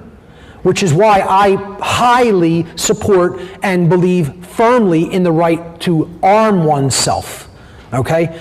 And I am a gun owner, and anybody who is truly enlightened, I think, does not have any avulsion or revulsion to gun ownership. That doesn't mean I say everybody should go out and buy a gun. If you're comfortable with it, I think you should own one. But I definitely think everybody who considers themselves enlightened should support personal, individual gun ownership that is unfettered by the state. Okay? Because everybody has the ability to defend themselves under natural law right. So that's a big part of it. But here's the thing. Most people have been convinced by the state that they don't have the right to personally defend themselves. Okay? And they think they could just hand over their natural law right to defend themselves to another individual, another group, another entity, namely the state. And that somehow they're the monopoly on force. Okay? I would say they've become largely the monopoly on violence, not force. But in making such a false claim that somehow they're responsible for defending or protecting me, okay? What that person's trying to do is they're trying to abdicate a responsibility which always belongs to them. No one else has the responsibility to defend me. That's my ownership. That's my responsibility. And I have that ability. Okay? I'm not saying I'm any kind of a big or bad individual. But I'm telling you, what puts me in a position to truly have that responsibility has nothing to do with my physical prowess or even whatever personal defense weapons I own. It's the knowledge that I carry here. And the first way that you defend yourself is you live under the shield of protection of natural law. When you do that, the universe is going to open doors for you before you even know they exist. It's going to offer protection. It's going to put you in the right place at the right time. It's going to keep you from the wrong place at the wrong time. So when you walk that path, you're being defended by the universe, first and foremost. And then my AK does the rest. So you can never give away that personal responsibility. Can't be given away. The people who are order followers are ultimately stuck in a condition known as self-loathing. Self-loathing is the underlying psychological condition that causes people to attempt to abdicate their own personal responsibility, to exercise conscience, and to fall into patterns of order following and justification. In other words, nobody can go into a pattern of order following and trying to offer justifications for following orders and doing what is immoral because someone else told them to do it, unless they're in a deep underlying condition of hating themselves. Order followers hate themselves, and it cannot be any other way. You cannot have true self-love and be an order follower simultaneously. Sorry to burst anybody's bubble. That's the way that it is. Okay? Nobody who truly loves themselves would follow anybody else's orders. Let me just say that emphatically once again. No one who truly loves themselves would ever follow anybody else's orders. That means you're telling them, I'm your slave, I'm your dog, walk all over me, tell me whatever you want to do. I don't care whether it's right or wrong, I'll do it. There's no self-love in that. There's no self-respect in that. There's no virtue in that at all. At all. At all. Following orders, just as it is not possible for an order follower to truly be exercising conscience, it is also not possible for an order follower to truly love themselves, by definition, because they have abdicated their personal responsibility to someone else who doesn't care about the karmic consequence or debt that's being brought down upon them for following their immoral order. They don't care. People have to look, especially police and military, they got to look at who's really calling the shots. Because if you look at who's really calling the shots, I'll tell you who it is. It's people in dark black robes that are murdering children and raping children before they murder them. That's who it is. That's who controls the police. That's who controls the military. My friend Jay Parker, who you should all check him out. He's been interviewed on my radio show 3 times. He has his own radio show now. The things he's been through, unbelievable. They'd make you cringe. They'd keep you up at night. The things he's told me. One of his best friends, being at the age of I think he was 13 or maybe even younger at the time. No, he was probably younger. I think he was 7 years old or 8 years old, something like that. He was anally raped so viciously by the Satanists in the cult that my friend Jay grew up in, that they actually perforated his rectum, and he bled out over time. Okay? Jay went with an adult that he reported this vicious, inhuman crime to the police in his local community, who essentially told him, better luck in the next life, kid. We know about the cult that's operating in this location. They are the government. They own the government. They are all the banks here. They are all the businesses in this community. They are all the important people in this community. That's their religion. We follow their orders. In the past, some police who did want to do something moral had tried to take them out, and this coven in this location in Delaware started executing police and going to their homes and having them executed. And then asked, you want to be next? And so they said, no, we're done. And just continued to follow the orders of this sick satanic cult. And I'm telling you, this is going on in so many more communities than you could possibly even understand. That it's omnipresent. It's omnipresent. Okay? And this is who these people who are self-loathing order followers are taking their orders from. And again, if you don't understand that, you're not awake. You only believe you're awake. You believe you have some understanding of what's going on this planet. I'm telling you, you don't know near the bottom of it. Not even close.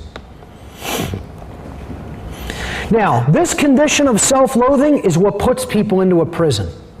That's what's putting them in a self-imposed cage, taking this attitude that, hey, since I hate myself because of all the suffering I've endured, okay, I'm going to go out and just cause suffering to other people.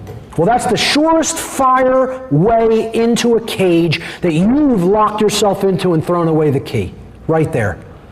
I call that being the golem. They're the perfect mind-controlled robot slave of the person who's completely manipulating them emotionally and mentally. A golem, it's an ancient Semitic term of a being who was animated by having breath blown into it, but it was created by sorcery, you know, as a robot, as a flesh robot. A golem is like a flesh robot, okay, that doesn't really have a true animus or soul. Okay? It is something that is just imbued with something that is like a soul that operates, you know, to basically pull the strings of the animated puppet or robot. And that's what an order follower is, a golem. And it's by their own choice. It doesn't have to be that way, you know? They love it. They love it. They can't get enough of it. Because how they look at it is, if I did anything else, my God, I would have to think for myself then. I would have to study. I would have to read. Reading? Are you crazy? Reading? I would have to learn the difference between right and wrong. Not for me. No thanks. I'll have none of that, thank you. Let me go back to following my orders. As a golem who is just, you know, laughed at by their owners. There's no self-respect there at all. And I'm telling you, the only thing that can ever reverse that condition and bring somebody out of that state of self-loathing is true self-respect. True self-respect. Not just doing this because, oh, hey, that pays the bills, that puts food on the table, that keeps my wife with me. That's not what self-respect is about. That's not what responsibility is about. I don't care how many children you have or whether they would go hungry if you quit your job. I'm telling you, if you're doing a job where your job is to follow orders, quit your job and it doesn't make a difference what happens to your family. That's the sacrifice you may have to make to do the right thing. Okay? That's what I'm telling you. I'm telling people to do that. That's what it means to be in real personal responsibility. Responsibility isn't keeping your home. Responsibility isn't keeping the food on the table in your home. I don't care how many kids you have. Responsibility is about knowing the difference between right and wrong and not saying, like a Nazi said, the party is going to pay for the food on my table. Well, did that make the Nazi any less evil in the actions they were carrying out? See, it's justification. And it doesn't work under natural law. Natural law doesn't say, like gravity doesn't say, was that the child in her Sunday dress who went off the edge of the cliff? Oh my God, then the law of gravity must be suspended. We can't have that. No, natural law doesn't say that. It doesn't care. It says, what was the action that was taken? There's the result, period. It's a computer program. You're not a computer program. You have free will. The universe, the way the universe is constructed, the whole universe is operating under boundary conditions of law. That makes us even more unique than the entire universe because we're gifted with free will to choose what actions we will perform. The entire construct of the universe doesn't even have that gift. It's bound by law unwaveringly. And what the universe is going to, it's not going to say, hey, did that Nazi, did that cop who's shutting down free speech in America, did they have kids to support? How many? Are they paying alimony? You know? Doesn't care about those things. Those are human-derived things. okay? The human justification searches for reasons for continuing evil. Natural law doesn't care why you did something, only whether it was done or not. That's it. And this is what the ego does not want to hear. I get it, folks. I get how much people don't want to hear what I'm saying. I get it. Believe me, I'm under no illusions that this is in any way a popular message. No illusions. One thing, I may be a lot of things that people will call me. One thing I am not is a naive human being. Okay? The things I've seen have driven any naivete out of me a long time ago. So respect, I'm sorry, let me go back a slide. Respect comes from the Latin again. I've broken down probably 80 words in Latin and Greek already. It comes from the Latin prefix re, which means again, and then the Latin spectare, which means to look at or to consider. Okay? So when we're developing true self-respect, it means we have to look at ourselves in the mirror again and again and again, to look at ourselves again. And how many people, that's the most horrific thing. Hell would be that for some people on this planet. That would be hell. Okay? Personally, I can do that not because I am in any kind of love with my own reflection, but I can look at myself, at what I'm made of all day long, because I know I'm standing within righteousness. I know the difference between right and wrong, and I attempt to live that in every moment of my life. I'm not saying that makes me perfect. I'm not saying that makes me better than anybody else. I'm saying I'm comfortable with me. I could take a look in the mirror and say, who is that looking back at me? And is that a good person? And I can honestly say, without justification, I'm living a moral life, because I know the difference between right and wrong. Okay? Most people, that's hell for them. They never want to do one moment of introspection upon themselves and their own psyche and their own behaviors. Okay, so that's what real self-respect means, taking a deep, inner, hardcore look at oneself over and over again. Only self-respect can heal self-loathing, and therefore help to put an order follower on the path to conscience. Okay, another part of the schism when it comes to not understanding free will. Okay, this section is about personal responsibility and free will. The schism that makes people stay in a state where they don't understand that free will exists and how important it is to changing the human condition is the origins schism, about where we come from as human beings. And there's two hotly contested, deeply entrenched, imbalanced paradigms about where human beings have come from. The first is Darwinian scientism, which postulates the notion that we simply came from matter that is evolving over eons of time, but that ultimately matter is supreme above everything, and so survival is the ultimate point of everything. Okay, that's the whole primary foundation and purpose for everything, is the survival and continuance of physical material, genetic material in this case. Okay, so spirit is essentially non-existent, or it is insignificant. Okay, we don't even need to consider that. Forget morality, because hey, there's no underlying intelligence in consciousness or nature. That's not directed by mind. Okay, there's no creator. All right, nature is essentially a dead and mechanized clockwork with absolutely no purpose, except to continue to survive, of course. And genes are ultimately these little bits of matter that we call genes that code for certain traits and characteristics in a human being, are ultimately responsible for everything that we do, and they control a human being's behavior like pieces of a computer program code control a computer program. That's the Darwinian paradigm in a nutshell. Okay? And what it's essentially saying is we're at the mercy of genes. Now, what's the conflicting paradigm to this that, these two dialectics war against each other constantly? Well, creationism. That spirit is ultimately supreme, matter is inferior, it should be looked down upon. The creator and the creation are two separate things. Okay? Nature is something that is actually separate from us, and we shouldn't see ourselves as an integral or holistic part of it. Okay, a part of that holistic system. And God controls every single event within the creation, as we were talking about before with determinism. So no change can be created unless God wills it to be so. So in this instance, we're at the mercy of God's will. what do both of these entrenched paradigms share in common in that they both completely dismiss and leave at the door? Free will. They both look at us as puppets on strings. Darwinism says, since matter is supreme and controls everything in the universe, well, we're controlled by matter. We're controlled by our genes. And if you were dealt a bad hand with genes, oh, tough. Tough luck. It's the way things are. And creationism says, well, God did everything. Man's will, doesn't trump God's will in any instance. And, we just are at the mercy of God's will, period. We don't really have free will.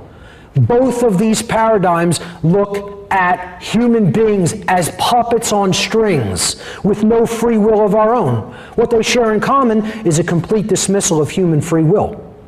And once again, like I say, I piss everybody off. I'm not going to leave anybody out. Don't worry about it. Because most people fall into one of these camps or another. And that's the imbalance. One is a left brain form of imbalance. One is a right brain form of imbalance.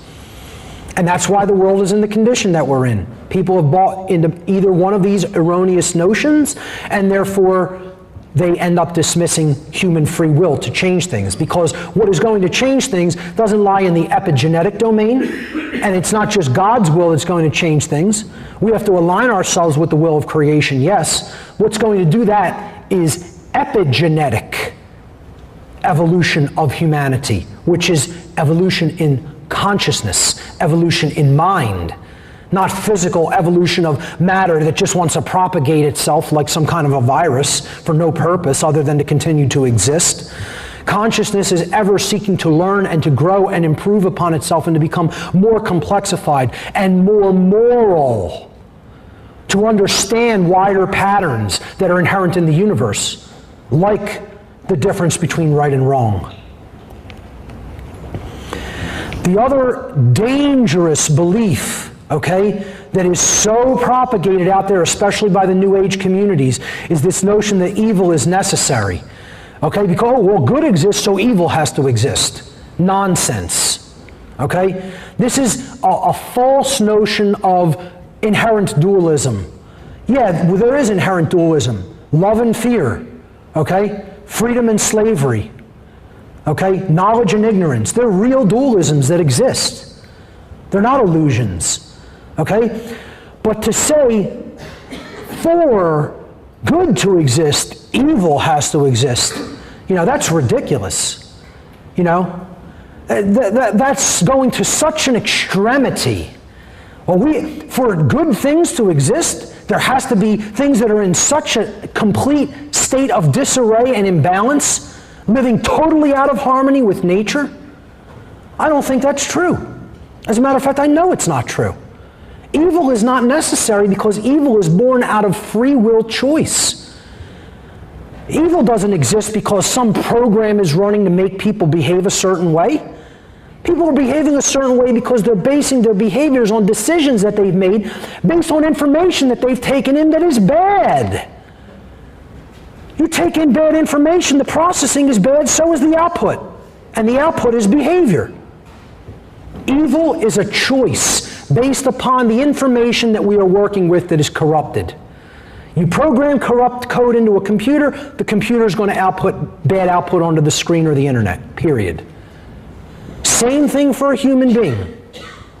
So this dangerous and deceptive notion that evil is necessary that's being propagated by a lot of the New Age communities is nothing more than a cowardly justification for them sitting back, doing nothing in the face of all the evil that's going on in our world and just allowing it to run amok. Because there's no New Ager that would ever get up on a stage and give a speech like this. They would never come out and tell you about the kind of evils that are going on in the world, out in the open, unapologetically, whether you like it or not. Because they want to sweet talk you. See, that's what a New Ager wants to do. That's how you know we are completely and diametrically opposed to each other, me and the New Age community. And I laugh at people who say I'm propagating New Age thought because I talk about the interconnectedness of everybody, and that we're all in the same situation together. People equate that with, this New Age notion of oneness and non-duality. Again, I started with the very concept. Head in the stars, feet on the ground, spirit in the flesh. Balance. There's nothing balanced in evil being necessary. That's not a balanced thought, okay? It's a bunch of bullshit is what it really is, okay? Because it dismisses free will once again. We're not puppets on strings. We have a choice in the behaviors that we take. But those behaviors are going to be influenced by the information that we have taken in. A New Ager would get up here and tell you what you want to hear. I'm going to get up here and tell you what you don't want to hear, regardless of what you think about it. Because if it's true, it can do no harm in your life.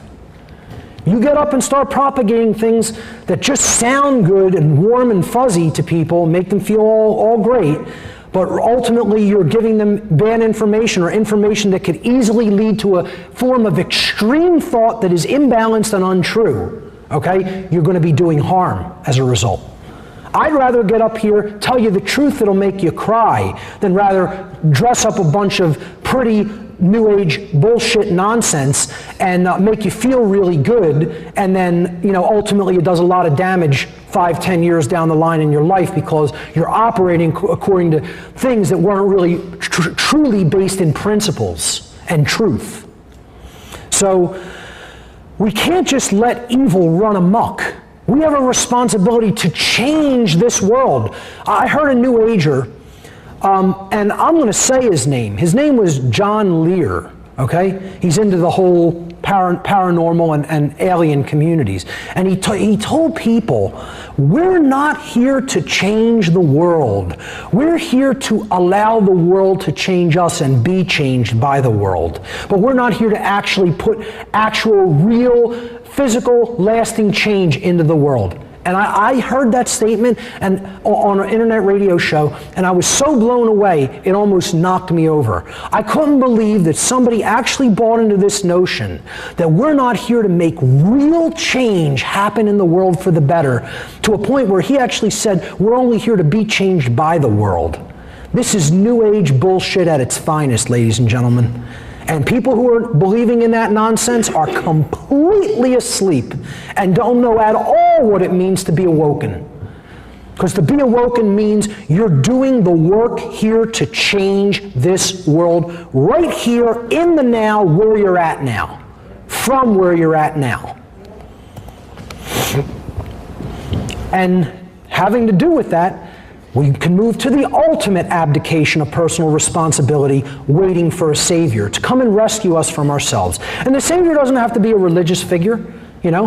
Hey, I praised Jesus as the ultimate anarchist and the ultimate change agent in slides ago. Now I'm going to tell you, you're waiting on that as an external force. You'll be waiting forever, and you'll be allowing evil to just take this place.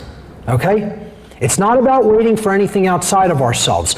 The Christ consciousness and energy lives within all of us if we awaken it and then act upon it.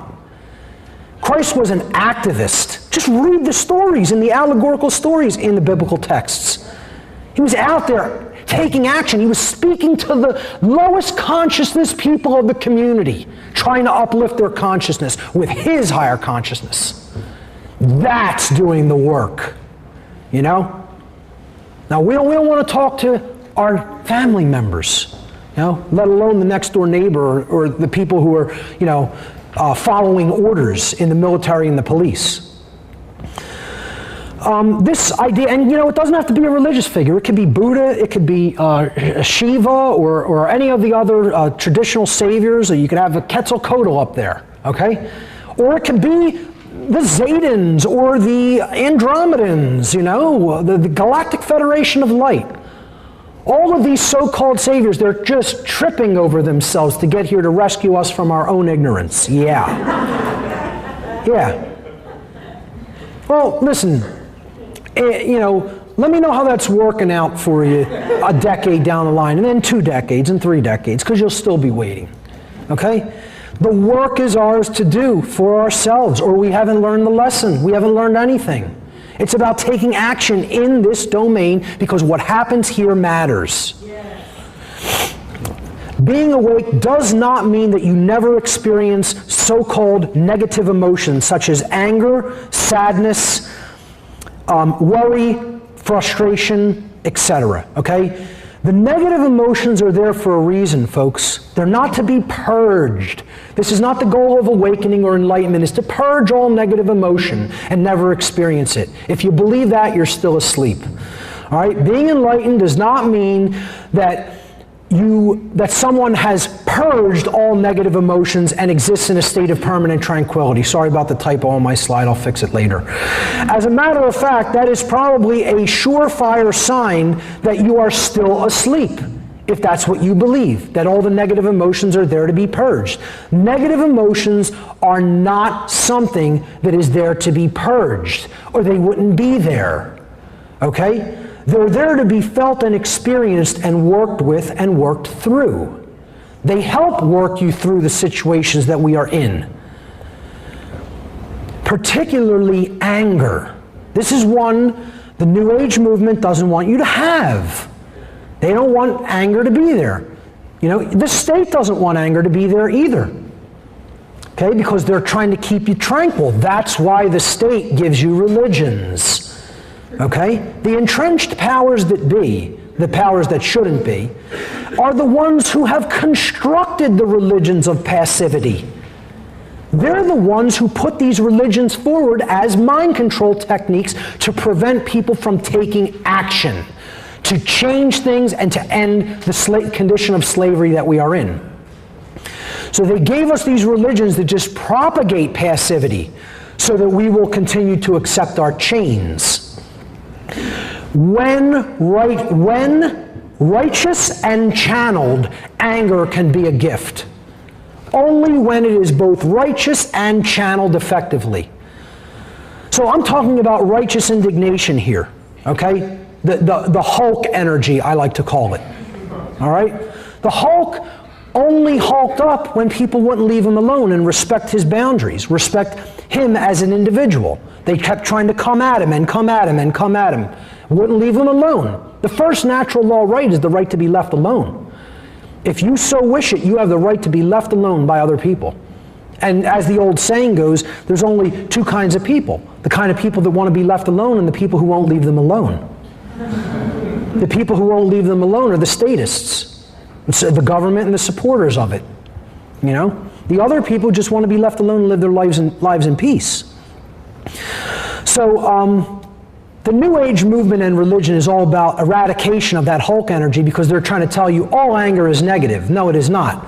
The kind of anger that's negative is when it's completely unrighteous. It's just you're getting upset over what you want, okay? And you're not getting upset over a valid, legitimate reason like, oh, I don't know, human freedom is being taken away, you know? Which, you know, no, oh, I'm sorry, the home football team lost the game today.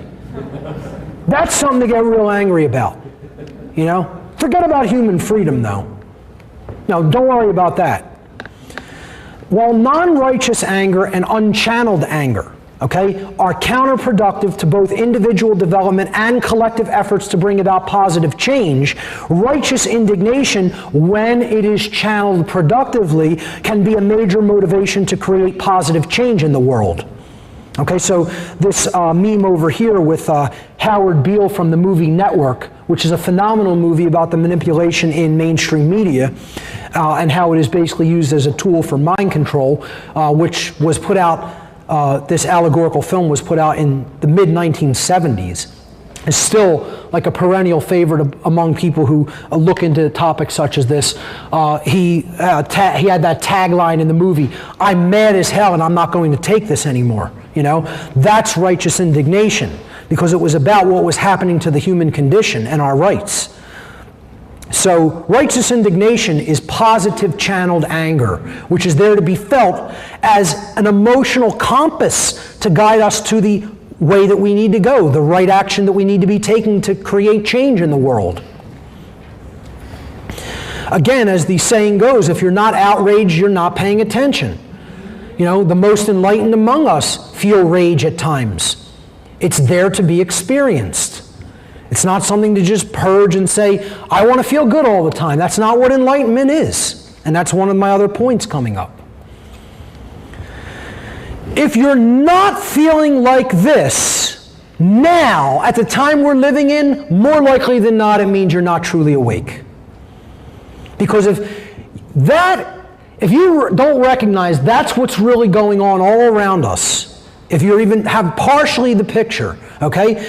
And the reason that you would feel this condition of frustration that person is displaying there is because you know the people around you are all still experiencing self-inflicted suffering because they don't know the truth, that they are still in ignorance of truth about natural law.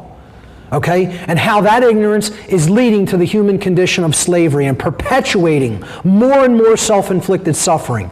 Okay? If the condition, knowing how few people really know the causal factors, if that doesn't make you feel frustrated, something's wrong with you.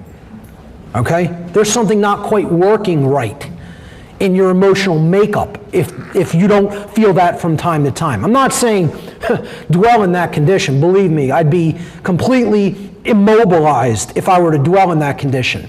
But I'd also be a liar if I told you I don't feel that way sometimes. Okay?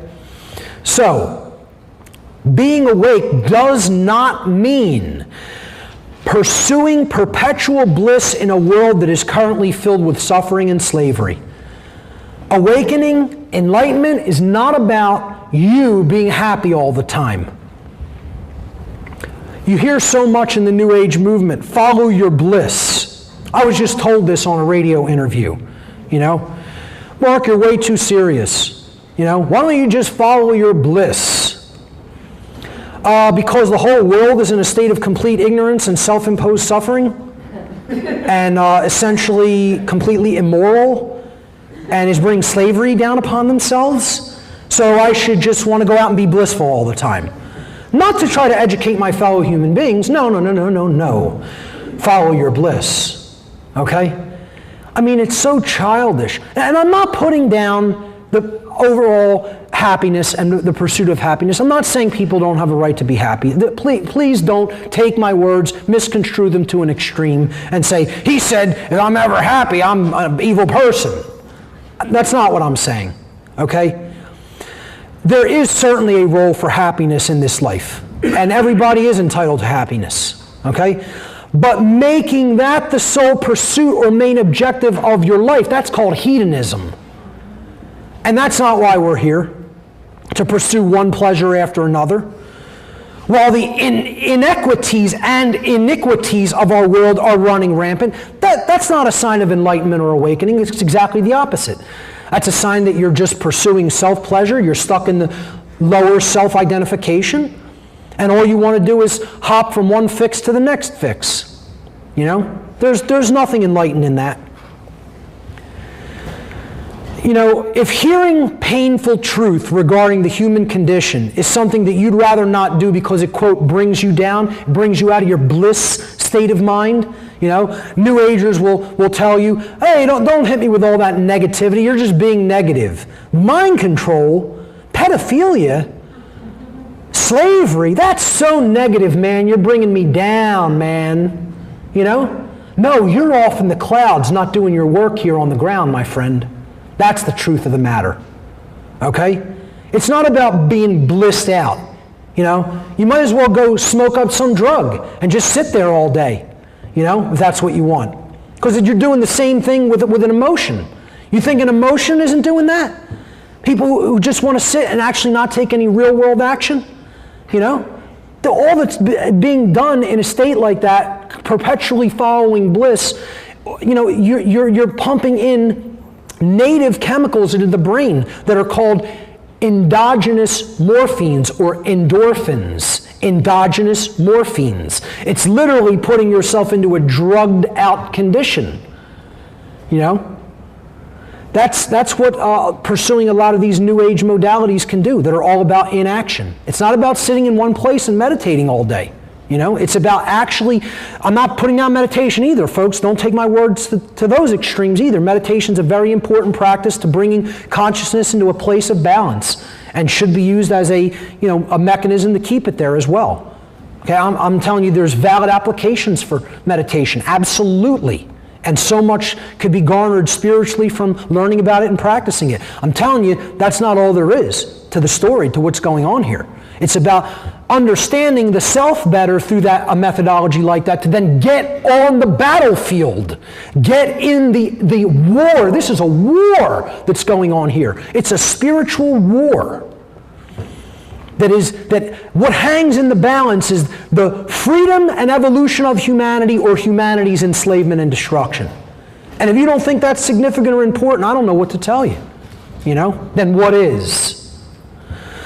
So, when the New Ager tells you, man, you're bringing me down, or I'm trying to hold my space here, pass the opium pipe, why don't you? Well, you might as well.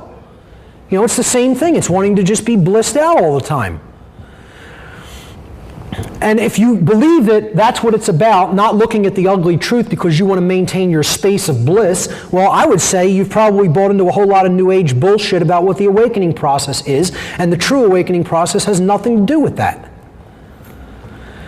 Being awake means knowing what true forgiveness is. And this could be another difficult one for some people because we've also been lied to about what real forgiveness means. So let me talk about what real forgiveness is not. And first thing, let me state, I'm absolutely all for true forgiveness. Okay? From the heart forgiveness. I am for that. I think that is one of the things that we have to understand to truly learn and grow and advance our consciousness here. But that means we have to know what forgiveness really is. Not this notion that we've bought into about what it's about that it has nothing whatsoever to do with. So this notion, forgive people even if they're not sorry for what they've done, is not forgiveness. If you've bought into that notion that that's what forgiveness is, you don't know what forgiveness really is. Okay? True forgiveness does not mean continuing to excuse the willful commission of wrongdoing an infinite number of times. That is naivete at best and cooperation with evil at worst. Okay? That's saying that person I'm going to allow to remain in perpetual no moral culpability. Perpetual letting go of whatever moral culpability or responsibility that they have for their own behavior. And there's nothing enlightened in saying that another person can do that by just continuing to do the same wrong action over and over again, and you just say, oh, it's okay, let it go, I'll let it go. It's not about letting things go. Letting too many evil things go is what has gotten us into the situation we're in. Because we don't want to get up in people's face and say, you're wrong about what you're doing there and it needs to stop. And if you don't willfully recognize your wrongdoing and stop it, I'm going to make it stop. Too many people won't go into that masculine dynamic.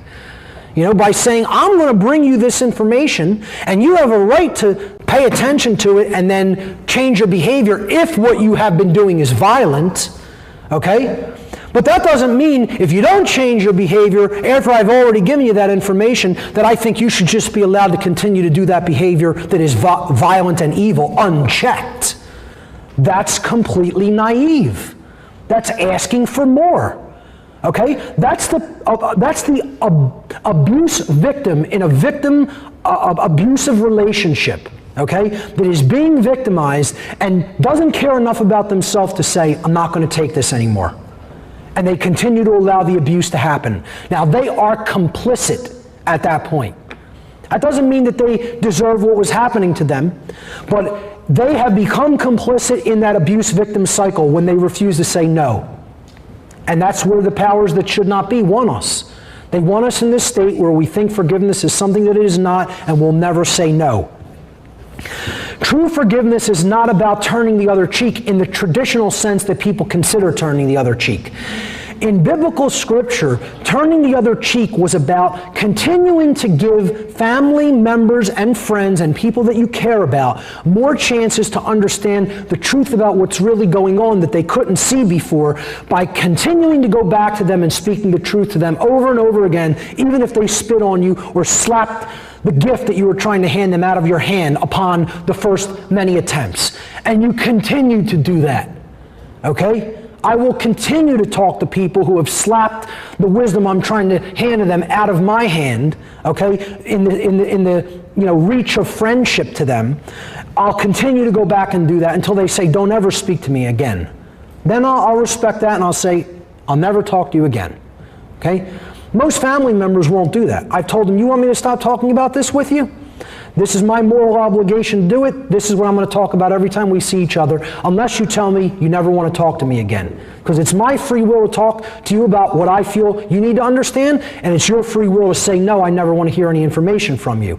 But I said, you're going to have to tell me you never want to speak to me again. And I'll go away and I will never come back. I'll respect people's boundaries like that. Sure, they have a right to be left alone. But as long as I'm in their presence and they haven't told me I want you away from me for good, I'm speaking the truth in their presence, period. And is that force? Yes, it is force, but it is not violence. Violence is remaining willfully ignorant in the presence of truth, and then your resultant actions continue to do harm to others as a result. That's violence. So going back to this notion of turning the other cheek, if we do it in the sense that most people think of it, that's what it gets you. It helps to even out the scars. When somebody who's being brutal with you, is doing their work, and you just say, hey, let me have another, you're going to get another. Okay? That's how a psychopath operates. The psychopath doesn't care about you. A psychopath is essentially an animal running on pure instinct. It's not really a human being. Human being has emotional capacity to empathize with other people. Unfortunately, we're living here with more than one intellectual species. I almost said intelligent, and I caught myself. We're living here with more than one intellectual species on this planet, and the psychopath is one of them. Okay? Purely instinctual creature with intellect. Okay? And a whole lot of will to carry out their desires that doesn't have the capacity to feel emotion. And what a psychopath will do is it'll keep giving you scars all day long. And the next day, and the day after that too. Until you say no and make them stop. True forgiveness does not mean continuing to excuse the willful commission of wrongdoings an infinite number of times. That's not what it is. That's setting yourself up for George Orwell's condition of the boot stamping on the human face for eternity, which we're already well down the path of, because we want to think we never have a right to say no and respond with defensive force. And I'm not telling you I want it to be done that way, folks. Let me overemphasize that. I think forceful revolutions are ultimately failure. Because until we can get it done in consciousness, it's not going to stick. That's why the last American Revolution was ultimately a failure. Are we not right back where we were? You know it. What didn't change? The consciousness of the people didn't change. And guess what? If we have to do it again that way, then let it be done. I'll be ready for that eventuality too. I don't have all my eggs in that basket, probably not even half of them, but I have some in that basket. I have enough maybe to survive it, maybe not. But if it comes to that, I'll be there. I don't want it to come to that. I want to get this done in the realm of mind, in the causal realm, where it will stay. It will stay applied, and we won't have to do this in another 100 or 200 years. That's why they call it a revolution. You just go round the wheel of karma all over again. That's why it's called a revolution. We need a revolution in mind.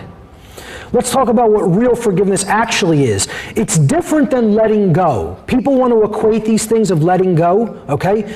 Letting go is a one-way process. That may, somebody, for example, I'll go back to my friend Jay Parker, abused by his own family members in a satanic cult when he was young, okay?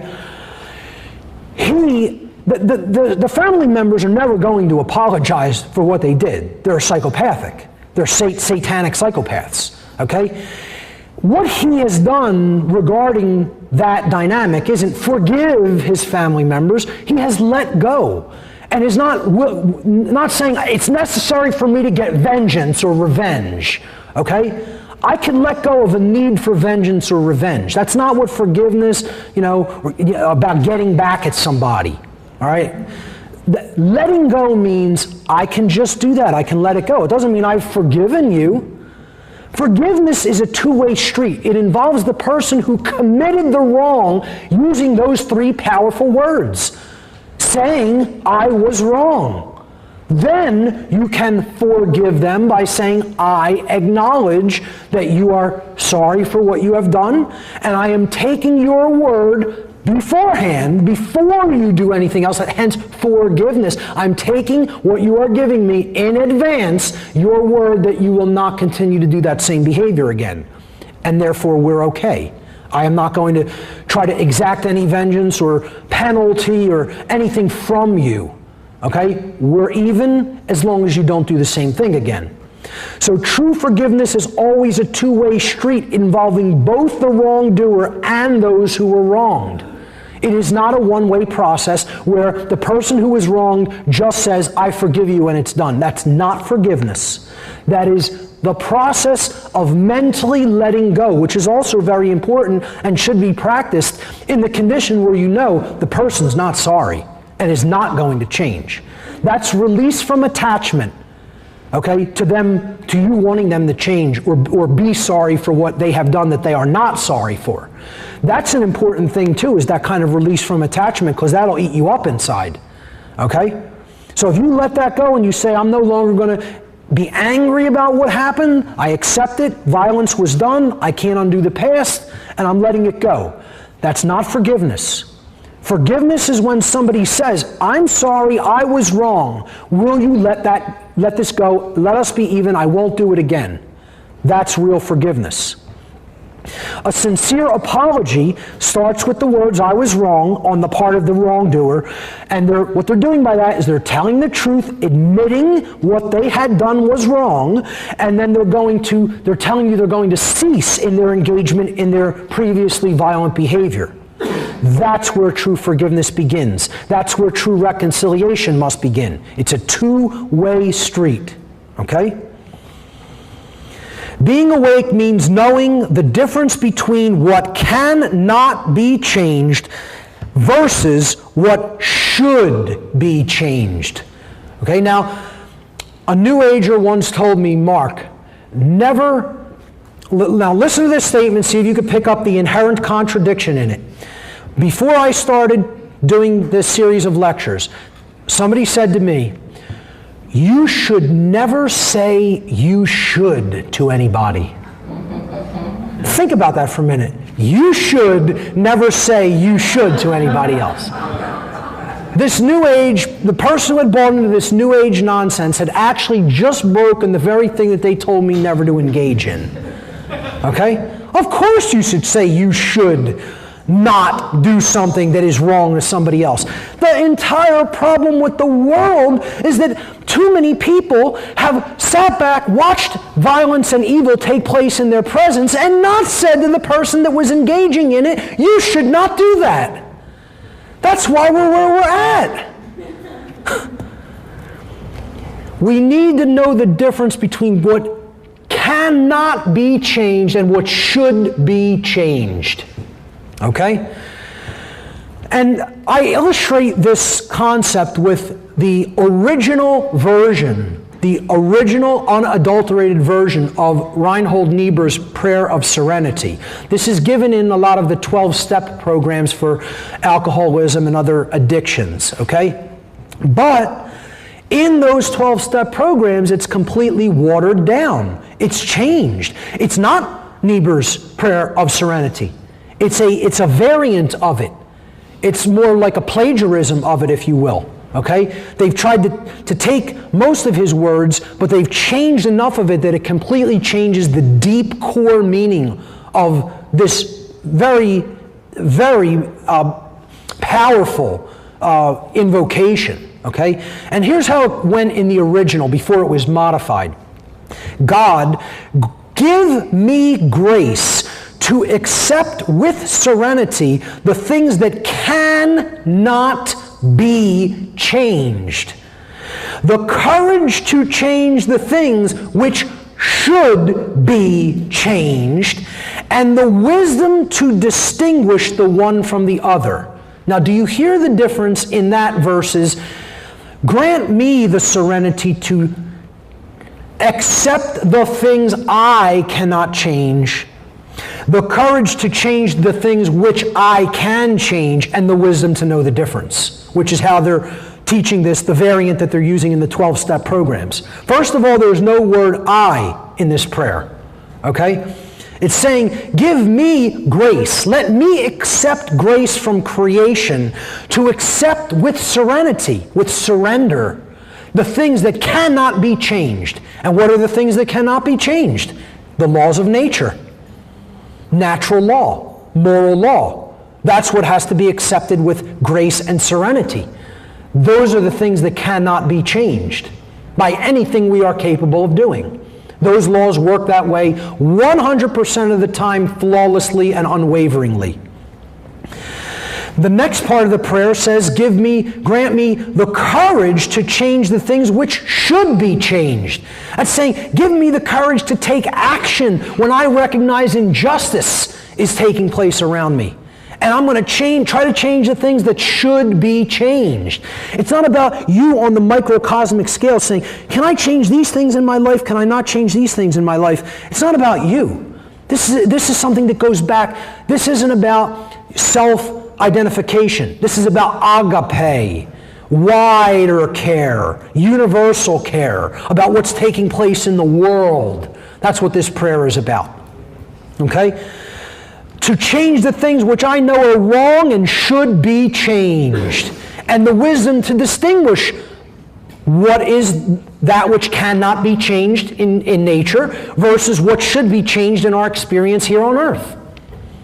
What is governed by free will? Okay? Therefore, if we change the behaviors that we're taking through our free will, the manifested result can be different. That's what we should change.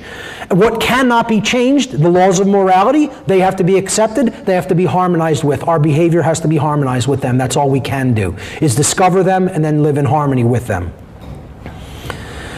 So it's shortened often to accept what you can't change and change what you can't accept. And I can get behind that. That's a nice, simple, abbreviated version of that. It says it.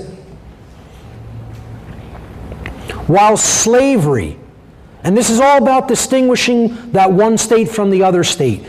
Is slavery the current human condition? Yes, it is. We have to recognize that. Okay? But the human condition that we are existing in right now can be changed. I'm not telling you it's going to be easy, because that would be blowing smoke up your rear end. Okay? If I was a New Ager, I'd tell you, hey, let's just all meditate in this room today and we'll change the world. It's not going to be that easy, folks. As a matter of fact, it's going to be a whole lot damn harder than all that.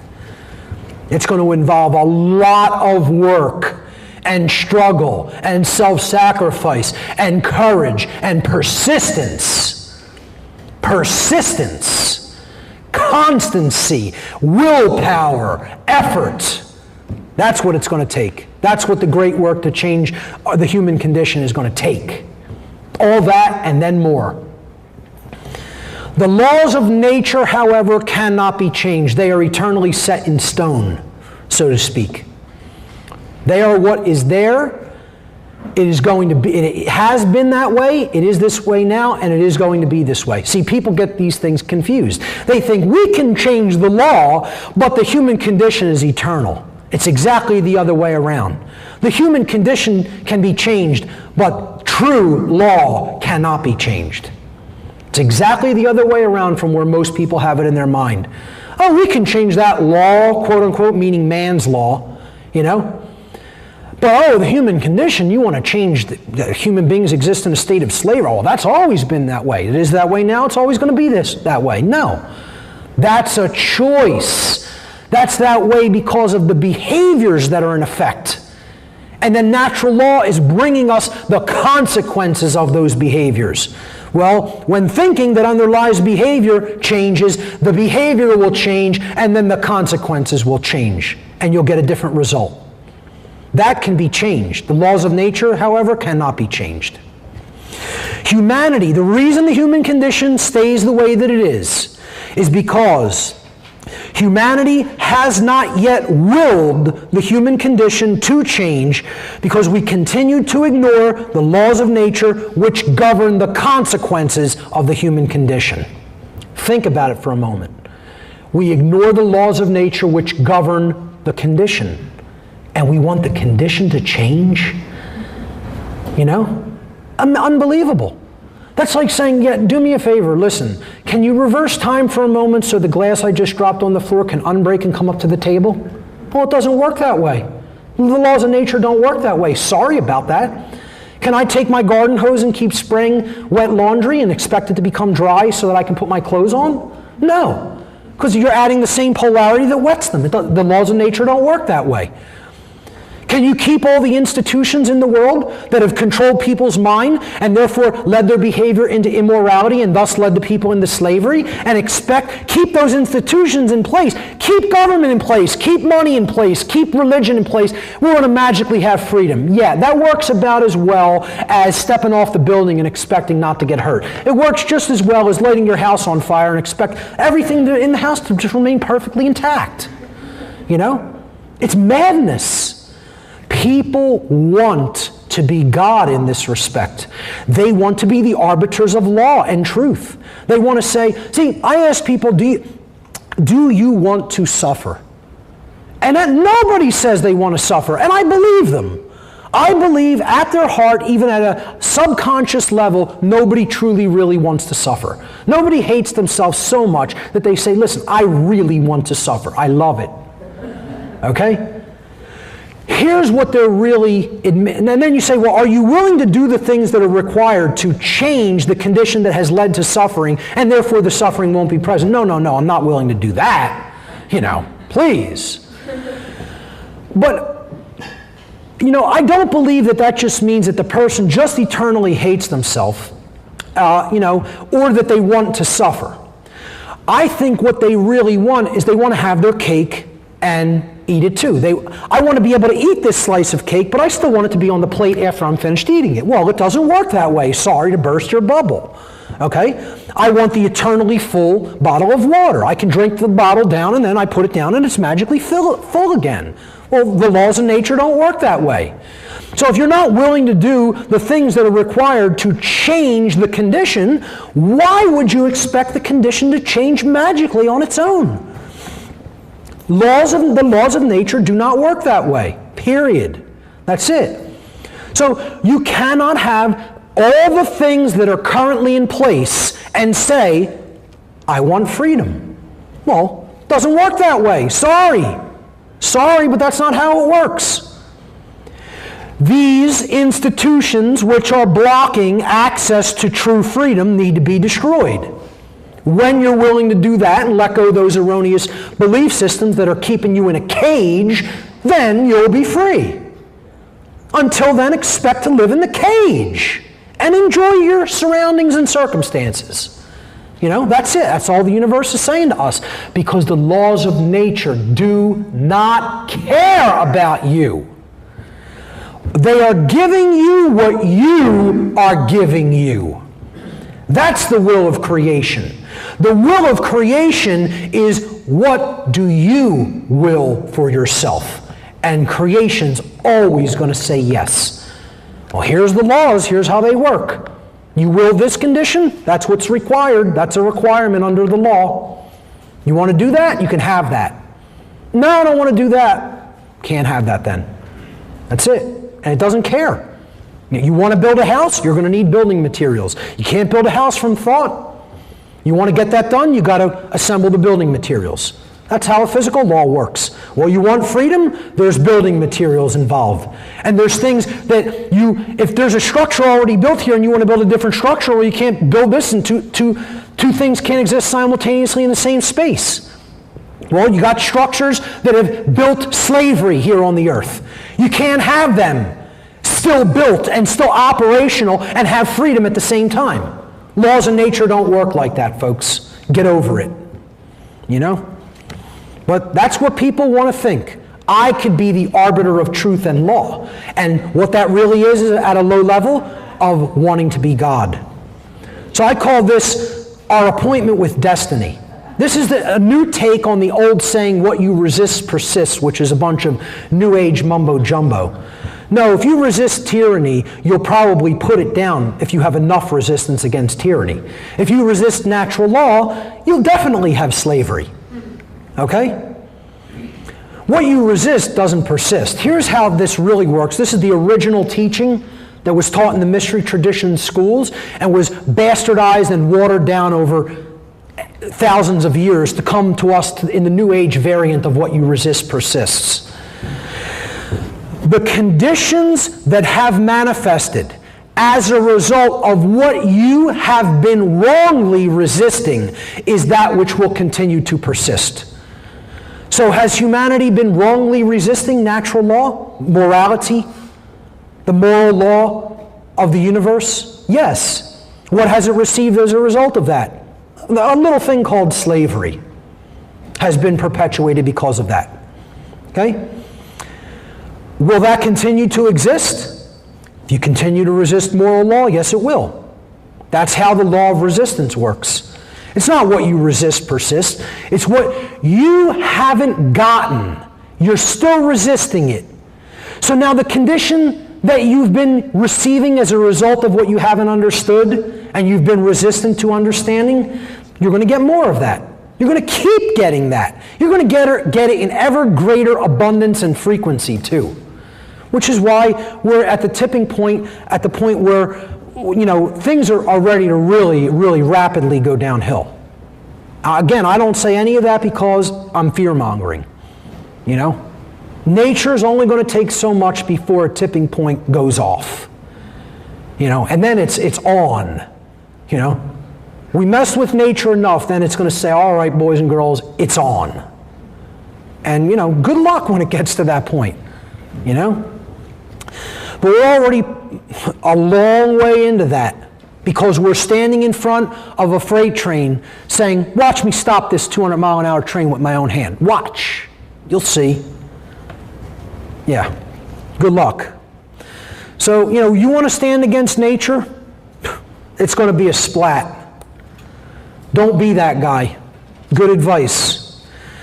Being awake means caring enough to take action to create positive change. Being awake is about action, okay? It's about having enough knowledge to know what action is going to lead to a better outcome, not just taking action indiscriminately or randomly. It's certainly not about remaining passive in the face of all the evil that's taking place in this world and just accepting everything as it is. Another New Age deception. When you accept everything just as it is, everything will stay just as it is. So, by show of hands, how many people are perfectly comfortable with the human condition just the way that it is? And don't be embarrassed if you like life just the way that it is, and you think everything is just, just peachy keen, and it's just so great here on earth, and there's no injustice, there's no iniquities, there's no inequities, there's, that shouldn't be to the extreme that they are at, and everything should just continue unabated along the course that it's going on. Hey, that's your free will, choice to feel that way. But for anybody that thinks that this place has a lot of learning and growing and evolving to do, okay, and it could be a whole lot better than how it is. Just accepting things how they are now are going to get you more of those things, and probably not just that. It's probably going to degrade ever steadily into worse conditions and worse states if we just accept the way things are. This means that we're not using will again. See, that's the ordering force is free will. The state you're going to get if you just let everything happen is entropy. Science will tell you that, right? Entropy is just the progressive force in the universe, how things tend. They want to be at their most undifferentiated state. Chaos, in other words. You do nothing, you get chaos. You employ will, that will is the syntropic force that counters the entropic force. It's the ordering principle, will. You don't use will, nothing gets changed. You want to stay passive, nothing gets changed. Expect more of the same if passivity is what you want to do. Action will lead to change. Willpower will lead to change. Courage will lead to change. The New Agers want to tell you, don't react to anything, just observe. So many people think that's being awake. I'm just going to be an observer of everything. I'll never react to anything. And people actually believe they're awake. They've bought into this and they believe that's enlightenment. Keep calm. Don't act. Don't change anything. Just stay calm. It's all about being as calm as possible. You know, the most calm people are some of the most asleep people, because they're not recognizing the importance of taking action to change anything here. Because again, they bought into this notion that spirit is all that matters, and spirit is just by its nature totally calm and passive, and it doesn't do anything, you know, and therefore we shouldn't change anything here. You know, we're not here to change the world. It's more New Age bullshit. This is not a waiting game, folks. You know, here's a great meme I just found on Facebook. Waiting for corruption to end itself should be any day now. Yeah, how's that working out? Yep, it's not going to happen that way. It's going to happen by an collective acts of great willpower and personal responsibility and personal sacrifice. To step out of what you want in your own life, to learn the truth and then convey it to other people. Like I said when I started, this isn't what I want to be doing with my time. I want to learn to garden in my yard, you know, because I suck at it. Okay? I want to learn to paint because I think I have a lot of creative talent that I could probably bring out in painting. And I've started doing a couple of pieces that I think I'm fairly proud of, but I think could be I could get way better. And I don't pursue that creative ability because the world is in a state of total chaos and disarray, and I have a moral obligation to communicate the truth about what I know about morality and how it works to other people. So I'm not here by my own, you could say I'm here by my own free will choice, because I could just say, screw it, I'm not going to do it. But, you know, I'm not going to do that because I'm not that kind of a person. I recognize the moral obligation, and so I will fulfill it. Because there's certainly nobody else putting out anything like this, or if there are, there's very few. I shouldn't say nobody, that's unfair to some people who are doing this work. It's very few. It's paltry. It's paltry. Okay? That's the word I would use to describe who's really telling the truth about the human condition, what's going on in this world, and how to change it. It's paltry. We need so many more people involved in this work that it's almost incalculable. This isn't a spectator sport. I am not here for you to pay attention to me. I am here for you to pay attention and integrate this knowledge into yourself. Okay? I'm just a conveyor of that knowledge. That's it. Taking it from one place to another place. Now you gotta be conveyors of that. I'm not here to have followers. I don't want you to follow me. I'm not your leader. I'm not your guru. I can't be any of those things for anybody. I can barely do those things for me. I don't want to do those things for me sometimes, to be quite honest. Okay? But I do. And I'm here to tell you, you have to be your own leader. You have to be responsible for yourself. You have to set your own goals. You have to learn the truth yourself. And then you need to communicate that truth to other people. A real master creates other masters, not followers. They set other people, they say, here's the path to mastery. You want to be a master? Go down that path. That's all a master does. After he's been down it, I can tell you what's at the other end. I went down it. You want to be a master? Go down that path, you'll be a master. Then you'll be ready to teach other people. Period. And I'm not saying knowing what it takes to know the truth and be awakened makes me a super better individual than anybody else. I struggle with doing the right thing just like other people will. Okay? Every day. The whole point is, I'm trying constantly. That's what it's about. Continued persistence. Trying all the time to better yourself. All right? So don't look at this as, hey, what's that person going to teach today? You know, it's about, what do I know right now that I can communicate to somebody that doesn't know this? You know it well enough to communicate it. Well, then do it. That's what doing the great work is about. This section about care is all about this lost principle of true care, agape, as I talked about it being known in the ancient Greek mystery traditions. This lost principle, the dynamic of care, what we care about on a day-to-day basis acts as the driving force of our thoughts and our actions. Okay? Care is the ultimate generator. It's the generative principle, it has been called. It generates the quality of our experience. What we care enough about to act on is what generates the quality of our experience here. For this reason, care has been called by many traditions the generative principle. The word generative is derived from the Latin verb generare, which again means to create. Care is what we actually use. The heart energy is what we use to create our shared collective experience, which again is why in this slide with all of the chakras being lit up in the individual, the central one is the heart or anahata chakra. Okay? The heart is the true generator. The generative principle is about what we care about. And again, this isn't about, you know, oh, I care about you in a fraternal love sense or even a romantic sense. Okay? This is about wider care, cosmic care, care about what's happening, what's going on, what's manifesting, and caring enough about wanting to change it because you know it's not right as is taking place right now. And people are suffering as a result. What we care enough about to put our will behind and act upon is what gets created in our world.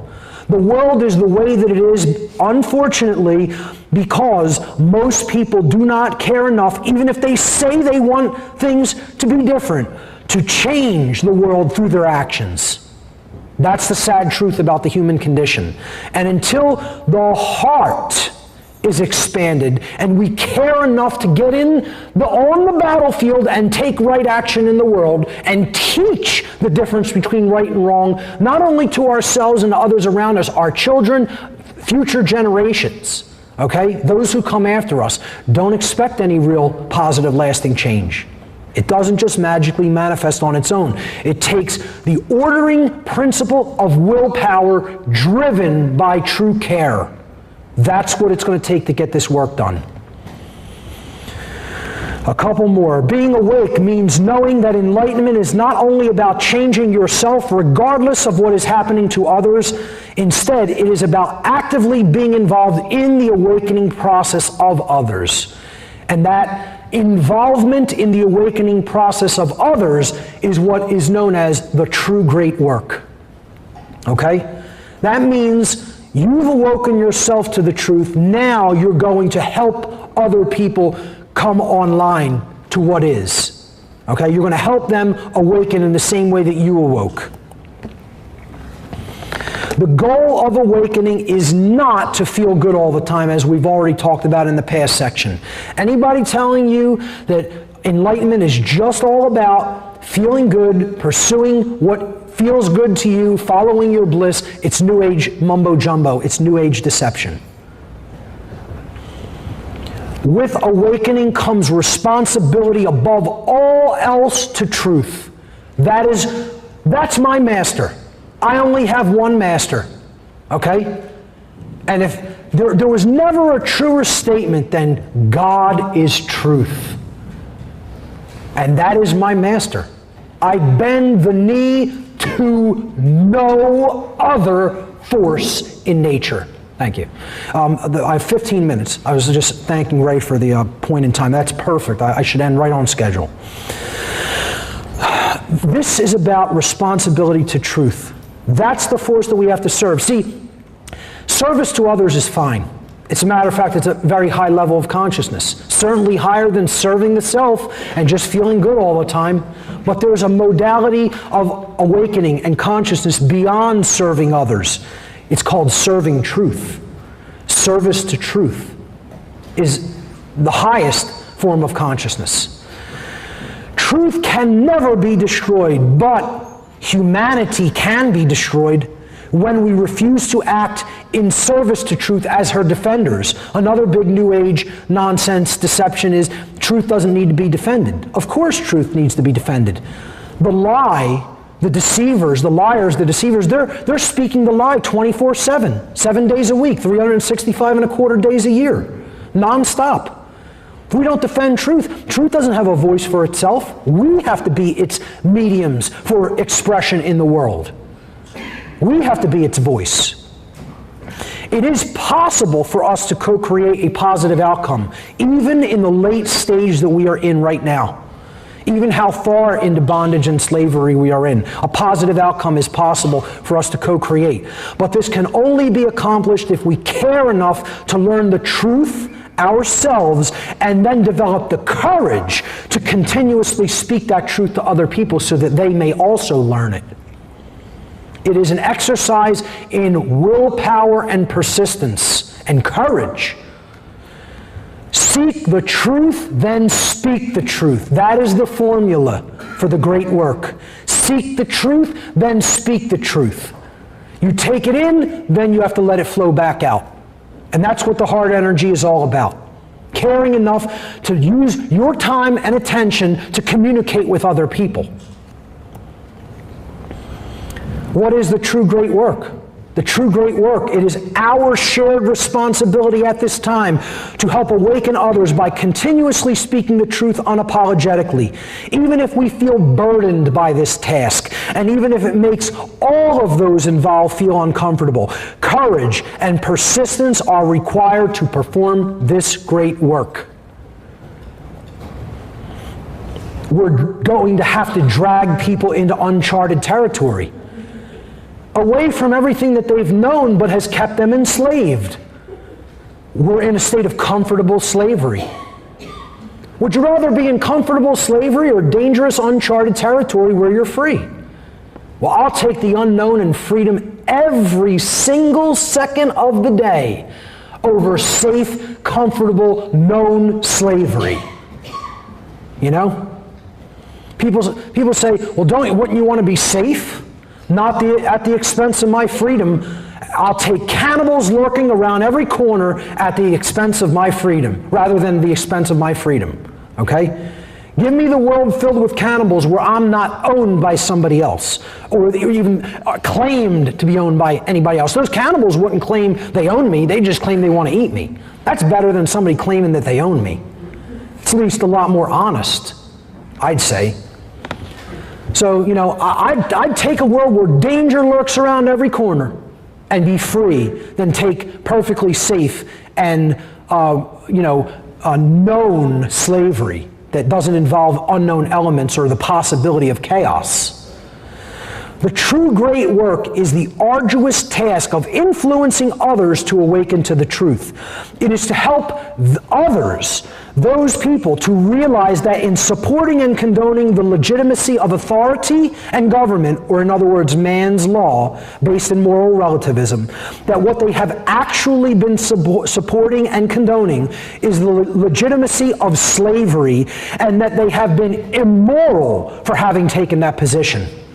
Now that's no small order, that's a tall order. Because what you are in no uncertain terms asking someone to do is to abandon their false religious beliefs. Because that's what the belief in authority is, false religion. In short, what the true great work comes down to is to help people to abandon their false religions, the erroneous and dogmatic beliefs which hold back the progress of consciousness by impeding the reception of natural law, of truth and natural law. So what is the goal of the true great work? Is there a goal? Is it just a continuous process that never ends? I would say no, it's not. I would say that's what evolution is all about. That's what consciousness is all about. There will be other challenges. Right here and now on the earth, there is a goal to the true great work. There is a goal to it. There is an end that we are trying to arrive at. That's another thing. People want to tell you, oh, there's never an end to arrive at. Yeah, there are ends to arrive at. That doesn't mean life ends at that point, or learning ends at that point, or our personal journey and growth and development ends at that point. What does the true great work here on earth end with? It ends when we end slavery. The goal of it is to end slavery on this planet. And that is what the true spiritual warriors came to this planet to accomplish. That is the mission. To end slavery on the earth. And you know what derailed the mission? Religion. And the New Age movement. And the pursuit of endless hedonism. And the pursuit of money. And the belief in authority. And pursuing fake science. And all the other religions, the things that hold us back from where we say we want to go. We got derailed from that mission. We chose the mission, you know. Volunteers for Earth, please. Well, we all stepped forward, didn't we? Or maybe everybody else took a step back. You know, either way, we're here in the now, right here on Earth, and there is work to be done. And that is the goal of that work. I am not going to lie to you and say it's going to be easy or that we will even actually accomplish it. But I'll tell you what, as long as I draw breath, that is the end that I will work toward. That is the goal that I will keep in my sights, whether it is accomplished within my lifetime or is never accomplished within my lifetime. Being awake, this is the last point, and then we'll go to question and answer session. Being awake does not equate to perfection. I'm right on time. Amazing. Rather, it is about doing your very best in the most difficult of circumstances. Okay? No one is perfect. If you are expecting perfection, you're in the wrong universe, folks. Because perfection does not exist here. I am far from perfect. Everybody else is far from perfect. We can aspire to that. We can set it as, you know, something to look to and aspire to, but to expect to achieve perfection is a pipe dream. And it's only going to set people up for disappointment. And that's another aspect of what religion is there to do. Impossible standards only ensure that people don't bother trying.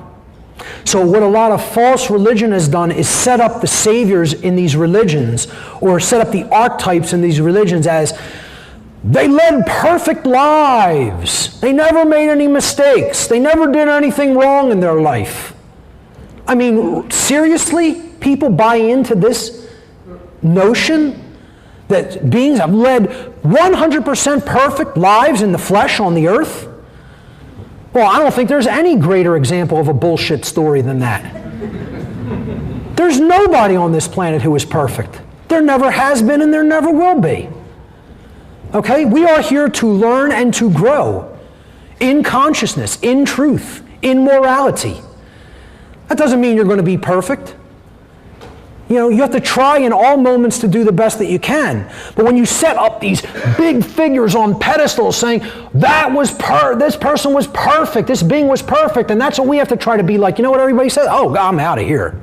You know, I don't even want to hear another word, because how's that even going to be possible? They intuitively and rightfully, subconsciously recognize that's not even possible in the kind of world we're living in. You know, that's what religion was there to do. Put people in that right brain mode, putting this archetypal concept up on a pedestal as the symbol of perfection, and you have to try to aspire to be to that level of perfection. No wonder it turns so many people off, and people don't even want to try to discover what real morality is about. What it's ultimately about is looking right there and improving what you see each and every day, a little bit at a time. Doesn't have to be done all at once. It's a stepwise progression, a stepwise process. You can't expect to awaken all at once. I don't expect everybody within the sound of my voice today to suddenly awaken to any or all of the truths that they've seen here today. Okay? It took me 8.5 years to undo the programming that I received when I was involved with the dark occult. I would say that process is probably still undergoing in small ways, in subtle ways. Okay? It's a stepwise progression requiring time, requiring patience, requiring courage, requiring persistence. and constant effort. Constant effort. But remember one thing, the more awake you are, the more awake the world is, because we are a part of the world. As you awaken to greater degrees, the aggregate quality of the consciousness of the people on this planet awakens to greater degrees, because we are part of that aggregate consciousness.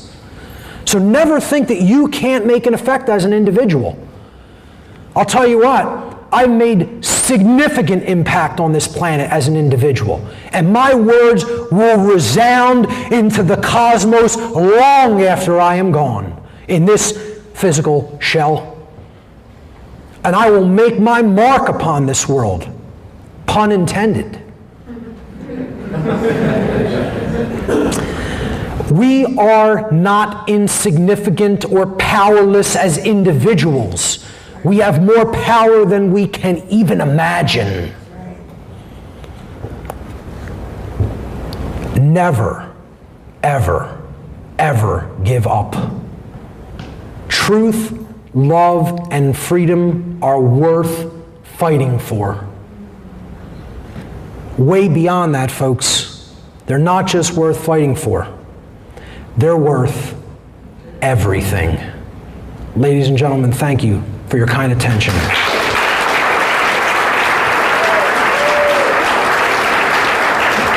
All right, ladies and gentlemen, thank you everyone for staying. And let's begin our question and answer session for today. So who has a question for me? Yes. In one of your slides, you showed the tarot card for strength or courage. Do you have any training on all the other cards that are out there? The question was, I showed a tarot card in my slide. I believe it was the Justice card. It was the natural law, the card I used for the natural law seminar. That is the Justice card. That's card number 11 in the deck. That card represents natural law. It represents the laws of nature, the laws of the universe that are always on the throne. And his question ultimately was, do I have training in the tarot and the symbology of the tarot? Do I understand a lot of the other cards? And the answer is yes, and I have extensively, well, I wouldn't use the word extensively, I've in a probably moderately extensive way gotten into some of the symbolism of the major arcana. I haven't done the minor arcana. If you listen to my podcast, it's probably around, I just want to just throw it out there and take a guess, it might be around the 60s somewhere, but I could be wrong about that. But it's 44. Okay, all right, there we go. Somebody who knows my podcast better than me. Thank you. All right, so it's in the 40s somewhere where I went through the tarot major arcana, and I broke it down in conjunction with the Kabbalistic tradition, because one cannot really study the tarot and not study Kabbalah. They are traditions which are sisters, brother and sister to each other. They have to be studied in conjunction. If you understand the minor and major arcana cards and how even the major arcana has two sections to it, the two trees, if you will, the two branches. There is the macrocosmic energies and the microcosmic energies. So the first 11 cards of the tarot deck, there's 22 cards in the major arcana. And again, this is a highly symbolic thing because you have 11 and 11.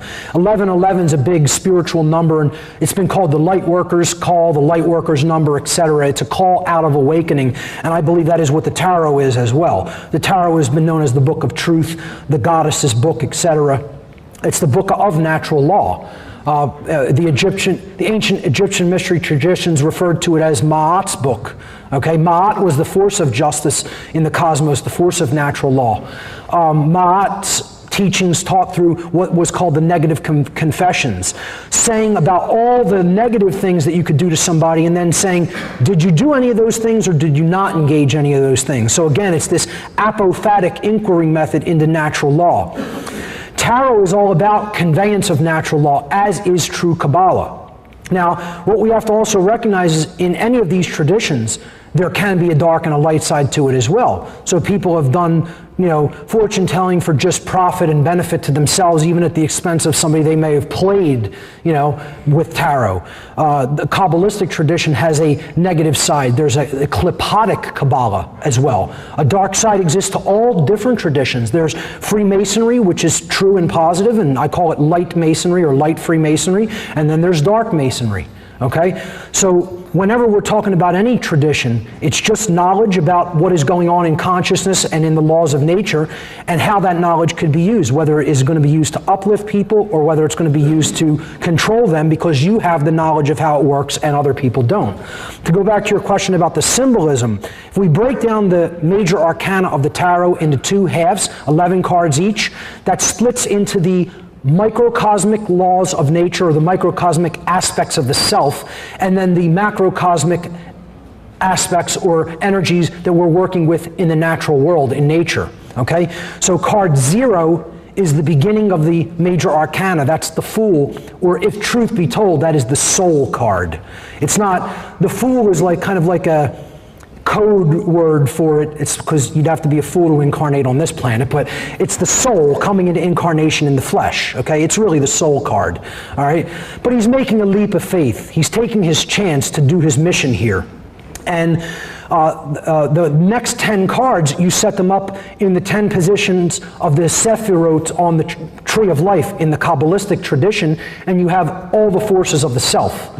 All the indwelling forces of the individuated consciousness, with the Fool representing the Da'at position, D-A-A-T-H, okay? D-A-A-T-H means knowledge in Hebrew, okay? So this is knowledge of the self, right? Now, if you do the same thing with the second set of 11 major arcana cards, and you take the end card, and set that aside, and then you have cards 11 through 20, with card 21 being the world or the universe, okay? So you have the soul and then the universe, right? You put that at the Da'at position, and that represents knowledge of the macrocosmic domain, and cards 11 through 20 are all the forces of nature, with 11 being the king on his throne, the justice card, representing the force that governs all of nature, natural law, which is why it is the title card of my natural law seminar.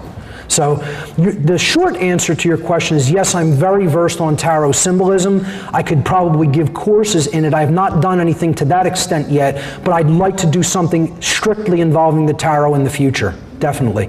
And if you want to check out a gentleman who probably even knows more about tarot than me, and his breakdown of the symbology is phenomenal, it's Michael Tessarion. He is recently putting out a work where he breaks down each individual card of the major arcana of the tarot deck, probably in even more detail than I ever have yet. What was the last name? Tessarion, T-S-A-R-I-O-N. I consider him a personal mentor. Yes? What is the deck that you prefer using in tarot? Because there's various decks. The question was, oh thanks, we have an additional microphone. The question though was, what is the deck that I prefer using when studying tarot? And again, this is a highly personal thing. There is no correct answer. I think any deck, as long as it has 78 cards specifically, works. You want, the 22 major arcana cards and then the rest of the deck totaling 78 total cards, I'm sorry. There's different symbolism and interpretations of the symbolism portrayed in different decks, depending on who designed the deck and the tradition that they were preferring to teach, of symbolism they were teaching through the deck. You have, the weight deck. You have things like the universal weight deck is a more richly colored version of that deck. You have Crowley's deck. The Thoth deck is an excellent deck. You have the other decks designed by Israel Regardie, like the Golden Dawn deck. And then there's older, decks from different traditions. You have Egyptian-style decks, Italian-style decks.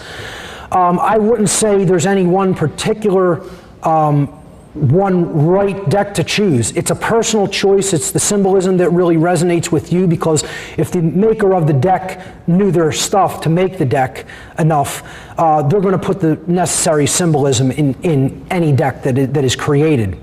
I know an individual who's made a personal tarot deck, and it's phenomenal. you know, with his own personal unique style and symbolism, and had an artist draw up the art on all the cards. I plan on, if I get to this in my lifetime, making my own tarot deck. I want a painter I want to commission a painter at some point to paint all 78 cards at some point, but certainly at least the 22 cards of the major arcana. Then maybe we could do some digital work with the minor arcana. I don't know if I would do individual personal images on each deck instead of just, you know, put the suits on each deck and have the numbers or whatever. But my point, going back to what deck I like, again, I may make my own deck personally in the future at some point if the opportunity avails itself with the proper artist. But I personally really like the Golden Dawn Magical deck, not the traditional Golden Dawn deck, which is also very nice. But I like working with what is called the Golden Dawn Magical deck. And it's, again, different than the Golden Dawn deck itself. It's a lot harder to find than the traditional Golden Dawn deck. But there's just something about it that, for me, I like the artwork. I resonate with the particular symbolism that the maker of the deck, who I believe was Israel Regardie. I could be wrong about that, or Regardie may have been working with someone else on that deck as well.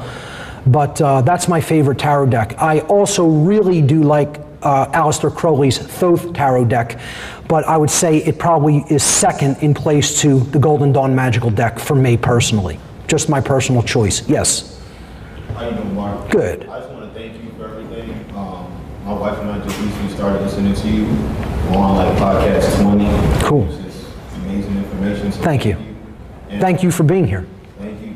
My question is touching on you talked about Christ and everything. Mm-hmm. I know you could do courses on it probably. Do you have any recommendations on when you can steer me to get more of the esoteric meaning behind the Bible? Yes. As like the Old and New Testament? Yes, actually I have a lot of material on that, okay? The best way for me, instead of just sending you some individual links or a couple of documents here and there, is for you to get in touch with me by my email and request. You can even go on my page on my website, on the contact page, and hit the link to request the ARC drive. I make a terabyte drive.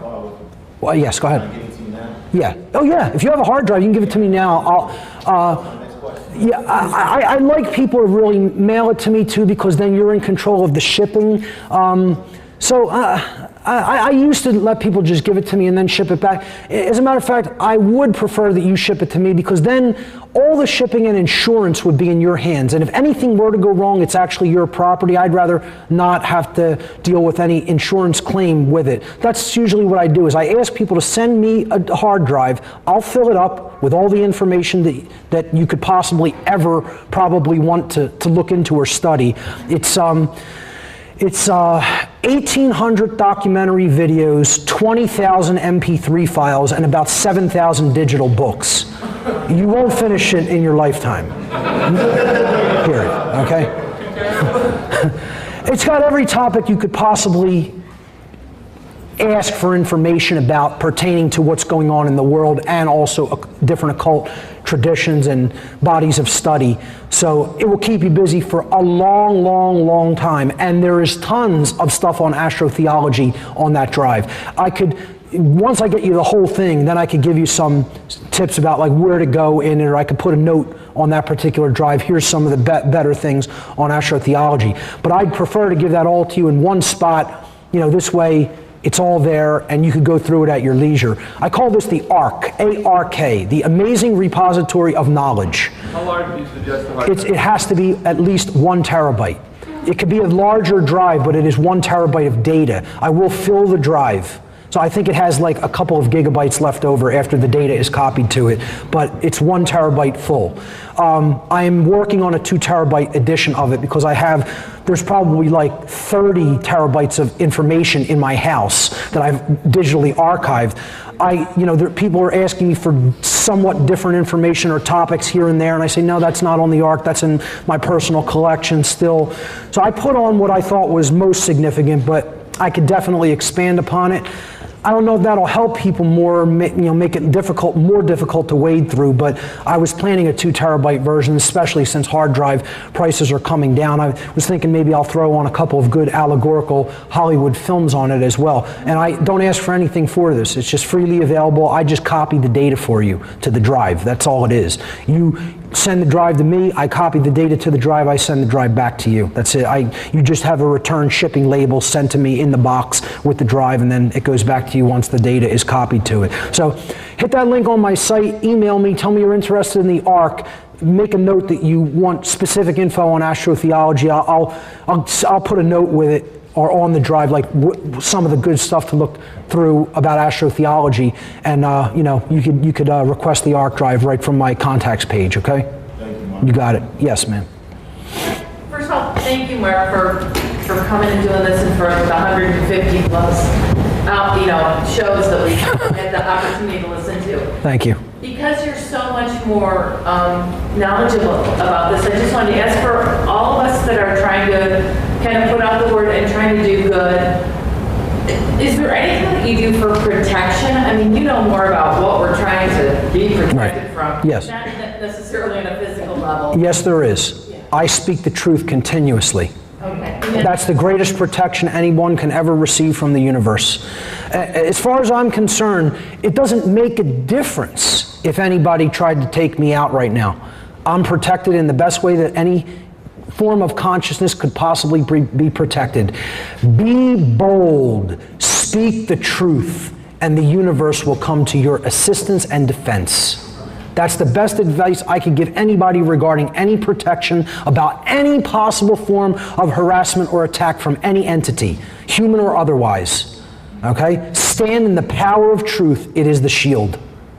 Thank you. You're welcome. Yes. I'll get to you next, sir. Yes. Thanks again for the awesome presentation. I had a quick question Sure. for you. I don't know if you're familiar with this particular theory, the theory of the holographic universe. Oh, yeah. I'm just wondering if that's more of the BS that the dark occultists are perhaps putting out there to keep us passive and keep us in a cul-de-sac and make us feel like we're just in our own video game. Right. As a player and we can't really affect. I think it can take on that aspect if it's taken too far into an extreme, but do I think that the universe is self-similar across all scales, and also essentially the very large is reflected in the very small reflected in the very large? Yes, I do believe that those are principles of natural law operating all around us in our environment and within ourselves.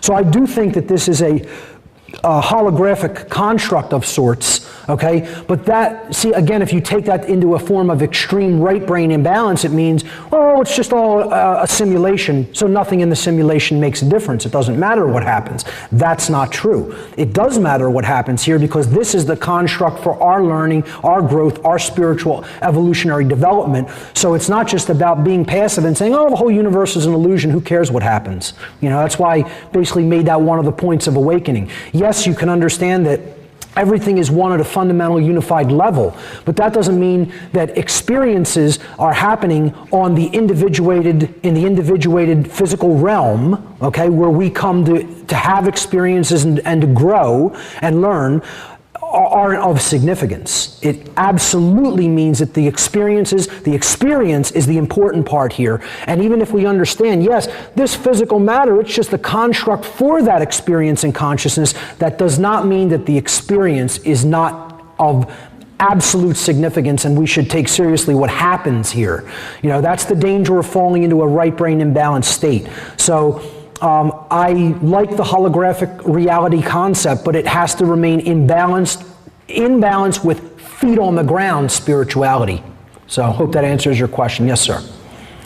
Couple of things on your point on order taking. Yes. Brought to mind who's suffering PST, these order givers, Sure. these soldiers. Yep. And are you familiar with the testimony of a woman who called herself Savali that was on the internet? I've heard of this, but I'm not really intimately familiar with it. What was she about? Well, she was an Illuminati child. It is the person I'm thinking about, yes. Sold slave. Yep. Operated in San Diego County. Yeah, I haven't gone into her work too much. I've heard about it. People have started to recommend her to me. I've received a recommendation in the past. I've looked into it a tiny bit. seemed like she may have been involved in the dark occult somehow. I didn't really look into a whole lot of the material that she had put out. I probably should do that at some point. Well, that was around 2006 or 2007. I don't think they can find her or locate her. Oh, really? Interesting. But MichaelTessarion.com. Oh, yeah. Another mentor for me, too. Phenomenal work. Absolutely. People should definitely check out his work, no, without any question. Yes, sir. Sir, again, thank you for the presentation. Thank you. We're very appreciative of that. I'm sure you get so tired of hearing about this, but I'm still personally trying to clear it up, and I come all this ways to seek your wisdom. It's about Moloch, specifically. Yes. I mean, the whole. Now I've seen. I looked up on YouTube. What is your interpretation of the owl symbol? And I see you take it more of a takeaway, not from the Canaanite god, with the horns, and that's how it's supposed to trend over. But it was actually just the actual essence of being hidden is more important. These are the people who are on the wood line looking down at the house in the field. So one of my questions to that is, I think a lot of people might be losing the relevance of just how frequently that symbol does appear. Oh, sure. So I do see it as being very important to them. And one last thing before we go, is a lot of people really missing out on what's going on with the youth right now. I think more than ever, as you say, the Satanists, I don't know if theistic Satanism or Gnostic Luciferian we're talking about. But whatever it is, I think they're trying to take away our youth at one of its highest times. Sure. I've always been involved in what we call the rave movement. Raves are as old as festivals. Yes. However, the main business has come on now, the largest music festival in the world for 4 years running, and this year will actually make maybe the largest festival in music history. 350,000 people will be in attendance. I've been to this music festival sometime before, and there was Moloch, or the giant owl mythology everywhere. So Sure. I'm wondering if you can help me clarify, is that a Canaanite god? Are these Luciferians? Or is this some kind of Minerva, Artemis type of reference? They know something I don't know? It goes... Why is there in a festival where happiness is the theme? Right. It goes back to the Babylonian tradition. Ishtar was often depicted as an owl goddess in the Babylonian tradition. There have been owl symbolisms representing knowledge, okay? And again, occultism, knowledge, an owl can see in the dark. It has superior night vision. So that which is difficult to see at night, okay, has been represented by the owl, okay? It is cloaked, seemingly cloaked in darkness. It's hard to see. You have to unveil it to take a look at what lies underneath. You need to dig deeper and look deeper. So that's general occult symbolism, and they've depicted this with an owl to represent one who is capable of seeing in the dark because of its superior night vision. Now, the dark occultists love the predatory owl symbolism, like with Molech, and I would say Molech is a dual god. It was seen as both an owl and a bull. And that symbolism merged, okay? And you could see like like some owls have what literally looks like horns, okay? And that merges, that symbolism merges at some point. I would probably say where that started to merge is in the Carthaginian traditions, Phoenicia Canaanite traditions. And it went dark when it came into that region of the world, as far as I'm concerned. Okay, not to say that there wasn't dark occultism in the older traditions like the Babylonian and Sumerian traditions, etc. There were sorcerers there as well, okay, that were manipulating consciousness and manipulating people through symbolism. But I would say where it went into the realm of having innocence offered to it as sacrifice was in the rituals that the Carthaginians practices that were known as Molochs. The rituals were called Molochs, okay?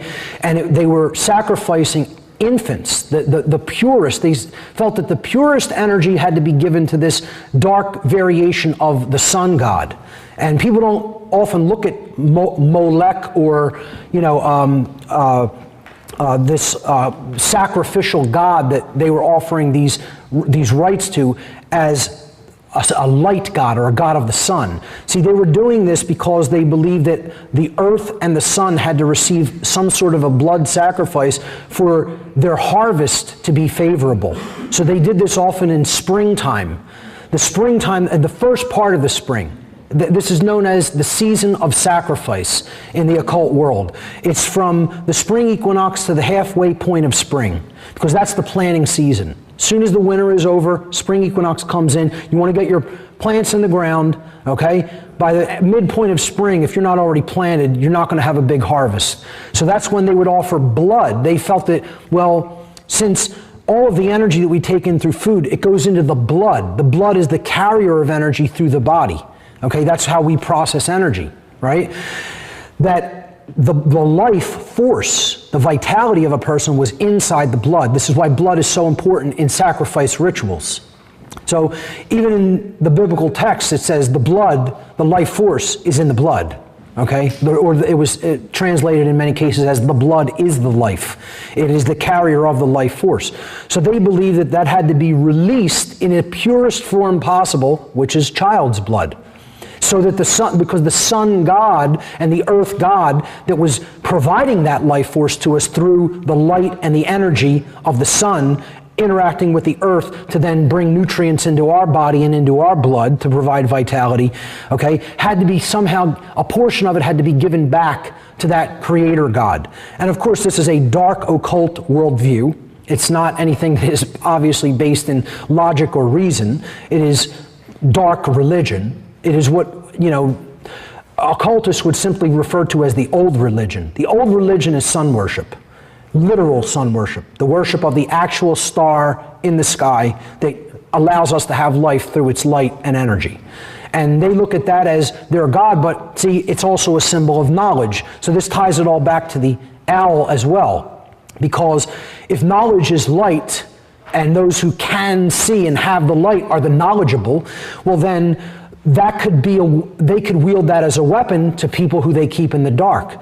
So the solar symbolism, okay, and the owl symbolism is twofold, okay? So you have people who considered knowledge, the light, the sun, or the owl, the one who can see in the dark, see things as they really are, even if the conditions that they're operating in is darkness, okay?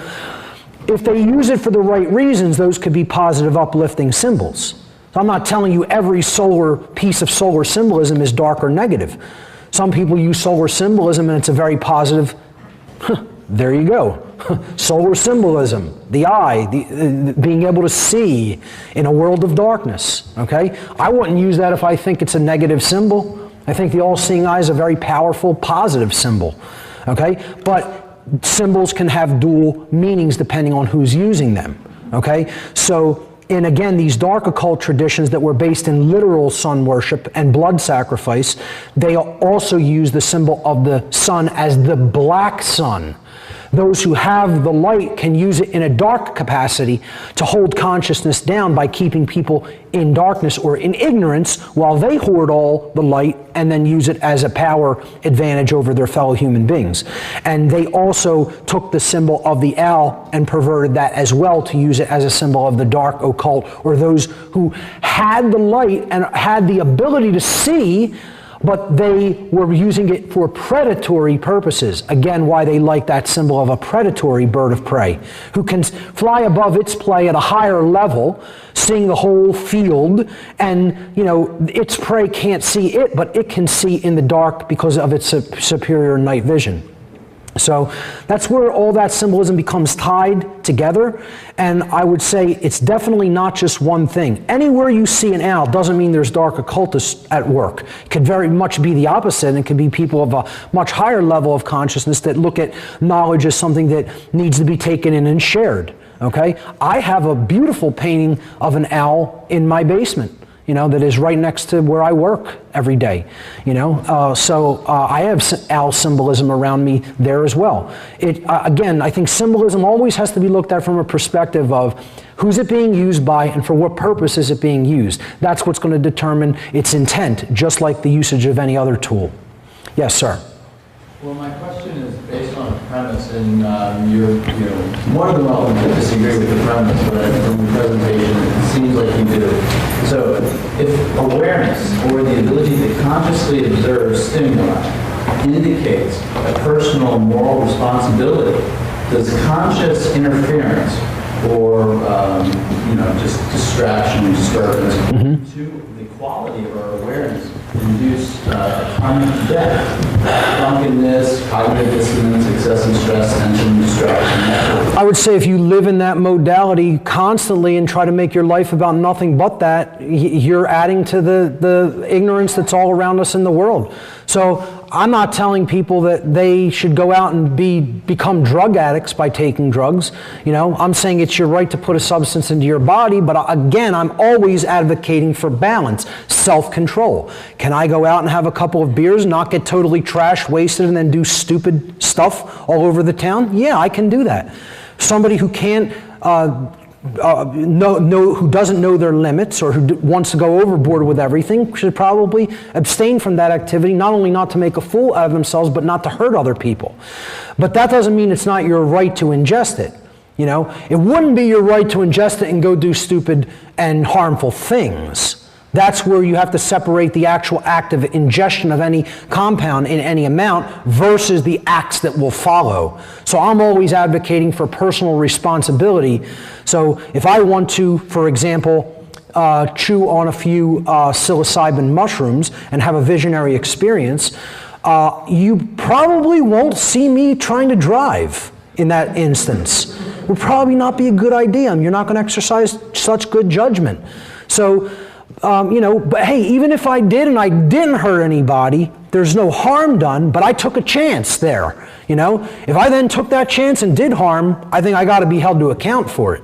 But I don't think you do that preemptively. That's why I think, hey, even if somebody wants to drink and drive, you know, drinking and driving is legal in some states still. You can actually drink with open containers of alcohol in a moving car. With you operating the car, you can be drinking a beer in certain states, which shows you the moral relativism of all of man's law, by the way. You know, that's completely illegal in some places and will get you locked up, and in other places it's okay. You know, but if you get pulled over for erratic driving and your blood alcohol level is a certain amount, which it almost is definitely going to be with how low they'll set it, you'll definitely, you know, have some action taken against you. But I think that when an action manifests, you should be held accountable for it if it manifested wrong. And that's to go with following the ingestion of any compound or no compound. Whatever you do, you're responsible for, period. It's like, you know, so that's why you have to know your limits. You have to know about your consciousness. That's what knowing the self entails. Yes? Just as a, also just on a finer level, you know, excessive TV watching, self-induced sleep deprivation, you know, it's excessive stress and worry. Sure, that too, yeah. One of the things I should have put in here, I just briefly touched on it in the section about what we take into ourselves, how it determines behavior, okay, is food. An awake person's going to care enough about their body that they're going to put clean water, clean food, as pure food energy into their body as possible. You know, so that awakening also means that taking care of the physical self because they understand the importance of the physical vehicle for advancing spiritual life on the earth. So definitely very important, good points as well. Yep. Yeah. Yes. So I'll go to you next, sir, in the back. Yes. I consider myself a warrior for truth my whole life. It's just the way I've always been. So nothing absolves me of the responsibility of that. Sure. But I'd like your opinion about the 26,000-year equinox precession. Yes. And the whole idea of that we're coming out of the dark period and moving into the light, and the light is shining into all the dark corners. We see all sorts of institutions right now crumbling that are on the dark side. What is your opinion of that? Well, I don't know if I necessarily agree that the institutions that are dark in our world are crumbling. I think that some people are coming online to recognizing them for what they are. When it comes to cycles, my take is not completely in alignment with, but quite similar to certain takes on cycles that are seen in the Hermetic philosophy. And that is that, yes, there are cycles of consciousness, okay? And, you know, you could go back into the Vedic traditions and study, things like the yugas, which were great ages where they said that, there would be certain golden ages and bronze, silver and bronze, and then an iron age. The iron age they called the Kali Yuga, the Yuga of destruction and dissolution and chaos, etc. And I think that could also represent breaking down what is negative and needs to be done away with as well. Kali should not just be looked at as something that is dark or negative. It also wipes away that which needs to be wiped away. Okay, so when it comes to cycles, do they exist? I believe that they do exist. Are we bound to the tendency of the cycle? No. Okay? I look at them as tides. Everything flows according to laws of rhythm and compensation. Okay? So, if you want to row a rowboat out to sea, can you do it when the tide is coming in very strong? Yes, you can do it. Will it take a whole lot more effort to get it done at that time rather than wait for when the tide is going out? And it would take much less effort? You still can do it, but you're going to exert a whole lot more energy if you don't want the default condition of the boat remaining on the shore. Okay? So, in this time period, the cycle of consciousness that we are in, we're in a period of consciousness is attempting to be shut down by dark forces. Okay? I see it the exact other way, that there are forces that are trying to work to prevent the elevation of consciousness. Okay? And they're all gathering and they're working together in a unified front to suppress something from coming up. So that is the tendency in this cycle, the suppression of consciousness, or it is what I would call entropy of consciousness. The entropic force is working against us awakening and being conscious of patterns and meaning with respect to those patterns. And that's why we see the majority of the world is still asleep. The majority of the people of the world, if we are being honest with ourselves, are still asleep, completely and utterly ignorant of what is going on all around them, unfortunately. That having been said, this cycle that we are in does not have to go that way. If enough will is applied, just like if enough will, you couldn't row that boat out to sea on your own in the high tide coming in. If you got 3 people seated in the boat and they all had oars and used all of their strength, you could get it out there. It can be done, but there are going to be requirements for doing that under those conditions. The conditions, if we don't want further tyranny and total slavery to manifest, the tendency is toward those right now. If we want to reverse those conditions, more of us have to come forward and put the truth out there to other people in a much bigger and more forceful way. Again, I did not say violent way. I said in a forceful way, meaning the truth has to be spoken unwaveringly, unapologetically, no matter who it offends, because you cannot unhear something. The most rigid, skeptical, heart-hardened individual is incapable of unhearing any word that comes out of my mouth. Okay? They can ignore it. My family members are ignoring everything I've pretty much ever said on any of these topics. But you know what? They've heard it, and they can't unhear it. So then that becomes, like everything else is, a free will choice.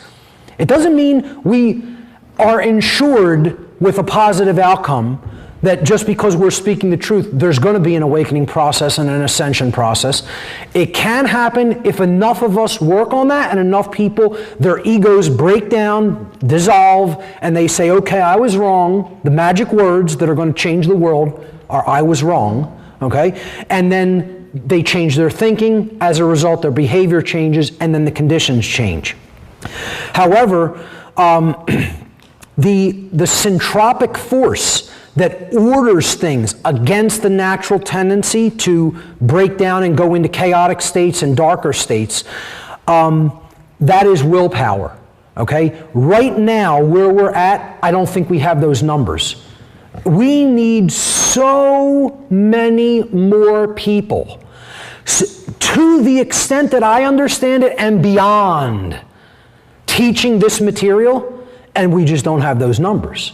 I'm not trying to paint a hopeless situation. I'm just trying to be honest about where I see the dynamic going, okay? So if enough people came forward and taught this, and other people were told how it actually is, and then they still refused it, the negative consequence of the cycle is going to manifest.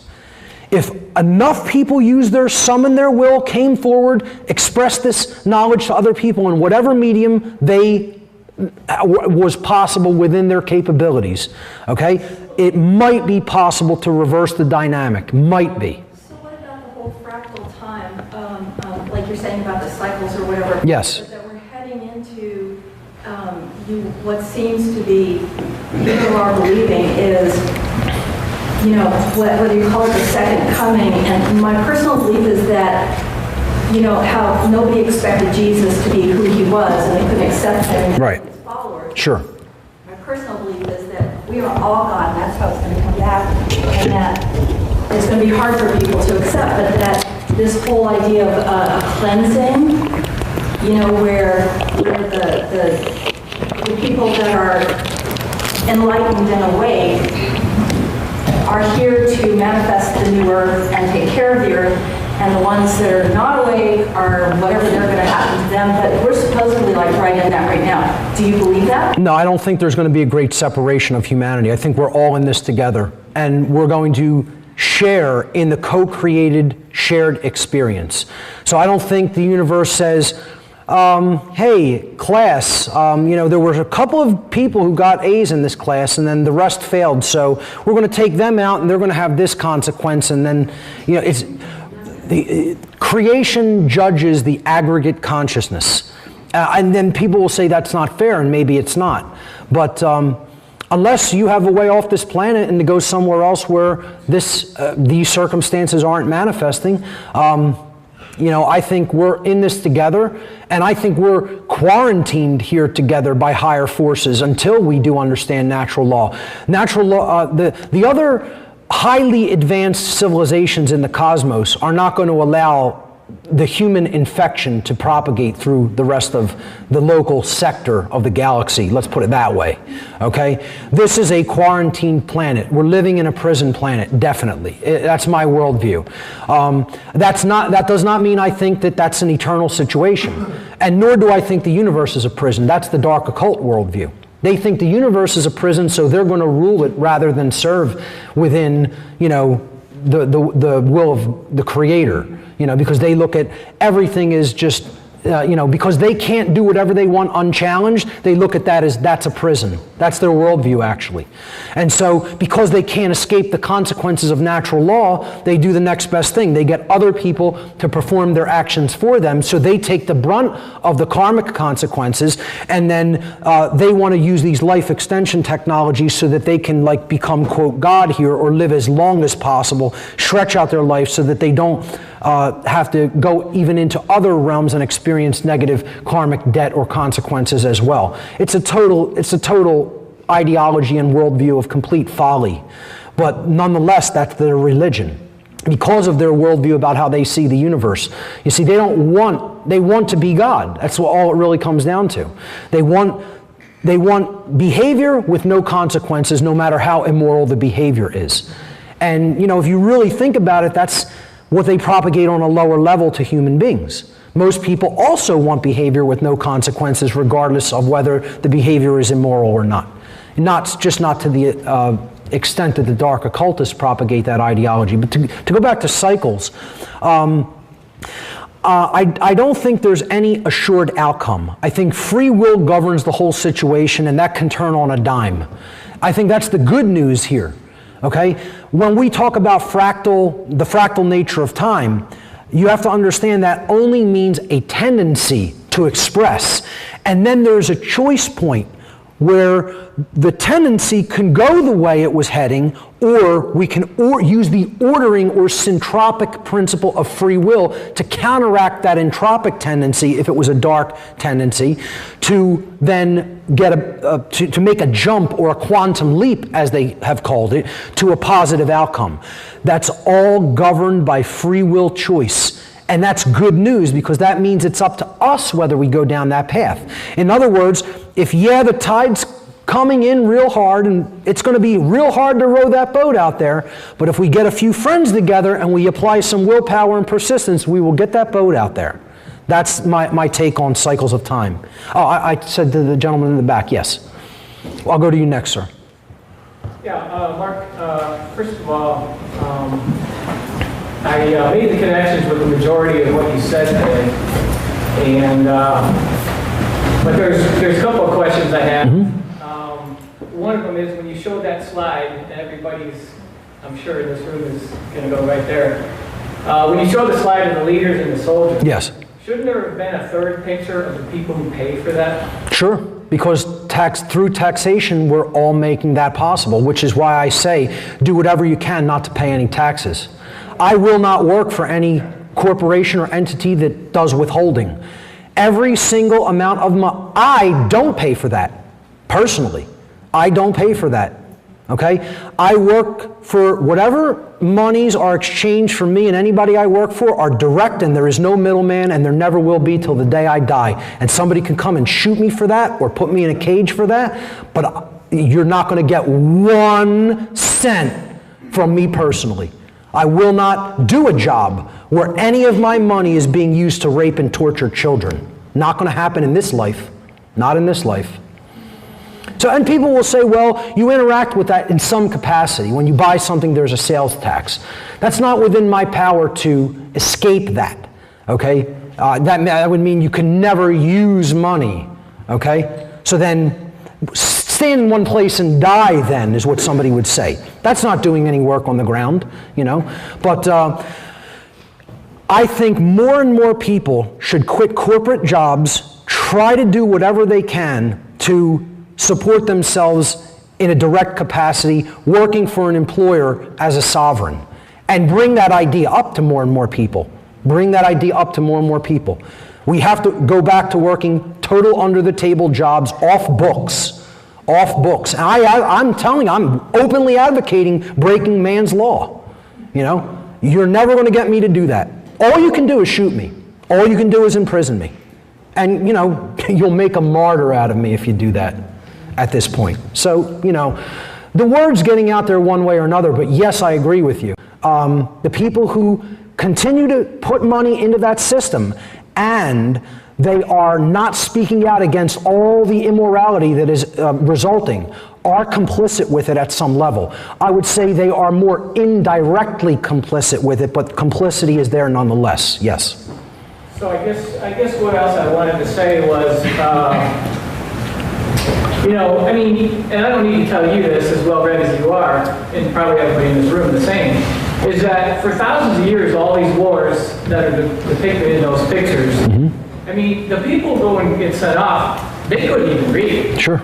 They couldn't do shit. Sure. I mean, these were serfs, these were people who were, I mean, they knew nothing. Yeah. Yep. So basically they're propaganda. Well, I guess the point I'm trying to make is that these soldiers, and I'm not trying to make an excuse. Sure, sure. Majority of them are young. You know, Yeah. are set off, and it's the media, it's the propaganda. But in the old days, you didn't need the media. You just had somebody who, you know, had all the influence and the money and the power to say, these people are attacking you, and unless you attack them, they're going to, you know, come for you. So it's a piece of cake to orchestrate a war. People think it takes so much manipulation and effort. It's the easiest thing to instill fear in other people to get them to go and do all kinds of atrocities. Yes. Exactly. So I guess what I'm trying to say is that, you know, if I'm one of these people in my family know me in the same situation, probably everybody in this room has family who, you know, you try to tell some of these truths to, and they're like, yep. You're not. Yeah, they're very, very... I guess the point I'm trying to make is this. If you can't even tell your own family who's known you all your life, imagine going to a total stranger and you know, convey some of these truths. Right. I guess where I'm going is that I do my part, for example, to protest and boycott Monsanto. Sure. Right here, the headquarters sure. right here in St. Louis. Right. That seems to be my duty because I have this evil corporation right in my own city. Yeah, and that has such an effect on consciousness too, because if we're putting horribly degraded food into our body, that's horribly degrading us, and that's going to affect the thought process. Another way of putting it from my perspective is, every time you spend $1, you're voting. That's right. No, that's right. The political system, because that's already rigged. But when you spend money, every dollar you spend is a vote. Right. You're telling that corporation, go buy. I support that. That's exactly right. That's what I tell my family all the time. They eat all these crap foods and, you know, buy all kinds of stuff from the mainstream companies and the mainstream supermarkets. And I'm like, first of all, that's genetically modified. It's hurting you. It's hurting the earth. You know, and you're supporting a eugenics agenda. You know, you're supporting a company they're one of these multinational globalist entities that supports the whole power structure. You pointed out earlier, you know, what did you call it, moral relativism? Yes. Okay, the idea that you don't be splitting hairs and saying, well, I got to do this because I got a family and this and that. But I mean, earlier you held up a cell phone. Right. Earlier you held up a PowerPoint thing. Sure. Yep. Where do you think those things were made? Oh, sure. And by who? Right. And under what conditions? Sure. Oh, absolutely. Technology is definitely one of those dual-edged swords. Cool, I Sure. understand that. But every time I think of anything that's bought anywhere, and I think of who made that stuff, Right. then I get into this more. Which is well, what. I gotta have the phone so I can call my Right, which is why we have to put up the pressure for ethical practices. Yes. I mean, we gotta give some, you know, because I don't want to use any of this shit either. Right. But the point is, the internet is why we know we're here. That's why we're here today. We couldn't know about you. Of course. Right. So again, there are going to be some trade-offs with what you are going to engage with. Okay? Right. What I'm saying is, to the extent that is within your ability to pull away from that, right, and still do what you need to be doing with your feet on the ground here on the earth, take those actions. Okay? Could I possibly live without some of the technology I have? Maybe so. Does the technology that I employ on a daily basis facilitate deeply what I am doing, what the mission I'm trying to accomplish here? Yes, and I'm using it in that capacity. Is a phone inherently something that is bad? Okay, going to war because a politician says go to war and following that order is an inherently bad thing. This doesn't have to be manufactured with bad practices. We can have corporations that are ethical. Okay, it is possible to do that. All right, it is possible for people to get together, form a company that produces a product in an ethical way. Until you study what the corporation is and Right. how it's formed. Right. Its only obligation is to make money. Right. Its only obligation. Well, I'm talking about a company in general. We could split hairs about what a corporation means, but I'm talking about just a grouping of people coming together, forming a company to make a product. Of course, you can do that business in an ethical capacity, okay, if you care enough to do it in an ethical capacity. As you say, most of these corporations put profit over people. They don't care about ethical practices. They couldn't give a damn. And I agree, a lot of our products are made like that.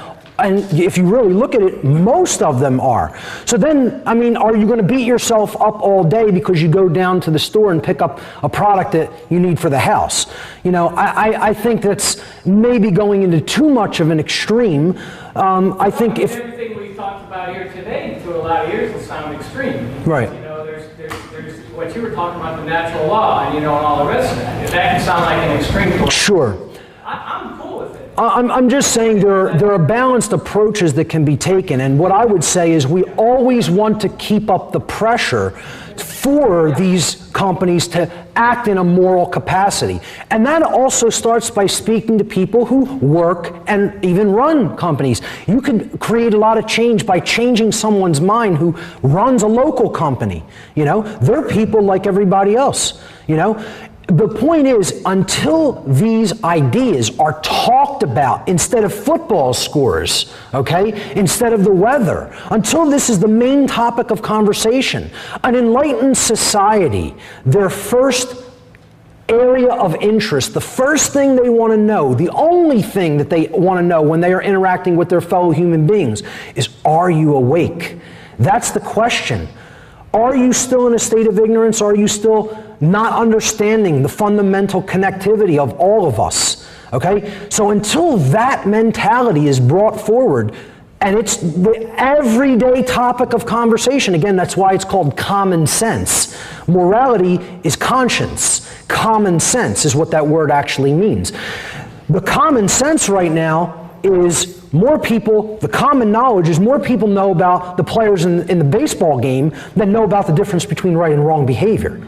And therein lies the fundamental problem. Until that dynamic is changed, you're never going to have ethical companies. You're never going to have ethical people. Those companies are made of people who would generally act unethically if given the chance. So it's all about the communication of that knowledge first and foremost. And again, we're nowhere near the tipping point level of dynamic of having enough people involved in the communication of this particular information.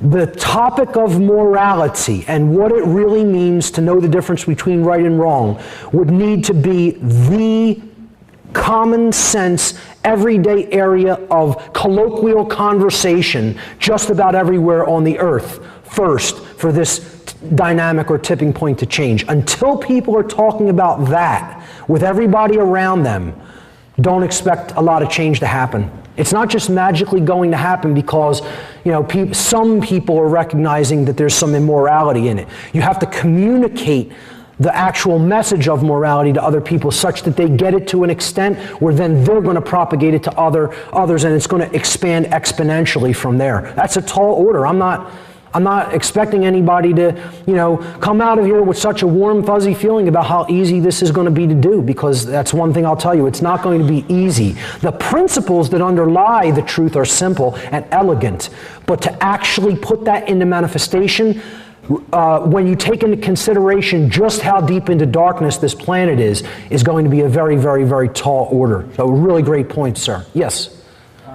Just like you said, that question that we ask ourselves, don't quote me on this, but from my understanding, Coca-Cola's #1 job is to triple their revenue every 10 years. Regardless of what has to be done to do that.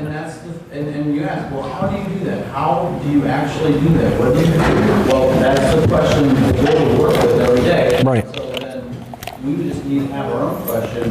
What question do we want to solve? Right. What is there not around us? If there's something that you want and it's not around you, maybe it's for you to... Yeah. How do you create a world that is based in freedom? And that is, according to the law of freedom, you have to have a people who are knowledgeable about morality and make a conscious, willful effort to choose right action over wrong action. And if you don't have that now, the only way you're ever going to create that is communicating that knowledge to other people, which is why I don't want to rearrange deck chairs on the Titanic. I want to get down to the core, underlying heart of the matter and teach that concept. Okay? It's the idea of, you know, fish for a man, you feed him for a day. Teach him to fish, you'll feed him for a lifetime. Not that I even really believe in fishing, but you get the idea.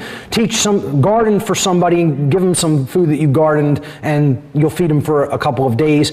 Teach them how to garden, they'll be able to garden forever and feed themselves. So that's the whole point here. We got to get down to the underlying causal factors, teach people what is generating the condition, the causes, instead of looking at just the effects. And that's how we're going to be the most effective, by teaching that. The solution all lies in the mental realm. That's why people will say, I have no solutions, because I'm not telling people to do new things. Yeah, you're correct. Did you actually hear me say, go and do this new thing here? And it's real complex, it's going to involve all of this stuff, and here's how you do it, here's the actual methodology. I didn't tell you that. I gave you general concepts about, here's why we're creating what we're creating. You want to stop that, things have to change in the realm of mind. And when they change in the realm of mind, then you'll see the effects in the manifested physical world. People don't like that as a solution. It's like, I tutor people in computers, okay? I get people, I don't want to understand the ins and outs of this program or operating system. Don't teach me the concept. Give me linear steps. Click this menu, click this item, check this box, hit that button. You haven't learned anything. You haven't learned one thing if I tell you how to do it that way, because you're not understanding the conceptual idea. Then what happens if an update gets run, and now the program is slightly different. The interface isn't the exact same. Maybe they move that command to a different menu. Maybe the checkbox is no longer in the same position. Then you're going to be lost because you didn't understand the conceptual idea. And this is where humanity is trapped. You could liken that linear methodology of check this box, open that menu, etc., to being trapped on the plane of effects. Whereas the conceptual idea, which it doesn't make a difference whether the computer changes, the operating system changes, the program changes. If you know how to do nonlinear video editing, you're going to be able to sit down in any nonlinear video editing system and get the general concept, even if you have to look at the interface for a day or two and understand how it's different than the one you're used to. Okay? The conceptual idea is the main point. Yes, sir, next to him. Last two questions. Okay. Yes. I really enjoyed your part on anarchism. Thank you. That word, telling somebody you're an anarchist is like telling them. Yeah. So my question is, in that breakdown you mentioned the Greek root of archon. Yes. And I'm a little bit familiar with the more ancient Gnostic Yes. definition of it. I was wondering if you just kind of expound on that a little bit. Sure. Yeah, in the Gnostic tradition, the Gnostics saw the archons as these beings that were basically controlling things here and using people as sort of an energy source or a food source. And I do think that that is a very possible, viable possibility, that there are non-human entities that use the negativity that happens here as sort of like a food source, and negative energy is like their food, okay? They considered these beings that were all around us. They could shapeshift, they could change into different forms, they could look at like a human being, okay? They were governed by dark principalities, they were governed by, you know, maybe possibly demonic entities, and they call them the archons. And I'm not completely dismissive of that, but at the same time, my take on it is, it doesn't make a difference who the ultimate controllers of this situation are. I call them the farmers. This is a farm. It's a free-range farm. That's what the earth is. You know, the different components for the animals are the country borders. That's all. So the farmers and the farming system needs to go. Animals that are being farmed would have every right to rise up and revolt against people who are farming them and using them as food, because it's their lives and not the life of the farmer, you know? I mean, you just look at cattle. Would cattle have a right to revolt against man? Sure they would. Because we're slaughtering them and killing them and using them as food. It's not our life to do that with, you know? I don't make that the main huge point of, you know, my whole thing, the whole vegan philosophy. I touch on that and expand on it a little bit in my podcast, but I think we need to focus first on how are we treating each other, you know? But then you can get into speciesism, you know, and then we look at other species as somehow inferior to us, you know, and that our life is just a higher form than theirs, and so we can just do whatever we want to them. Well, who's to say these other entities that are out there in the cosmos don't look at us the same way, as just animals to be bred for their food, and this is just a nice farm. And now it's just full to capacity, you know, and, you know, they just look at us as, well, we'll cull them when they get up in numbers that we can't handle. I'm not dismissive of that. I think where the Gnostics took a very negative or somewhat disempowering or imbalanced worldview is when they think that the whole universe is governed by an archonic entity known as the demiurge, and the whole universe is evil. You know, I definitely don't look at that as a positive worldview. That's taken things way to the extreme of spirit is all that matters and the physical world is evil. Okay, and the dark occult actually have that mindset as well. Again, they think of the universe as a prison.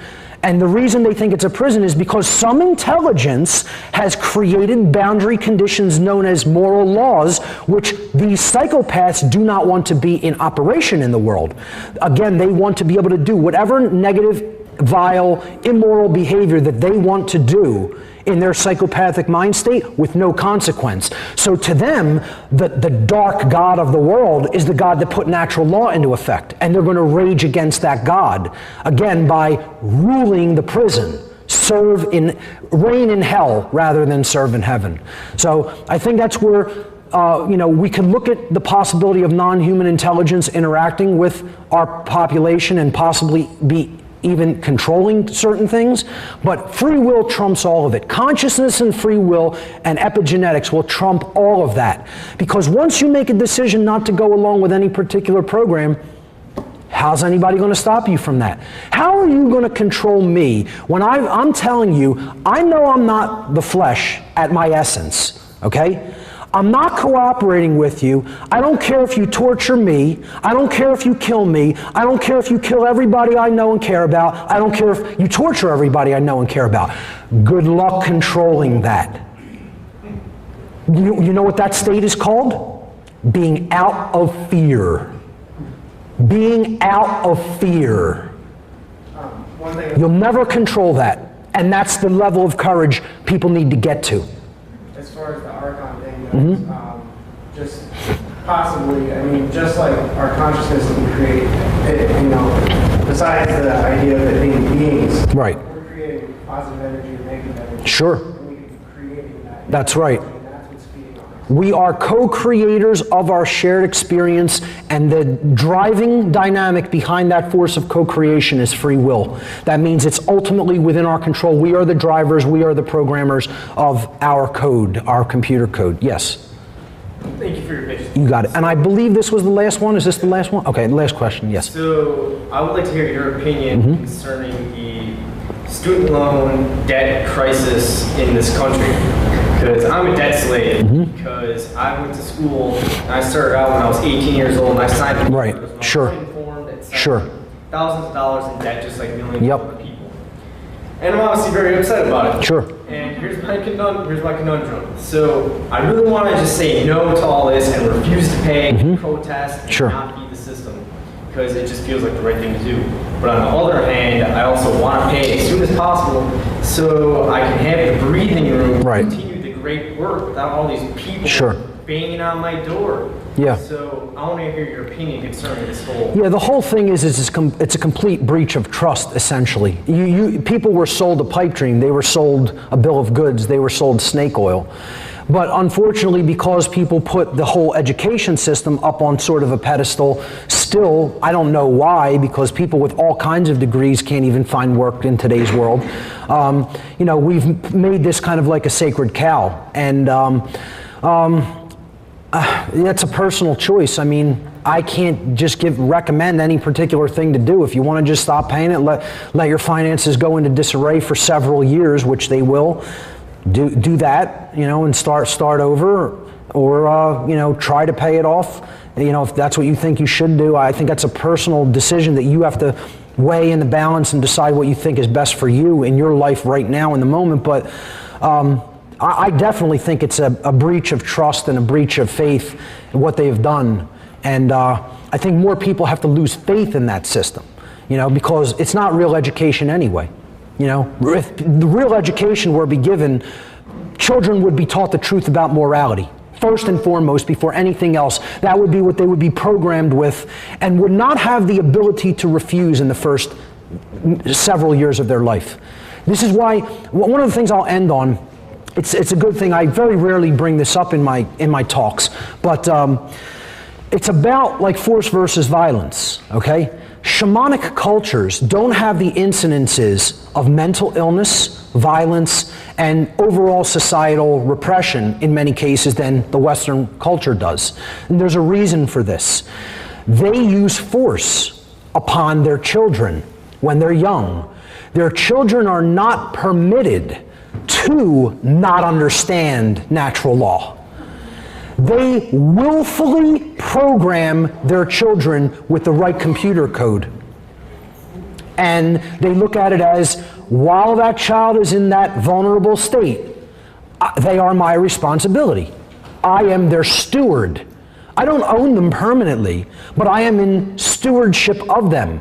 And if I know the dynamic that leads to order or chaos, okay, then I have to program this knowledge into this child from a young age. And you know what happens if the programming doesn't stick and they end up with a psychopathic child? Out into the wilderness he goes, he or she. And that equates with death in a lot of those cultures because there's no resources there for survival. So they don't actively, and if the person tries to come back into the society, then they'll exercise their right to self-defense as tribal warriors. But in essence, that is what I think society essentially needs to do with their youth. The youth should be programmed. It's a highly unpopular view, okay? If you don't understand the nature of consciousness at a young age, the child is in a hypnagogic trance for 6 years, from out of the womb to about the age of 6. Then they begin to develop their own personality and traits. Okay? If you don't program that child, if that's where the format of the hard drive has to get laid down, you don't program it with the proper format during the formative years by speaking the truth into that child repeatedly. This is why compulsory schooling is mandatory. The powers that should not be want 50,000 hours of compulsory schooling foisted onto our children's minds so that they hit them with tons and tons and tons of propaganda and untruth and make them into subservient, complacent, willing, passive workers, which is what the system wants to pump out through their outcome-based education system.